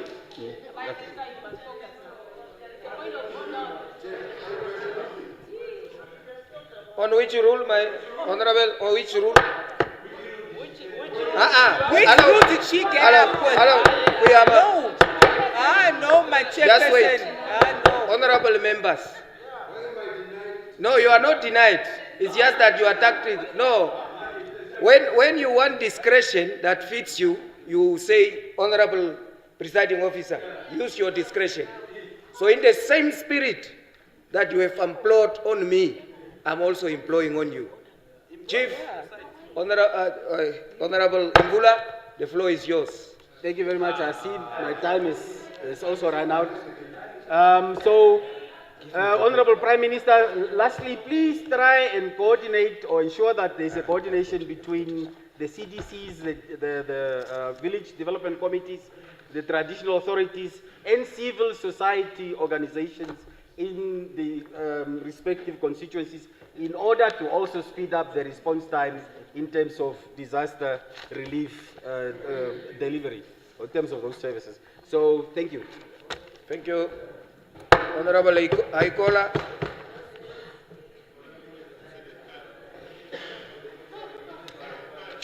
Thank you very much, Chairperson of all. Yes, it's very important for young people to be active in the House. Yeah, so I'm standing under Vote 2, Program 1, Coordination and Administration of Government Leadership, but just before I say that, it's very important also not to discriminate other people according to where they are coming from, because I'm hearing when Bishop stands, the honorable members are saying, are you not from church? It doesn't mean that... Honorable, please, yes, please. Very important. Please. Okay. Yeah. Yes. So he has all the right to say whatever he wants to say in the House. So as I said, I'm standing David is a liar. Under Program 1. Program 1, Coordination and Administration of Government Leadership. As Honorable Right Prime Minister, as your predecessor have stated earlier this year, that the vacancies in the public ministries or institutions must be filled as soon as possible. Especially, yes, I'm saying it again to Honorable Right Prime Minister, that, yes, Right Honorable, that we must take this very serious. And the President, during her SONA, stated that she's here and she wants to make sure that the unemployment rate has decreased.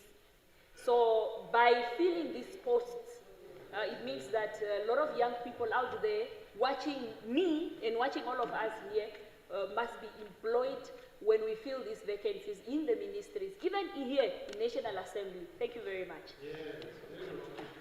Honorable Shitana.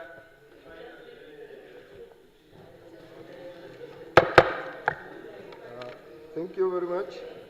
I stand on Vote 2 under Program 7, which is on improved policy coordinating and support services.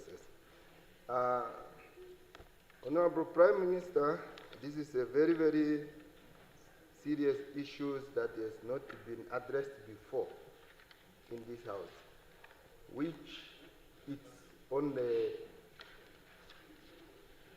we have programs that are under your position as a Prime Minister, and this, it's about during the entertainment. Independence Day on entertainment. So this issue, we have been seeing it all along since when we started music industry. There are only selected artists that are forever favored to take part in such. So these things, it has been a very, very serious issue, and it also demoralized. It also affects the young people who are talented like me. They want to do that, and they fear that situation.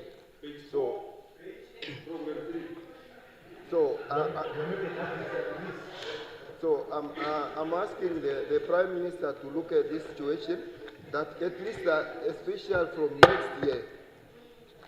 from next year, all these programs, when they are taking part, we must not have the same artists that have been performing from 1990 to 2026.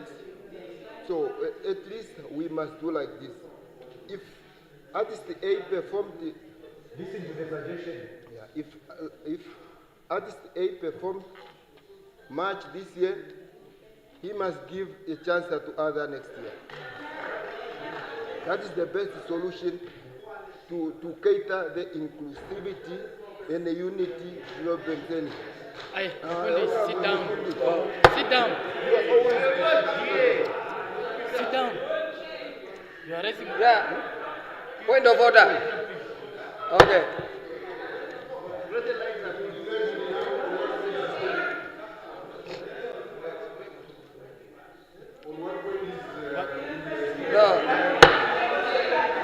No, please, honorable members. No, it's a point of order. But you don't speak on behalf of. Please, let us not go like this. It was a point of order, and I want, just go to the book. Just go to the book. We know it. 92. You can read so long. Point of order. Honorable Speaker, the Chairperson, I rise on a point of order in context of Rule 91, Sub 4.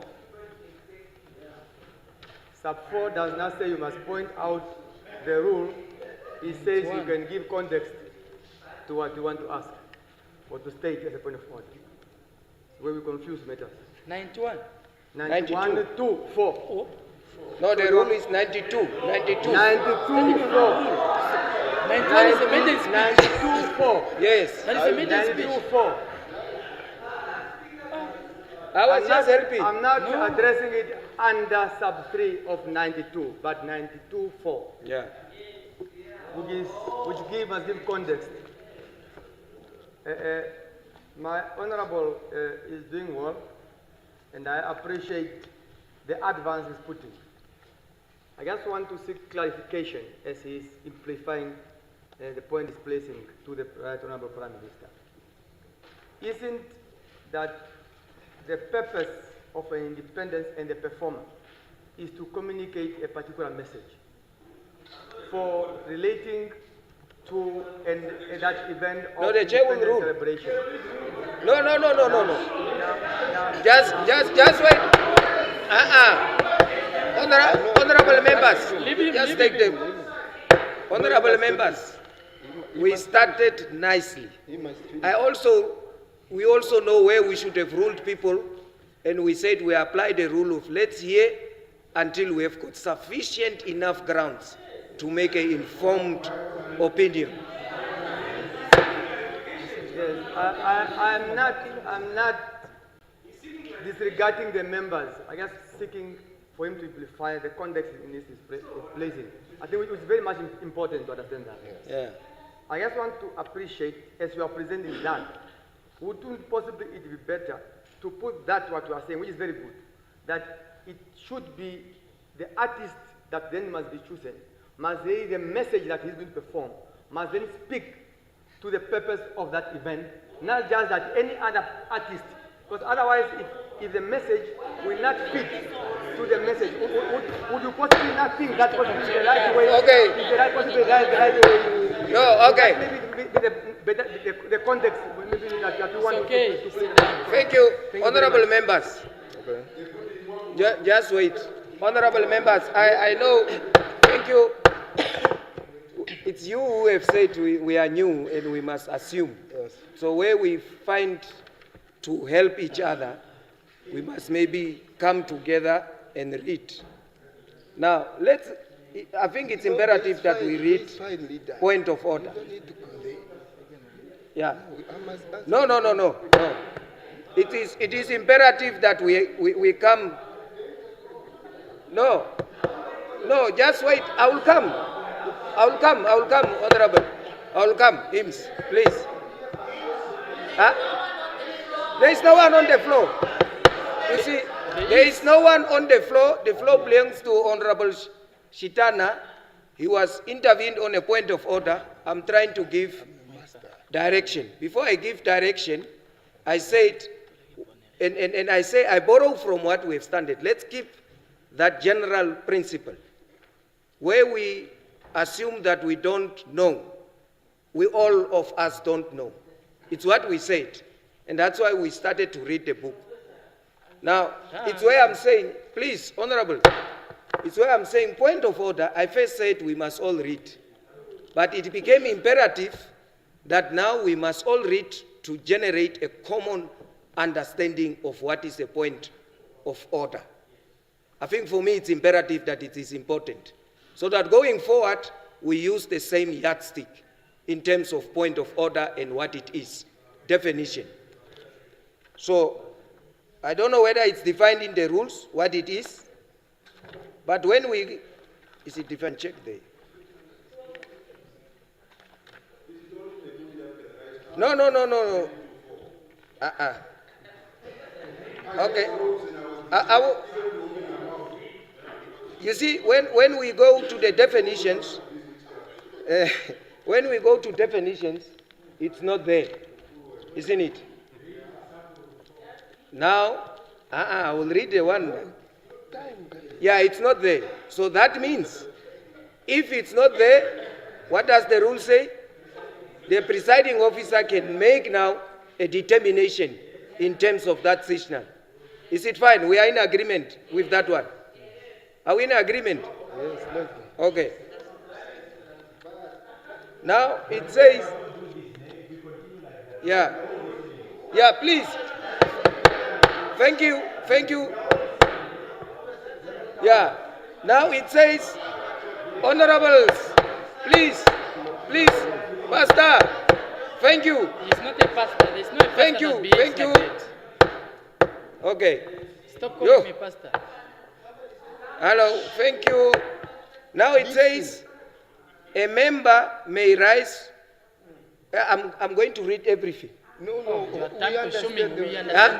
We understand. Let's the process. Now, what do you want me to do? I must make. They say when I make a ruling, I must apply the rule that has allowed me to make a rule. You started well. No, the time. Just wait. The time is going, but the time is all of us. Yeah. Anyway, we have extended the time, and I said we have agreed. Unless you say I must just make a ruling without explaining, but the rule forces me. When I make a ruling, I must at least indicate how I have arrived at that ruling. Isn't it? That's what the rule says. Point of order. Yeah. Now I'm saying any member can rise on a point of order. When a point of order is raised, the member being called to order must discontinue his speech. Any member. The member raising the point of order must commence by quoting the standing rules, 92, 4, whatever, 6. If the member does not quote the standing rule consent or at least the principle of the subject matter upon which the point of order is based, the presiding member may insist on him or her doing so, and if he so fails, does not adequately do so, the presiding member may similarly rule that it does not amount to a point of order or that the point of order is raised out of order. A point of order may be raised when any of the rules and orders is alleged and have been infringed. As soon as irregularity occurs in the customary proceedings of the House, to give an explanation in terms of 88 and to seek clarity on a procedural matter. Now, the others are maybe not for this time applicable. But now that's why I was raising. The point of order is, according to these rules, when you seek clarity or when there is infringement on the rules, but when you introduce a point for discussion of a different opinion, I think there then the point of order principle does not suffice. Isn't it? English, huh?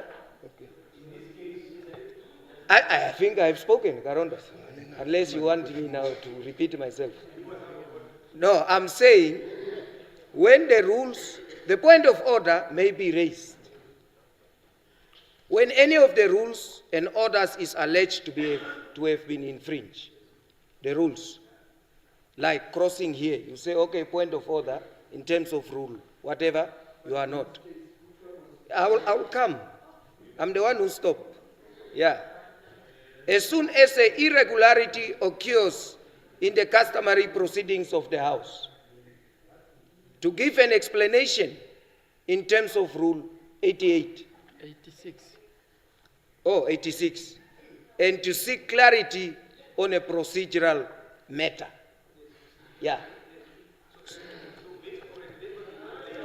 No dialogue. That's why I was saying, in terms of the point of order, the procedural matter is not pointed out.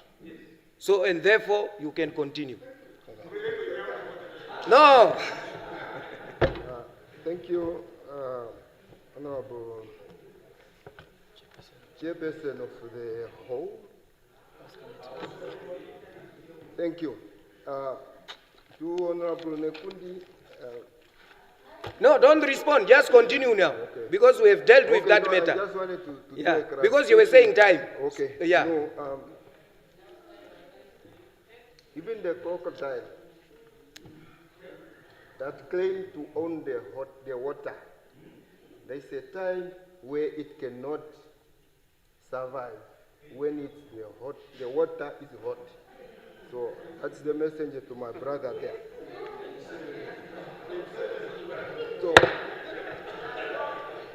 So one, the message is that I'm not talking about political. Honorable, just contribute to your point. We have dealt with the interruption. I'm glad. Yeah, because you were giving a suggestion. Yes. It's where you were interrupted. Okay. Yeah. So the issue is that to give every Namibian a chance when it comes to those national events. The same like when they are calling all musicians to create songs when we have bad situation like our former president died, we were all called to submit to create songs. They must get that opportunity. I thank you. Thank you. Honorable Kandorondu.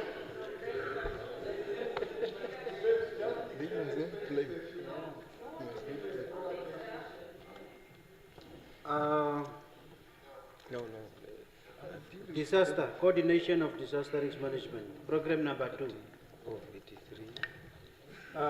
Right Honorable Prime Minister, you know there are regional disaster risk management committees up to the constituency level. The budget allocated to the regions, it's so limited, very small,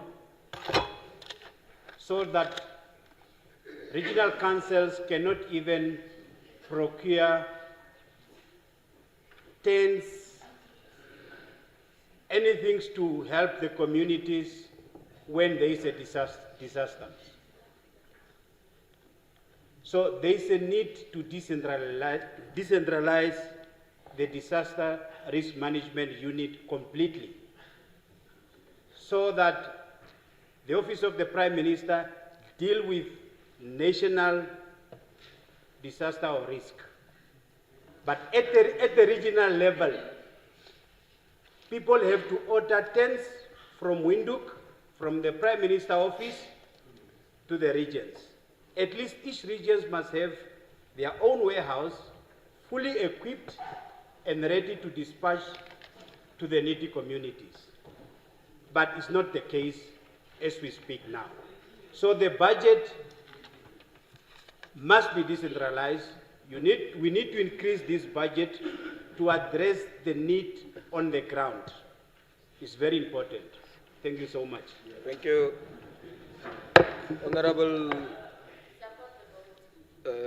Honorable Thomas.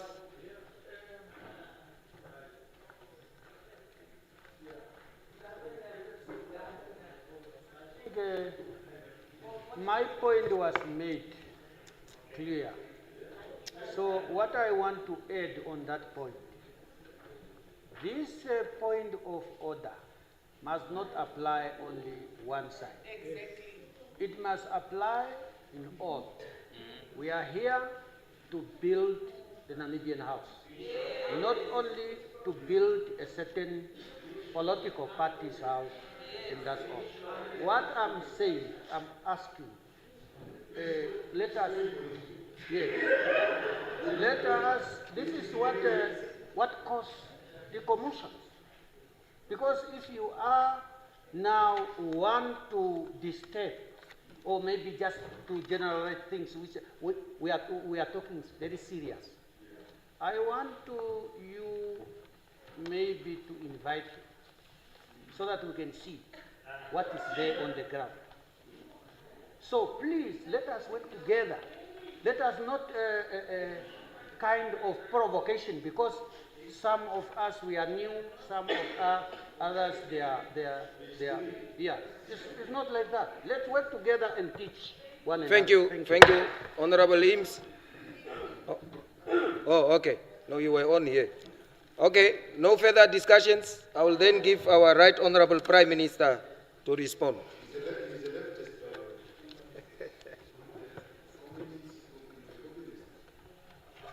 Thank you very much, Honorable Chairperson of the whole House Committee.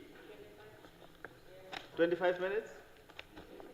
Yes, it's what we have agreed. 15 plus 10, it's what we have agreed. Oh, you are increasing? We'll increase. That's a bit comforting. That's a bit comforting. Honorable members, thank you very much once again for Oh, that's very good. Exceeded many phrases, Bible. Thank you very much, Persepa.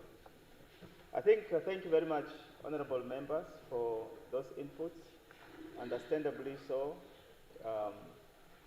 I think there is a bread and butter issue component involved, especially as it pertains to the drought relief.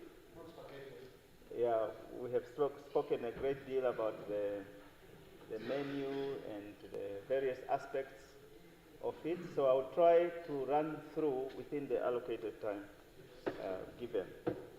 And I will also then answer as we have done previously. Suffice is to say, just as we are new in Parliament, so the OPM, a lot of work was done prior to the new Prime Minister. So we recognize the efforts that have been done thus far. Honorable Chairperson of the Whole House Committee, maybe let me preface for what I want to say in respect of answering some of your questions, or rather addressing some of your questions, but also to appreciate that there are a lot of suggestions given, there are a lot of recommendations given, what we need to do after this vote is approved, which all indications are that is what everybody has on their lips. Now, Her Excellency the President has given the Prime Minister specific marching orders on how to do things, as we say, business unusual. So a great number of things that have been highlighted. Her Excellency the President has also given specific areas and said, here, this is what I want on this time frame, and make sure that there is nothing work in progress or in the pipeline, etc. Make sure that delivery is the order of the day. Now, Honorable Amtenya, specific to your point, you are correct. It's similar to what we had discussed earlier in the vote 1 in terms of local sourcing of the drought relief and so forth. I think equally to the same point that Honorable Ampanda was speaking, the same point Honorable Mekongo was speaking. So I think, honorable members, here there is no discussion of if the same Honorable Thomas also was speaking to it. The fact that you cannot reach Omdaungilo, the fact that you cannot reach Okakondorokwa because of road conditions, etc. If there was capacity that exists at Omalapapa in Omdaungilo to be able to produce their own food, there will be no need for anybody to go and hire a truck that will be very expensive to get there, because then the food will be there. And then by so doing, if you have local capacity, you are able to create jobs for those people that are there. I think that is where we are heading. Now, yes, what was the expression? Ombwa does not eat rice. I was just remixing it like Shinana. Yeah, but it is really to say these menus of the drought relief, etc., etc., the challenges that have been enumerated, yes, they are real. But it doesn't mean that we should then continue to do things as usual, as somebody was saying. So we have to get things changed somehow. So if favorite Berseba, Sneyfontein, there is water. Now, why can't we produce food at Sneyfontein instead of waiting for somebody else to bring that food to you? And if you are expected to supply communities around Sneyfontein or any other places nearby there, including Betania, so the capacity must be built. A way does not exist, let's build that capacity. I think what we are doing here, and at least what we are saying, is that yes, there is a budget that is allocated annually to this particular function, but it cannot be that every time there is a budget, some other people become very excited that it is our time to be able to eat. What we are saying is that those that are the downtrodden, they too can be given that opportunity to benefit from these budgetary allocations of government. I think that is what we are trying to say here.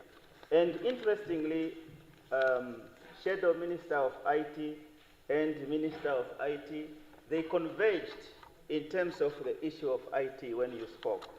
So when you gave suggestions, and she came in, also gave suggestions, but also gave the answer in respect of what we are going to do to address precisely your question. So I think Shadow Minister of IT and Unshadow Minister of IT, so I think you have assisted the Prime Minister in terms of the answer. So we will be able to do, and that is precisely, yes, I think you endorsed each other. Thank you very much. So yes, that is really a point that we'll be working towards, and you are correct, I think both of you, to say capacity must be built, both from the perspective of the hardware, the software, as well as our own people being capacitated, as well as the young people that are in the IT sector. I think it's also the point that the leader of the official opposition was speaking to, and with specific suggestions that we need to do, which we have taken note of. And yes, you are correct, we cannot do without that. Many of the infrastructures that we have, that's now the IT infrastructure, it is not correct that our data should be stored somewhere else. And it's also not correct that those that must come and look at the critical infrastructure of a sovereign state are not your own people. It comes to the point that Honorable Nekongo and I, we usually joke. We talk about food sovereignty, but also data sovereignty. So if this data, you're not controlling it, somebody else can easily take advantage of it. Yeah, a lot can happen. So therefore, jealously, we must guard this and make sure that whatever investment we need to make to build that capacity, yes, we must. And so there is no disagreement there, and thank you very much for those suggestions that you have made. Honorable Swartboy, yes, I think Honorable Kantema has spoken to that, so we will do exactly what you have said. We will also visit Ben Hare, but I should add to this point that, yes, the malnutrition is most pronounced in Omaheke as well as Kavango East and so forth. One of the things that we have deliberately decided in respect of this budget, we will go to Ochombinde very soon. We want to have certain intervention that is direct. In other words, we want to be able to look at the household level. How are we able to produce food? Meaning, how can we drill a borehole and provide water and provide implements and say, if it is talismanes, if it is around talismanes, let's do that. The councillor can work with us, the traditional authority can work with us, but we want to do what I have said earlier in the previous vote on Friday. And we want to be very deliberate about it. So if this malnutrition reports are consistently being seen in Omaheke, so let us then join hands and provide solutions. From our side as OPM as well as the Regional Council, we want to start and want to start from, I think, a few months from now. I had a conversation with the Minister of Defense as well, because they have a drilling rig on their own. So we want to talk and then walk the talk. And when we start this, we will come to Honorable Motu and say, Motu, let's go. And she can come with us, and we go to a specific area, even maybe to the village of Honorable Benani, and we start it out there. Eh? Yes? Okashuru? Okashuru, yes? Yeah, but to the point of Honorable Swartboy, what we want to do is truly to be able to respond to the realities on the ground. And that is what the Office of the Prime Minister wants to do with the allocated budget on the specific programs that you have mentioned here. We do not believe that it should just be business as usual.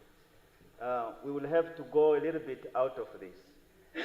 Somebody said about Ochomuru, where the former Deputy Prime Minister, Honorable Dr. Libertina Madila, well, yes, that you were speaking to. Yes, Ochomuru, east of Okangwati. Yes, so she has done a great deal, and some of that is that she went out of the box, thinking out of the box, and then get to do things. So that is what we want to see happening. Now, I'm not here in terms of discussing these things to say that I'm trying to be evasive. I don't want to answer your question, or the question is this way or that. No. Let us just go to the bottom of it, to the basics of it. Let's address it. For instance, we know that there are certain concerns raised about the criteria of how we determine the drought relief. Somebody sees the house there, somebody sees the car, and determine that, yes, in this house there are rich people, or in this house there was a car that came by, so therefore we can't give that. But our understanding is that the determination as to who qualifies is made at the constituency development level, at the regional level, so to speak. So maybe regional councils are the ones that determine this. But of course, if there is a degree of unfairness in the process, we have to make it right. And we cannot fold hands and say, well, there's nothing we can do about that. But Honorable Mvula, if I may come to the specific points you made, I think if we make a session that people are paying to access drought relief, I was listening keenly when he was saying it. I wanted to be able to get empirical data as to how that happens. But now, if it is a community on its own deciding that these young people, maybe they need fuel, etc., to get from A to B, that is not necessarily an official program that says we must charge people to get access to food, to drought relief. So maybe it will help us here as honorable members that when we come and say certain things, we must be very factual, because people are listening there, and then we should be able to say it, and then they understand that the basis on which we are saying certain things. Now, yeah, I'm just saying, it's better if we say things here factually. Yeah. Yeah, okay, fine. We know that there are certain places that you cannot reach because of bad road conditions. We know that. And we also know that, at least from the office of the Prime Minister, I will be very hard-pressed to approve anything that says that. Yeah. I will come to you in terms of Kabe South. That's fine. We can discuss that. But I'm just saying it's better that we are factual, so that it's easy for us to follow up. Yeah. So, and as I said, if there is something that is being done that is not correct, we cannot condone it. What is wrong is wrong. Now, if in Kabe South there are schools that need to be built or that need to be removed from the floodplain, yes, that's a conversation we'll have it with the Ministry of Education. But it's okay. I appreciate that you raise it with the Prime Minister. Of course, that we have that coordination function. So we can't push you too far in respect of that. So we will follow up and bring you, or maybe come to Kabe South and see what is there. Thank you very much. And then on the Malengalenga, the same. If Malengalenga, the rain has not been very promising this year, and the issue that you have mentioned in respect of how we can consider that some of the areas in the country have not received sufficient rain, yes, that is something we take note of. And I was also surprised to learn that there are some areas in Omaheke that did not receive sufficient rain. Yes, including where Honorable Evelyn is from. So we take cognizance of that. And Honorable Nekongo, I think is also correct, as well as Honorable Karonda. We have to be preemptive. We have to be ready. We have to know that this year it is raining, next year it's raining. So we cannot appear like we are surprised when things are happening. So we should be able to plan and plan better. And we take note of that, Comrade Honorable Nekongo. Now, local sourcing. Honorable Nekongo spoke to whether we can support local companies, not local companies, but government companies like AMTA and so forth. Yes, that's fine. But we are also deliberate that we must support maybe village companies too. Yeah, village companies too. Honorable members, this point will not stop emphasizing it. So there is nothing wrong to consume tete. There's nothing wrong to consume a kaka. There's nothing wrong to consume a maere. There's nothing wrong to be creative around the diet that we are supplying or distributing to our people. So yes, rice sometimes those years it used to be only during Christmas, and then you have it with tomato sauce and so forth, and the rest is history. But now, we can also do that, but change the diet to the point that we are deliberate doing so, knowing that we are going to benefit our people by so doing. So, again, it's a deliberate thing that we must do. Now, Honorable, the ICT, I think we have covered. Honorable April, extend some. Honorable Werikwa, extend some. Honorable Stana, if you listen to many of the things that we are saying in terms of equity, we are just saying it as correctly as we can be. Whether you are Shitana, you are the music of Mpanda, the music of Karonda, the music of Thomas, creative industry is what we support. And we want the growth of creative industry. So yes, we must support everybody. So there's no discrimination. We listen. I have your music. I'm listening to it. So every other music, we have it. Maybe if Honorable Mbula has some music, I can also listen to it. So, yeah, but the point is well made. We understand what you're saying. And I think we have consistently also supported the young artists. Now we are here. The appeal you have made, I think it falls on fertile ground. We have to be able to represent everybody and also support the talent and nurture the talent of all our young people. And by so doing, also have you gained some economic mileage from it. Yeah. So then I'm coming there. Now specifics I want to answer.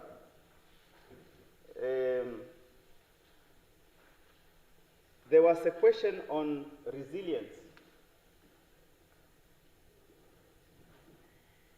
What we are doing, now the question was asked, I think it is Valizazi, some seeds that are given and then you just plant one and only one comes out.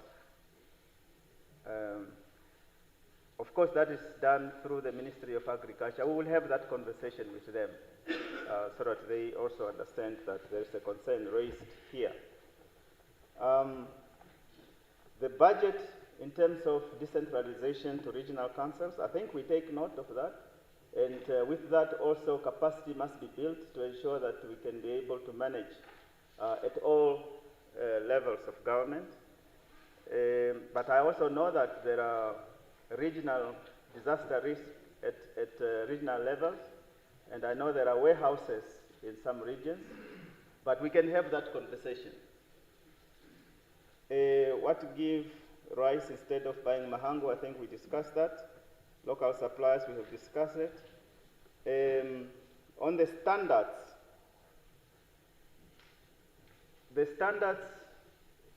well, I think that's part of what we discussed, local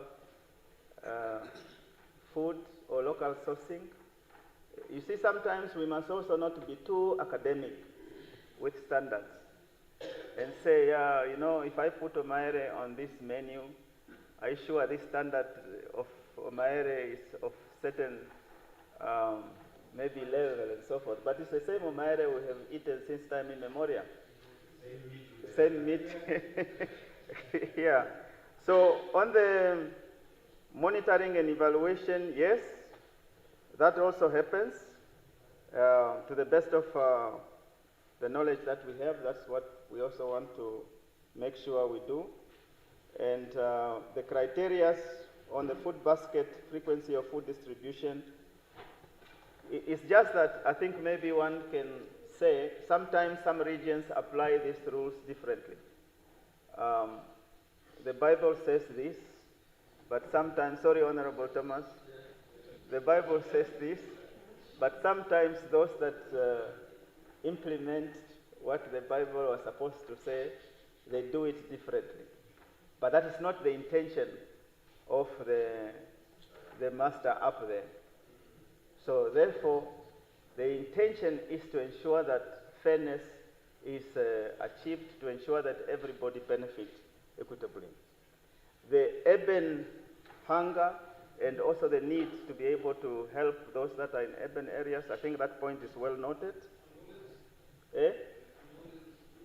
That one we will also we take note of it, especially in those areas there.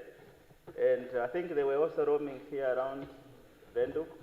We take note of that. We will have a conversation with the Ministry of Foreign Affairs as well as our leadership.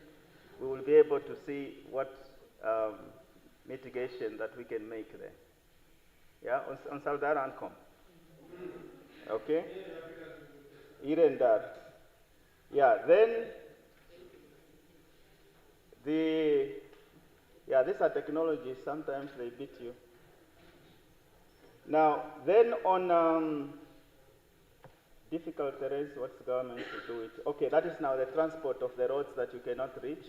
I think defense normally assists us sometimes. With the helicopters, we are able to get to terrains that are difficult to traverse, and I think they have done that very well recently with the flood. And Ormana is saying yes, so I think that is what we have been able to do. Regional councils to deal with disasters, yes. Okay, then urban hunger, I think we have said that. On drought food distribution based on political affiliation in Kunene and people paying, that is part of what I was saying. Okay, the political or politicization of food production or food distribution, yes, again, that is an allegation that is not going away. Sometimes you hear that. Now, if it is Kunene,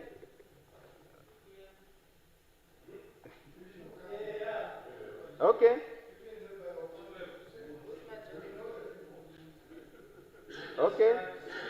I think what is fair to be said is that no, when it comes to issues like this, yeah, we should not politicize it. What Namibians, I mean, food is for everybody, just like water. And I think I said this before. When we were in the... Well. I'm just saying that we found the same thing in the water distribution. That you will find that a certain community is deprived of having a borehole because they did not vote right. But that is not what government policy is. Yes, the same here. If there is food that needs to be distributed, whether now you are honorable, unhonorable, the intention of government is to ensure that everybody benefit from the resources of government, benefit from the services that government is giving.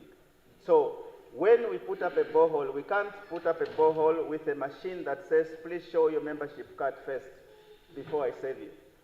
I don't think that is what needs to happen. So similarly on this thing, we take note of this, but it is wrong. Whoever is doing it must just stop in the voice of Thomas Farm. Yeah. So I think I have attempted to answer a great deal of these questions, and then again,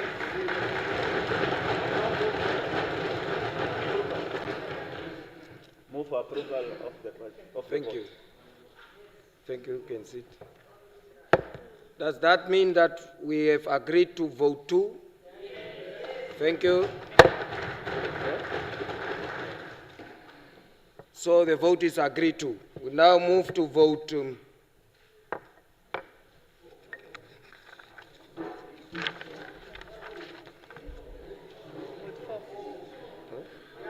Vote 4, that one of Auditor General. And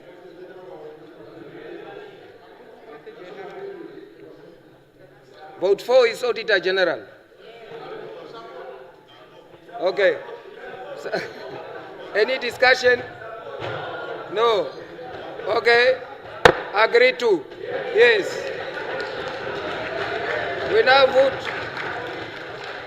now put vote 26. National planning. 26. Okay. Just wait. On? No, it's what we agreed to.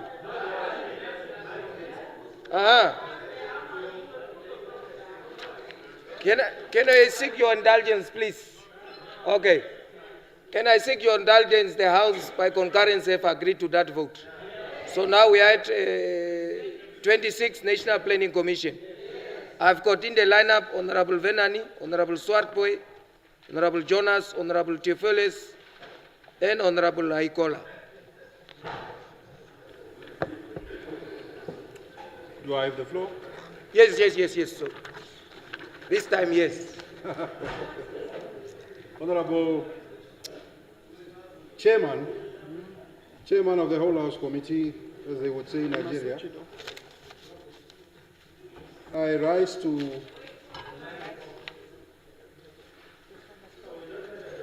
so let's. When is that? Your mic is on. Who put it on? I'm not going to switch it on. No, you sneak out to go eat and come back. No, the Prime Minister is on due. The Prime Minister is on. Why, Honorable Swartboy, just assist us there. Oh, okay. Honorable, I only have not said anything. Why am I having 30 seconds? Done? Who's counting this time? Which count? Yeah, just talk. We'll add the 30 seconds. My 30. 30 seconds. In one go. There is it. It's resetted. Yes. In one go, we have a very experienced hand, someone who is experienced at multilateral level, regional level, global level, in the name of Dr. Mwende. We wish him well in that office. But this office becomes very important more than anything else for the future of our country. And if I read what the office intends to do, one gets an idea that we are only planning now to do what we ought to do. And I would substantiate that with reports of the World Bank and other multilateral partners that are saying Namibia should have been here, but they are still on the planning phase. Number one, on poverty, vulnerability, and inequality in Namibia, I thank the office, the MPC, for resource mobilization globally with our partners. But I want to caution from a foreign relations perspective towards planning that there seems to be an aroma created by our biggest global funder in the name of Germany, trying to pay reparations via the back door of economic support to Namibia via National Planning Commission. And those things must be very distinct, because a lot of resources have been coming for roads and so forth. So when you are talking with German politicians, they are saying, no, we are already sending money to Namibia. Why are you people forcing to get more than 1 billion in euros and so forth? Because there must be a very distinction, because we are very worried, because we are seeing Germany pushing its agenda via the National Planning Commission and trying to escape its historical responsibility. That's one. Two, the office was advised by the World Bank, and in its report it says it is busy with engagement with various sectors to produce the Integrated National Financing Framework Dialogue Report.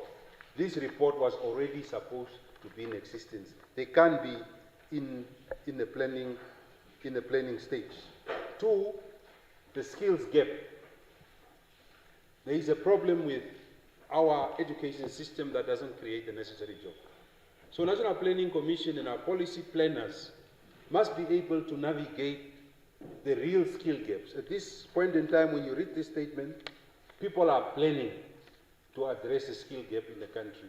And we are supposed to have a report that tells us how many engineers does this economy need in a year? How many microbiologists do we need in the health sector for us to get the pharmaceuticals going? How many this, how many that? So I think the National Planning Commission somehow, in my view, is slipping on the job in terms of planning, and more needs to be done. On the last issue, on the program of regional sectoral planning and policy coordination, there is an issue of formulation of the regional development profiles and plans to profile each region properly in respect of statistics.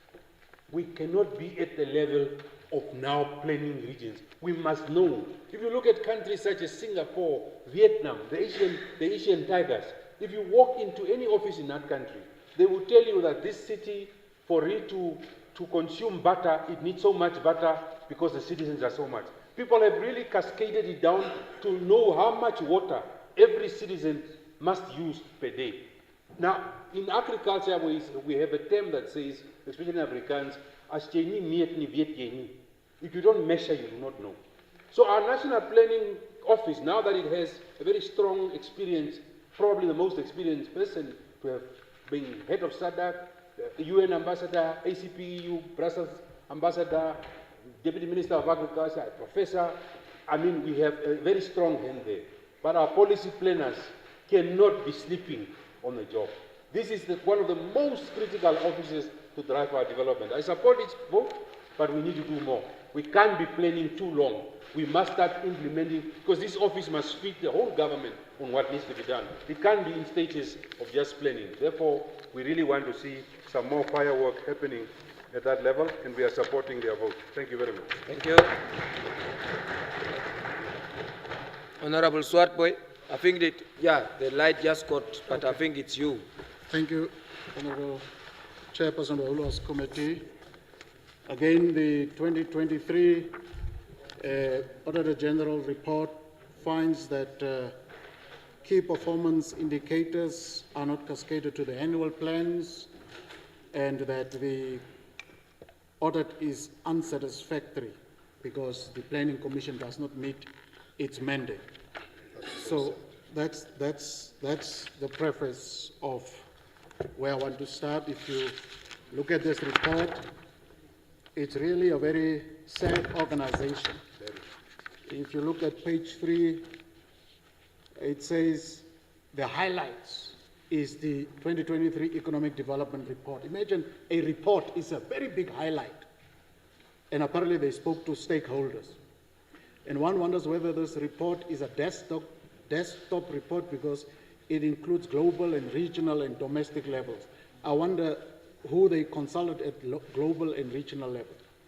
Then the second program, 2024, Poverty, Vulnerability, Inequality in Namibia, an estimation of recent trends. So we are still at estimations about the number of people living in poverty and those at risk of falling into poverty. We are still at estimation. There's an assessment. Then number 3, they are looking at causes of inequality. So we are not yet sure of what caused inequality 36 years after independence.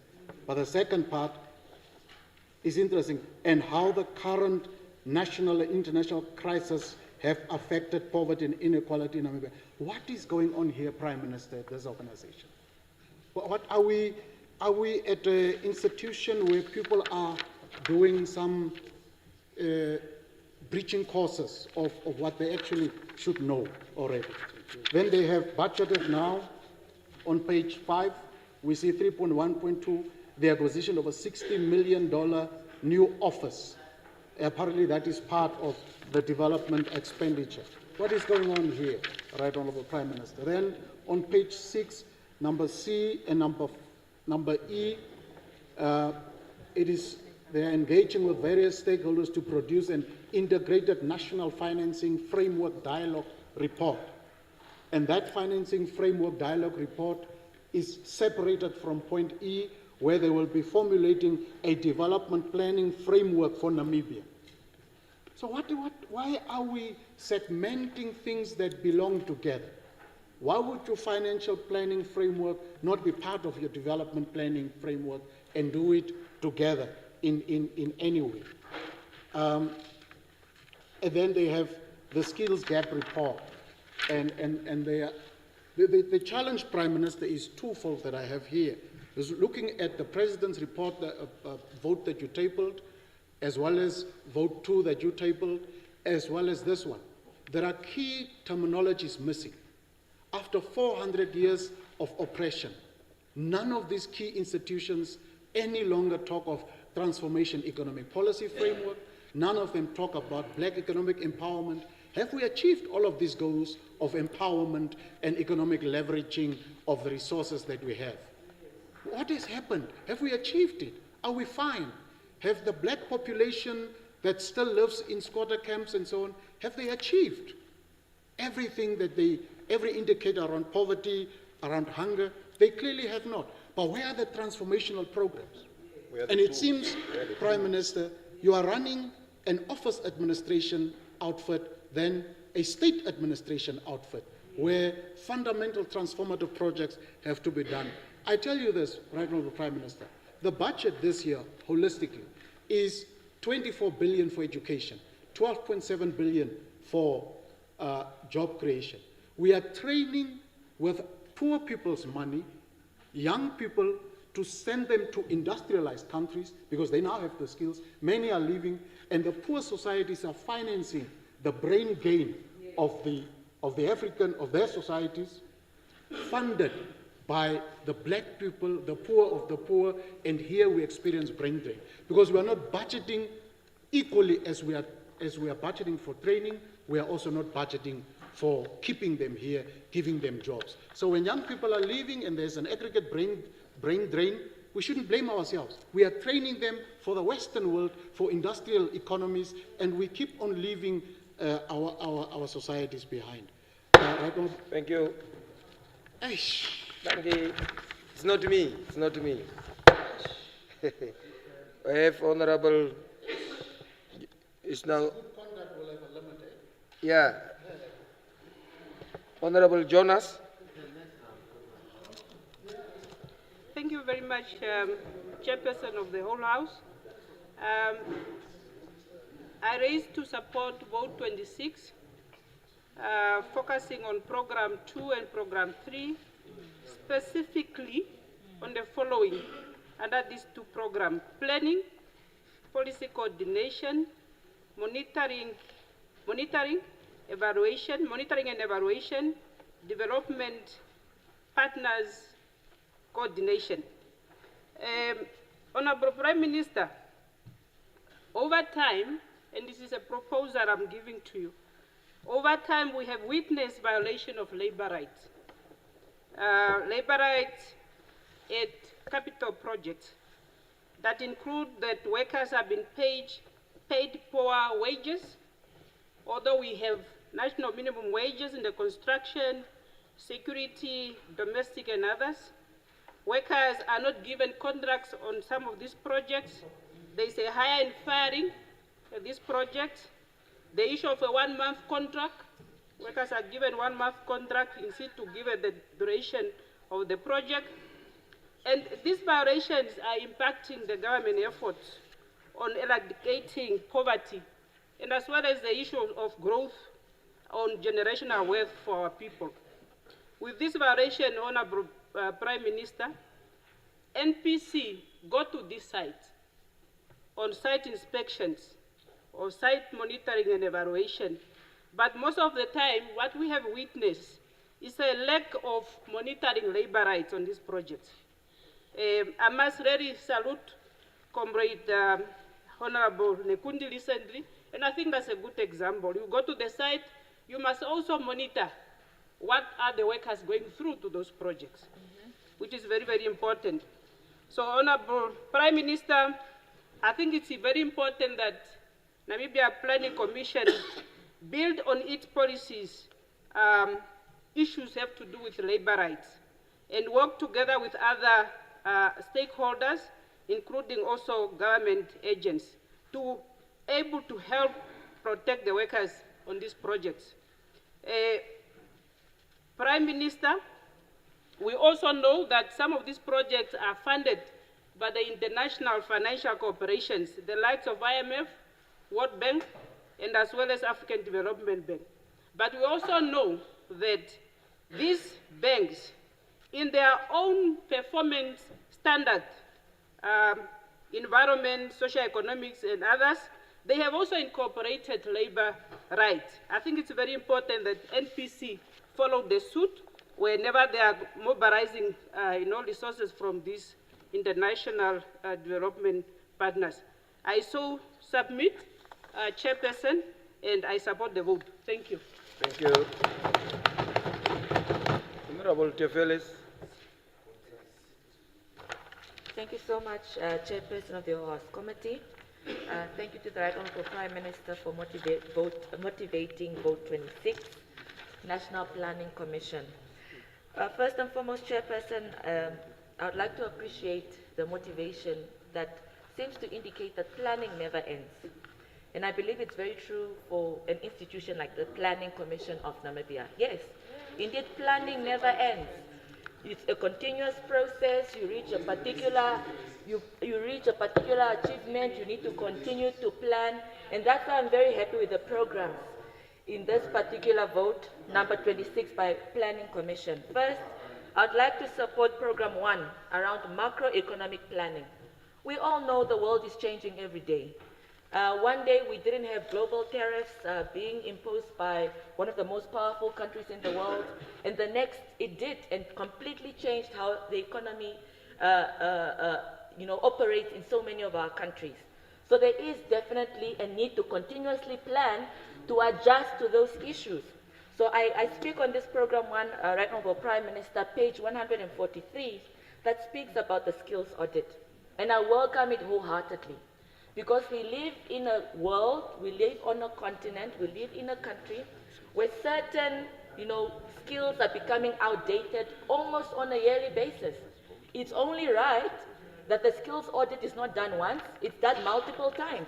For example, in the sector that I lead, which is ICT, we have emerging technologies where a year ago, certain skills were not seen as important, but immediately a change happens, and all of a sudden now we are looking at data analysts as basically a key commodity in terms of them being such a demand the world over. In fact, we're talking about artificial intelligence specialists who are literally in demand all over the world.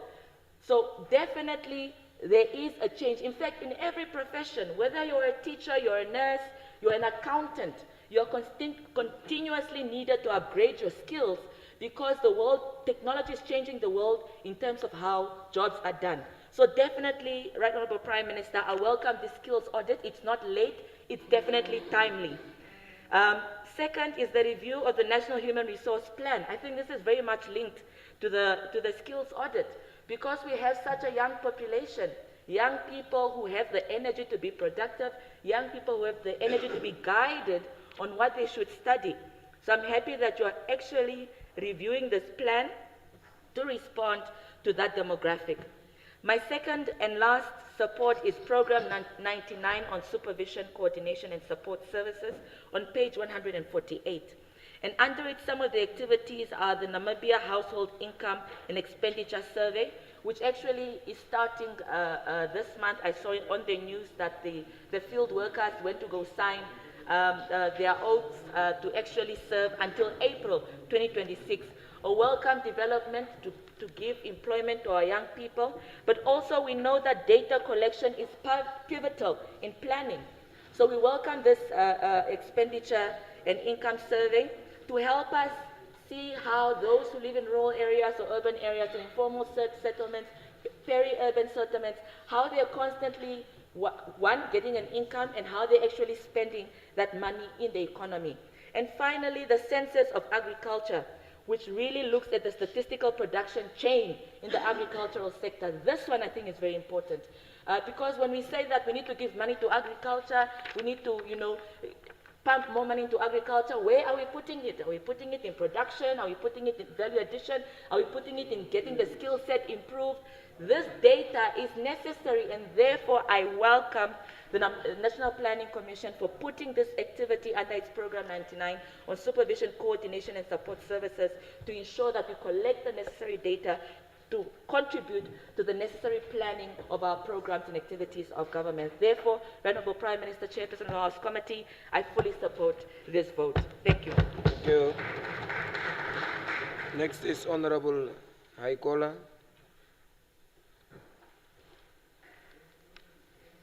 Thank you very much, Chairperson of the whole House committees, and thank you so much, Right Honourable Prime Minister, for answering our questions.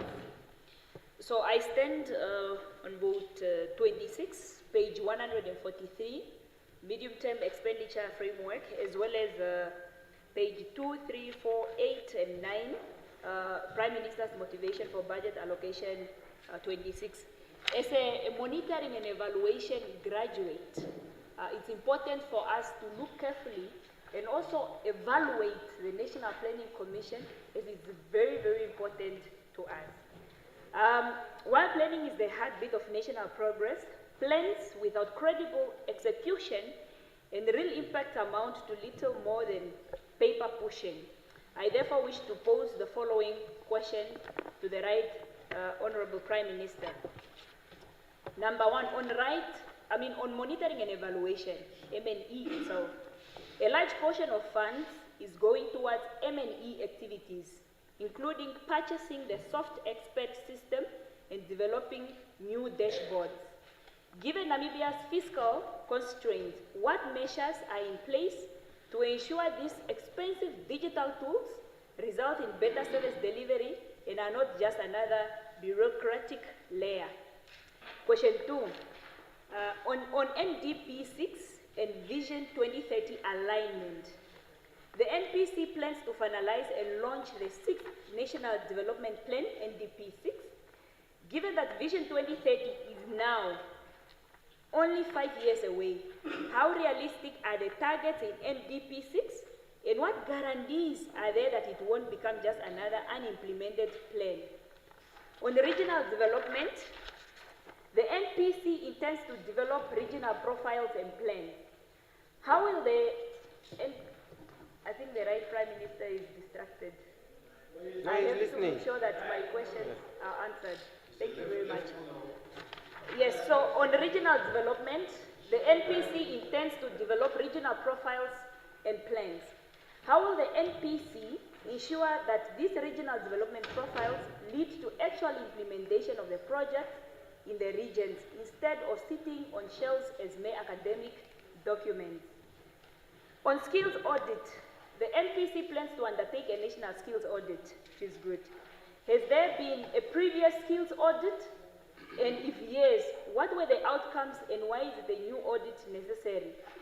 How will the findings be linked to real job creation initiatives rather than simply producing another report? On development partners and official development assistance, ODA, 3.1 billion in development support has been mobilized through ODA. Can the Prime Minister provide details on which sectors or regions benefited most from this ODA and how the NPC ensures accountability and transparency in its use? Second last, on the Namibian Statistic Agency, NSA, and data quality, the NPC has allocated significant funds to NSA for surveys like household income and expenditure surveys in the pilot census of agriculture, as Honorable Emma stated. Given previous criticism regarding data delays and inconsistencies, what reforms are in place to ensure the timely and credible release of statistical information to guide policy making? The last one now on policy evaluation. NPC plans to evaluate existing socio-economic policy for effectiveness. Which policies has been prioritized for evaluation, and will the findings be made public to allow parliamentary oversight and citizen participation? So I submit. Thank you. Honorable Amutanya. Yeah. No, thank you very much. No.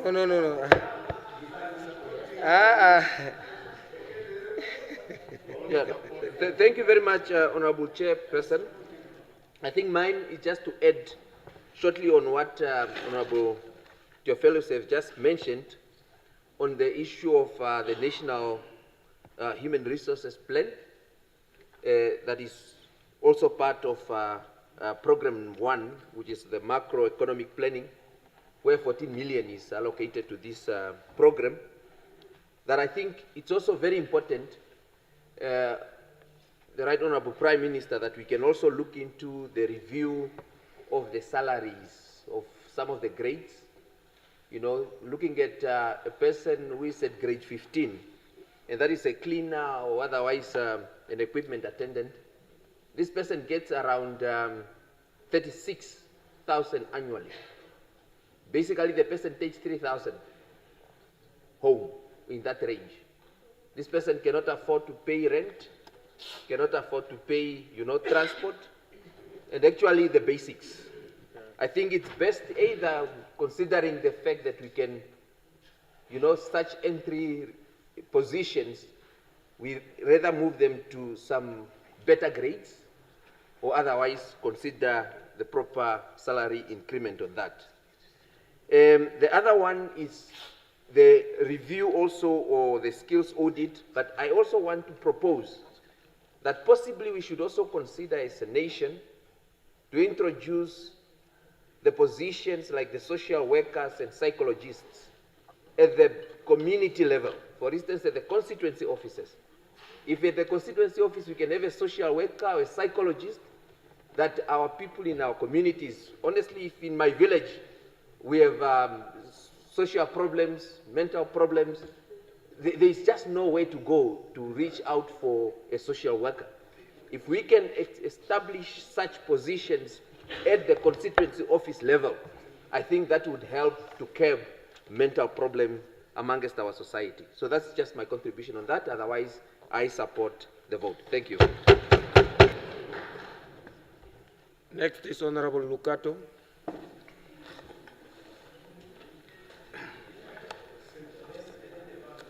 The chairperson of the whole House Committee, thank you for the floor, honorable members, and also thank you for the writing, honorable Prime Minister, the one who have presented the Planning Commission. Yeah, my contribution are as follows. Namibia is now 35 years of independence, so which means that the Planning Commission in any country where there is a development, this is a key of the country's development. So which means that when I have observed in entire country, most or some of the towns, regions has been developed so far. But looking to other regions, like the former Caprivi region, which is Zambezi region, which have now one ghost town. It's still a one ghost town. So, because, now, my appeal to the respected right Prime Minister is that we have to adjust the region, that region, so that it needs even 3-4 towns currently now, after one Katima Muliro, which is, yes, after the ghost town. So the second contribution is that the resources of Planning Commission should also reach that region. And other things is that other developed countries, developed towns, they should be, today, they should be states instead of towns. Those including Grootfontein, Keetmanshoop, Otjiwarongo, Swakop. Those should be states. And the Windhoek should be a city, capital city. So Katima Muliro and other towns like Rundu and other, you see, they should be today to be cities. But unfortunately, they are still ghost towns whatsoever. So now, in this regard, I have also observed that the Planning Commission is not engaging the stakeholders in these countries. Only certain towns, certain areas, certain regions are benefiting from the budget of the Planning Commission, leaving other towns as ghost towns and the ghost regions. So, Honorable Chairperson of Whole House Committee and the respected Honorable Right Prime Minister, I support the budget. Thank you. Honorable Ampanda. Thank you very much. Prime Minister, I stand to contribute particularly on Program 2 and Program 7, page 318 and 325 respectively. Now, when the National Planning Commission, and this actually makes me quite agitated, when the National Planning Commission was established in terms of Article 129 of the Namibian Constitution, it was set out to primarily achieve two things. One is the priorities and the direction for the national development. Yeah? So it ought to be the National Planning Commission. If you just want to imagine what type of society do we want in 2040, the National Planning Commission ought to give you that answer. In my other life, I remember meeting a Chinese young man who came to the embassy. We were meeting him with one of our engineers in Dileni. You had sent us to that discussion. And in that discussion with this Chinese man, in Dileni asked him, so how are you guys how are you providing energy for about 1 billion people? So then this Chinese boy said, no, Husab, mine is going to supply everything. We're building 100 nuclear plants. And the other Chinese quickly jumped in Chinese because he needed to stop this guy quickly. He's not supposed to reveal the long-term strategic plans. What do these guys do here at the National Planning Commission? The Act speaks about short-term, medium-term, and long-term. The only long-term plan that we had is the Vision 2030. So these guys can't even tell you, Prime Minister, how is our country going to be in 15 years? The MTEF, they will just tell you the MTEF, 3 years, what, this, we keep moving like that with the NDP. The longest you can actually find outside Vision 2030, the longest you can find is these 5-year NDPs. So we are sitting with a big problem. Now, even when you check with the National Human Resources Plan, it's 2010 to 2025. It was easier because we had a cover of Vision 2030. Yeah? This plan ended, at least with NDP, even if we keep failing, we at least start implementing, start reviewing the next one before.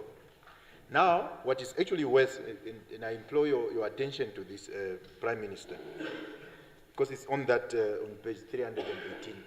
So this, I'm actually worried, how are we going to develop the National Human Resources Plan kind of outside the bigger long-term plan? We had 2030 all these years. Now we didn't postpone 2030 maybe with 30 more years. Yeah? So you needed to have those long-term programs. I'm really concerned, but you could see now we need to develop, the human resources plan is not these 5 years. So at least it's an intervention that goes to, I think it's 15 years, 2010 to 2025. Should be around that, it's quite kind of a long-term plan that we have. So I wonder how we are going to develop this one against what backdrop. So we need to be very careful. If we are not very careful, we are going to lose one thing, and that thing is statecraft. Like what the Chinese have a 100-year plan. And they know exactly, and they can tell you how many Chinese are they planning to have in Namibia, even in Africa. We don't even have any plan beyond 20 years. Founding and others assisted us with 2030. And that's my biggest worry. What we actually find, what you have in Program 7, they've started inserting things such as Africa peer review mechanism. Yeah? programs that's actually supposed to be under foreign relations or international relations, because this is part of what we've agreed. It is with the Planning Commission. It's there on page 325. So what you basically continue to see is that the bureaucratization of Planning Commission, instead of, these are the guys who are supposed to shoot long range. Now they just tell you, no, human resources plan, NDP4, NDP5. The Germans are saying, we are signing with the IMF, they are visiting us. We have a big, big problem, Prime Minister. So I implore on you, at the backdrop of those two budget votes, to be able to give direction, strategic direction, and simply just ask, can you please just tell us where are we going in 20 years, in 30 years? Yeah? Even when some of us are all dead and buried. I know we have a tendency in this country to only think about now. Yeah? To only think about now, to only think about our stomach now. But we have confidence that you may, hey, young lady. So I have confidence in you that you will be able to think long term and give direction long term. Because clearly what you see here is just bureaucracy. Ministry this, ministry that. Thank you. Without that strategic direction, we are in a problem. Thank you. Honorable Sumai. Yeah, thank you, Chairperson of Whole House Committee. And to the Prime Minister, we are really honored and blessed to have you as an administrator to run the affairs of the government. I want to contribute on page 146 and 147 on regional and sectoral planning and policy coordination, and other one is monitoring and evaluation and development partners coordination. You know, I'm really having a problem with the implementation. We are planning from the CDCs, SDCs, CDCs, RTCCs, and the National Planning Commission. And National Planning Commission have to cascade down to the ministries for the implementation of what we have identified from the CDCs and SDCs. But what I've encountered is, on the implementation stage, we are failing. And I want National Planning Commission to play a full role in this. Because we are identifying the needs from the ground. But to react on the need assessment, we are failing somewhere in the ministry. So I was advising and suggesting is we have to ensure that if the need arises from the regions, we have to plow back to the regions. Let us involve regional councils and, if possible, local authorities to implement some projects that are assessed from the ground. Because ministries are somehow failing us, because they are having a broader state to cover, and activities are many. But if we, as per our Decentralization Enabled Act, to give responsibilities to regions and local authorities, we will not sit with the funds that are returned to the national coffers. So I am supporting the vote, but with these recommendations, let us improve on that. So I submit. Thank you. Next is Honorable Chair. Yeah. Thank you very much, Chairperson of the Whole House Committee. I stand to support this vote, and in supporting, I also just want to contribute, Right Honorable Prime Minister, to appreciate you for moving this vote. And I want to speak to, as well, like my brothers were speaking on program 2 and 99. I think for me what is very important, Right Honorable Prime Minister, is that we keep on speaking about decentralization in terms of other ministries, but I think it's high time that NPC itself is also decentralized to regions.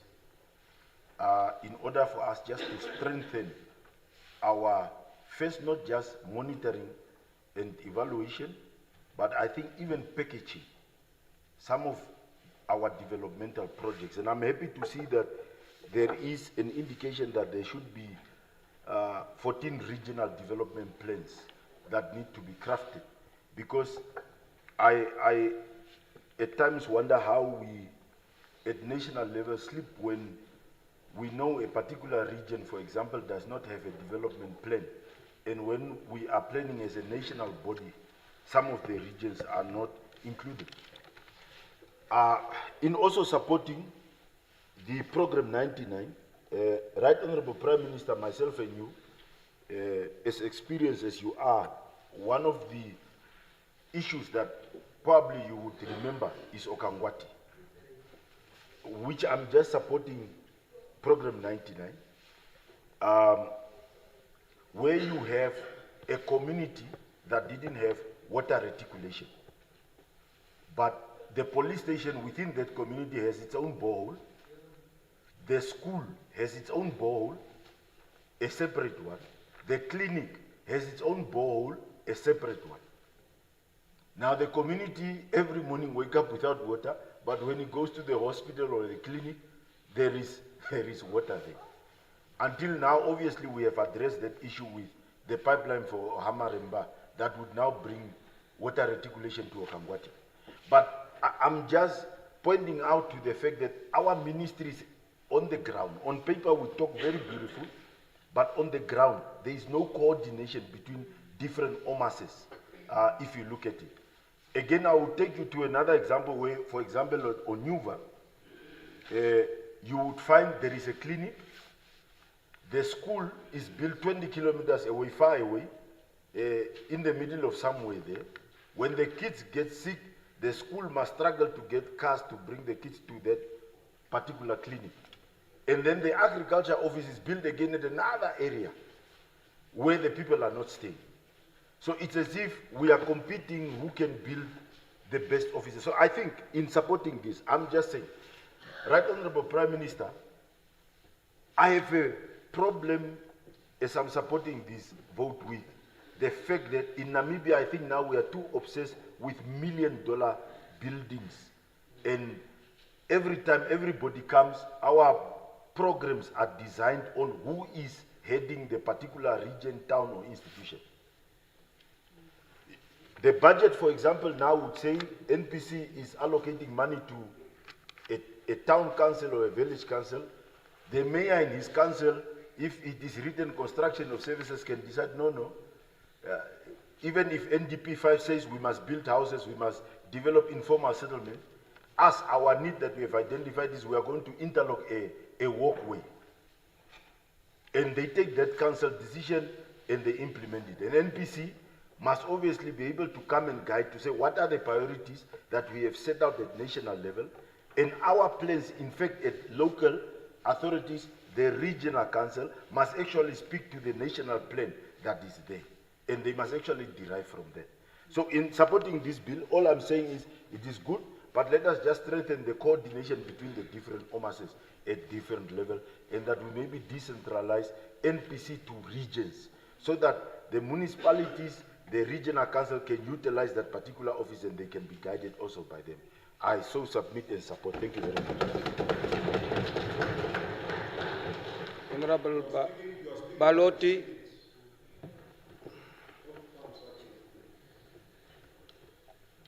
Don't start yet, please. 25 minutes, very good. Very good. They started. Okay. I wish to also rise to support and motivate vote 26, and also equally to appreciate the leadership of our Right Honorable Prime Minister. I see Honorable Swartboy has left, but I personally also appreciate some of the points raised by Honorable Swartboy. I believe they were critical and also sincere. But to support Honorable Theophilus, allow me to quote another author by the name of Alan Laken, and he states, "Planning is bringing the future into the present so that you can do something about it now." And I believe that this quote highlights that planning isn't a one-time effort, but a conscious and a continuous process. It also emphasizes the importance of being proactive, being forward-thinking. I also wish to support the decentralization of planning to regional level, as highlighted by Honorable Shea before me. I had first-hand experience of exceptionally well-planned local authorities and very next town having non-existent plans. I do support the efforts of MPC. I had a first-hand experience working with them, and I want to note 6 stakeholders for the benefit of the House, if you permit me. So MPC, as we all know, played an essential role in coordination. Ministry of Finance, Ministry of Education, the ministry I work for, the former Ministry of Trade, as well as NIPDB. And I want to give an example, or 2 examples of these efforts. The first one was with my current ministry, that being of MISAC, and that was an initiative on improving the quality of education, which we all know is a pillar of our NDPs, as mentioned by Honorable Haikola Sakaria. The second point of the 6 is the international development partners. I think we're all familiar with the United Nations Development Program, UNDP, with the World Bank, the African Development Bank, and GIZ. I'm possibly aware that Honorable Vinani may have different views on the Germans and the support to Namibia through GIZ, but in my former role as, with the MSME mandate at the board, we unlocked 2 million euros at today's exchange rate, probably about 44 odd million Namibian dollars, specifically for the MSME mandate. And that was, I would say, solely due to the support of MPC in securing that funding for the MSME mandate. The third point I wish to mention is that of private sector partnerships. Some of us may be familiar with the Harvard Growth Lab. I believe it was in 2022. They published a comprehensive report titled Economic Complexity of Namibia, a Roadmap for Productive Diversification. And again, this was in collaboration with the Planning Commission. Also efforts or endeavors with the Chamber of Commerce, again, driving the economic diversification strategies of our country. The fourth point, almost toward the end, is our regional partnerships. We're all familiar with sort of the collaborations with the SADC National Planning Commission, the SADC Regional Infrastructure Development Master Plan. We have the African Union Agenda 2063, and all of these are in collaboration with the efforts of MPC as a coordination stakeholder. The fifth one is our NGOs and civil society, the Red Cross, Childline, IPPR, which I have my own views on. And again, the MPC sort of played a pivotal role in working with these institutions. And maybe the last one is education and research institutions. UNAM NUST, NID, the Namibia Institute for Democracy, these partnerships held in conducting vital research for our country in collaboration with MPC. They supported innovation hubs and startups, which I firsthand had experience working with. And so I also wish to support vote 26. Thank you. Thank you. Honorable Eames. House Committee. Mine will be rather input, Right Honorable Prime Minister. Well, let me be political a little bit. The skill audit is a welcome initiative, shocking and embarrassing at the same time. 35 years later, we had an opportunity as a political party, IPC. For the past 3 years, we have been engaging all state agencies and ministry, and we were truly shocked when I personally asked how many nurses we have in the country, and our national planning did not have an answer. So this is brilliant, we need to move fast, but the focus must not only be at home.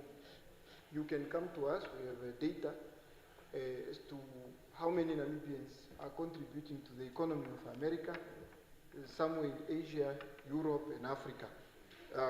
You can go to companies such as Amazon. You have Namibians who are doing brilliant job there. To the International Atomic Agency, we have Namibians who are doing brilliant work there.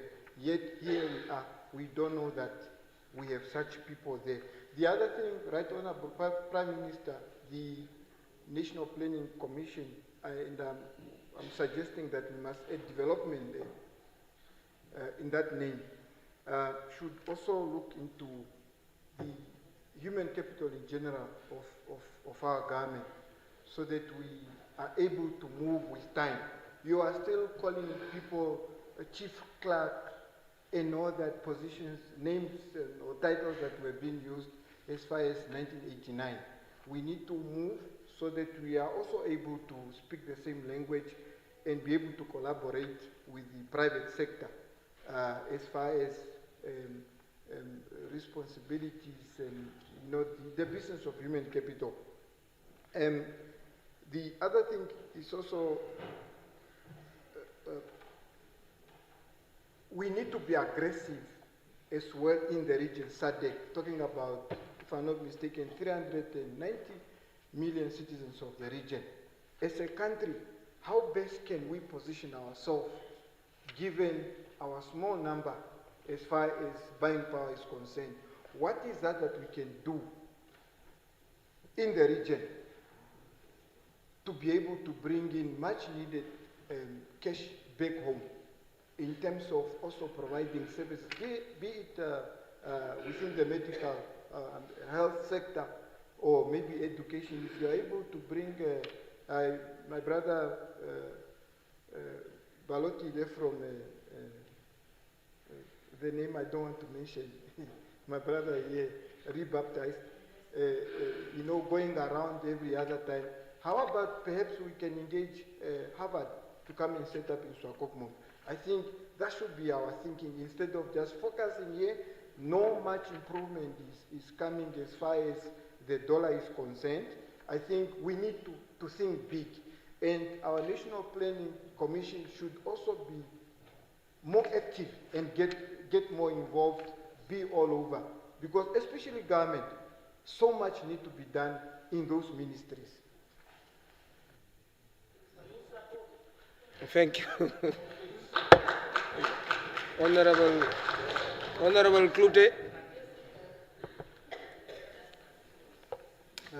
Chairperson of the whole House Committee, I'm raising on vote 26, page 316, on 120 on acquisitions.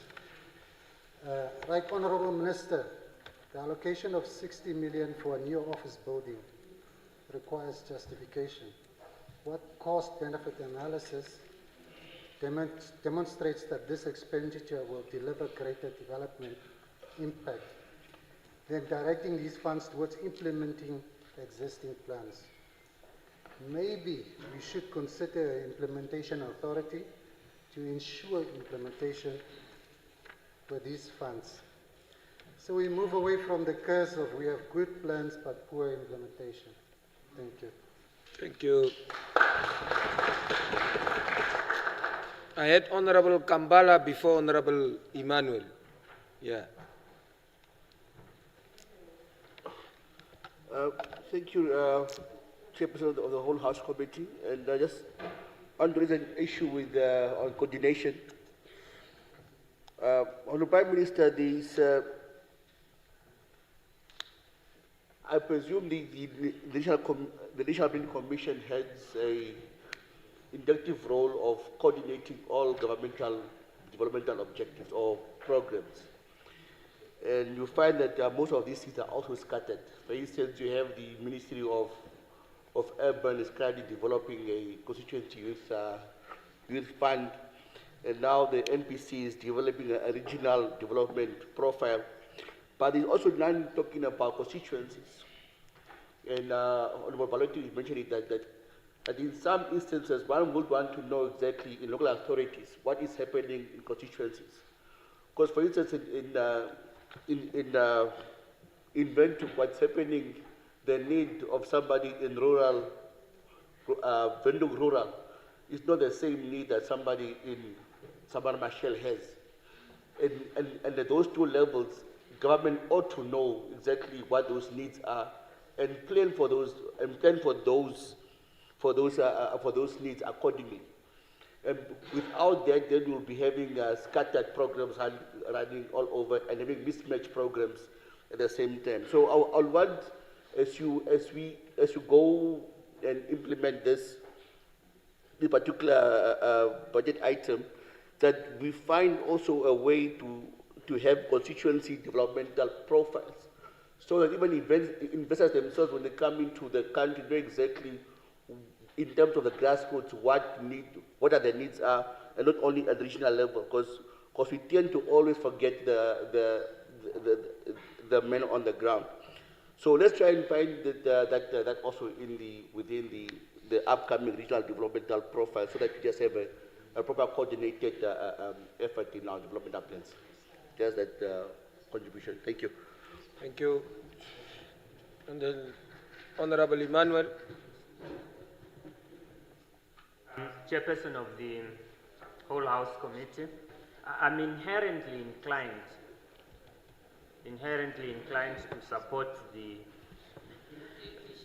vote, but I do so at the backdrop of the following caveats.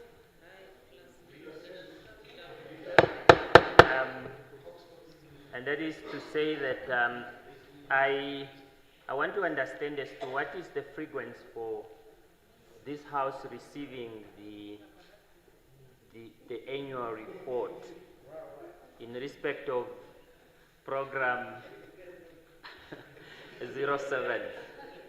So that is stated on page 325, because to the best of my recollection, the last times that this House received the report from the African peer review mechanism, I think it was sometimes in February 2022. So I just want to have that appreciation, just for my own advancement going forward. But undoubtedly, I support the vote. Thank you.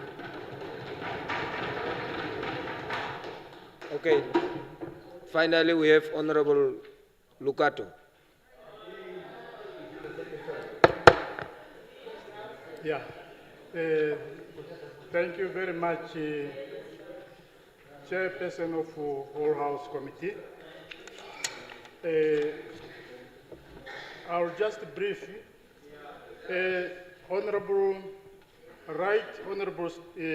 Prime Minister, I just want to put it in a record.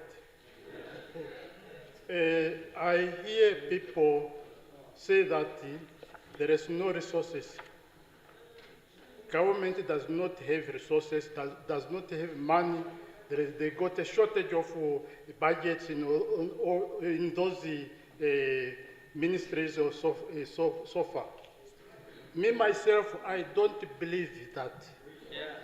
Because we have minerals here in Namibia. Apart from Namora, which is the people that say it's only Namora which generate income, the following ministry are generating income for this country. This is including tourism, home affairs, and many more ministries. Yes. They generate the resources for this country. So we have money. People, they must not say that, no, where must we get money for the free education? Free education is we have to implement it 100%. Thank you. Thank you so much. Thank you. Okay. If there are no further discussions, I give the floor to the Right Honorable Prime Minister. 25 minutes. The last marathon.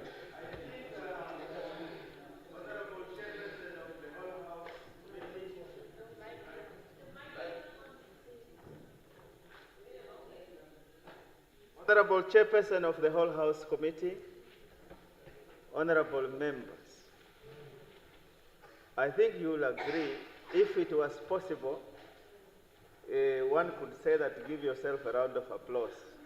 But it is not possible because the rules do not allow that. But you have really done well.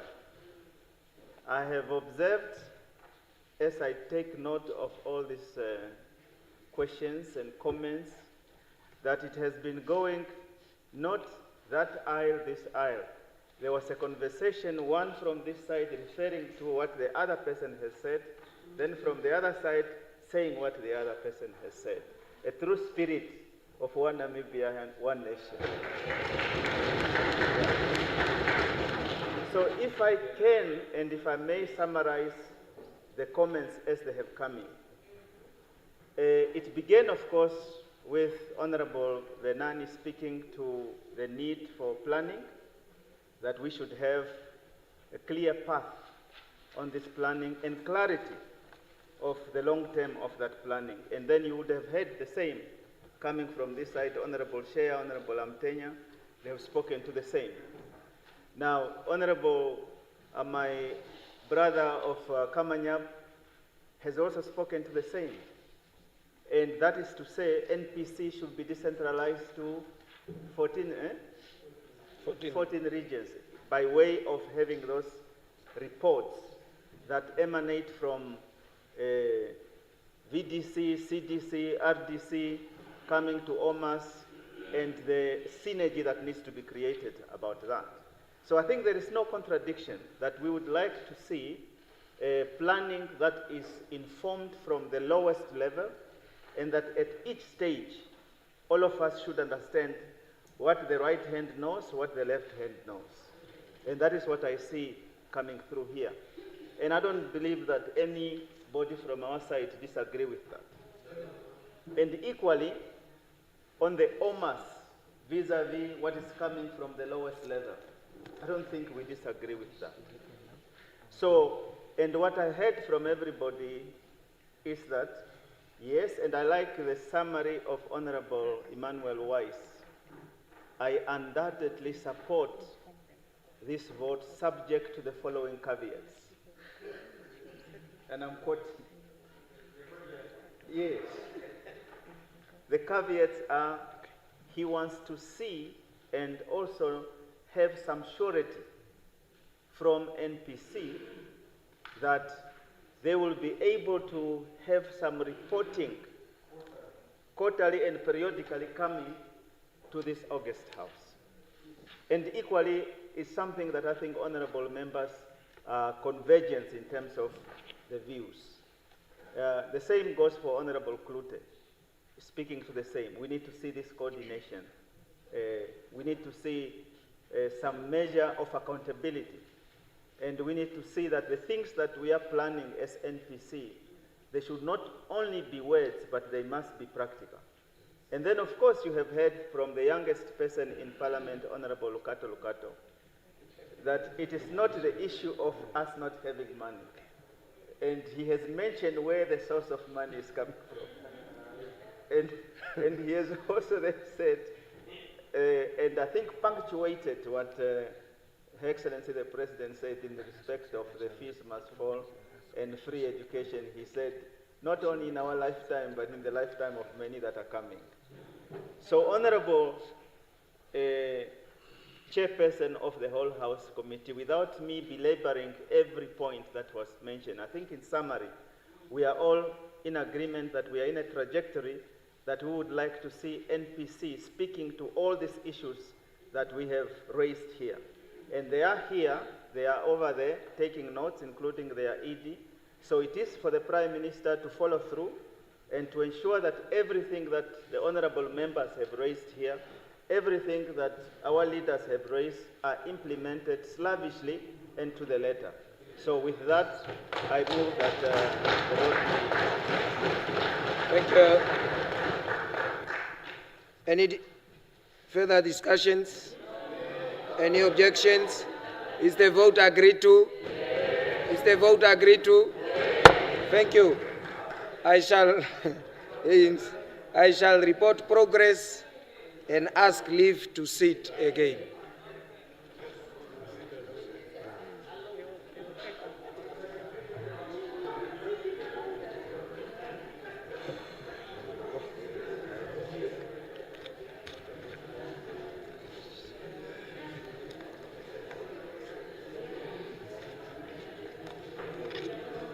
leave my books here.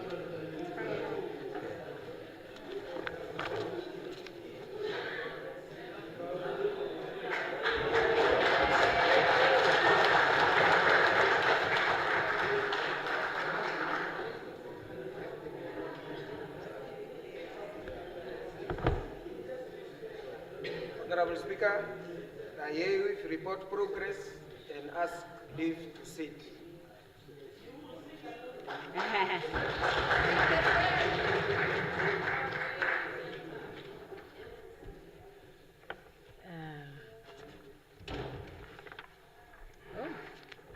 I'm on my own. Okay, thank you very much, honorable members. I was following. The debate was very vibrant. Congratulations.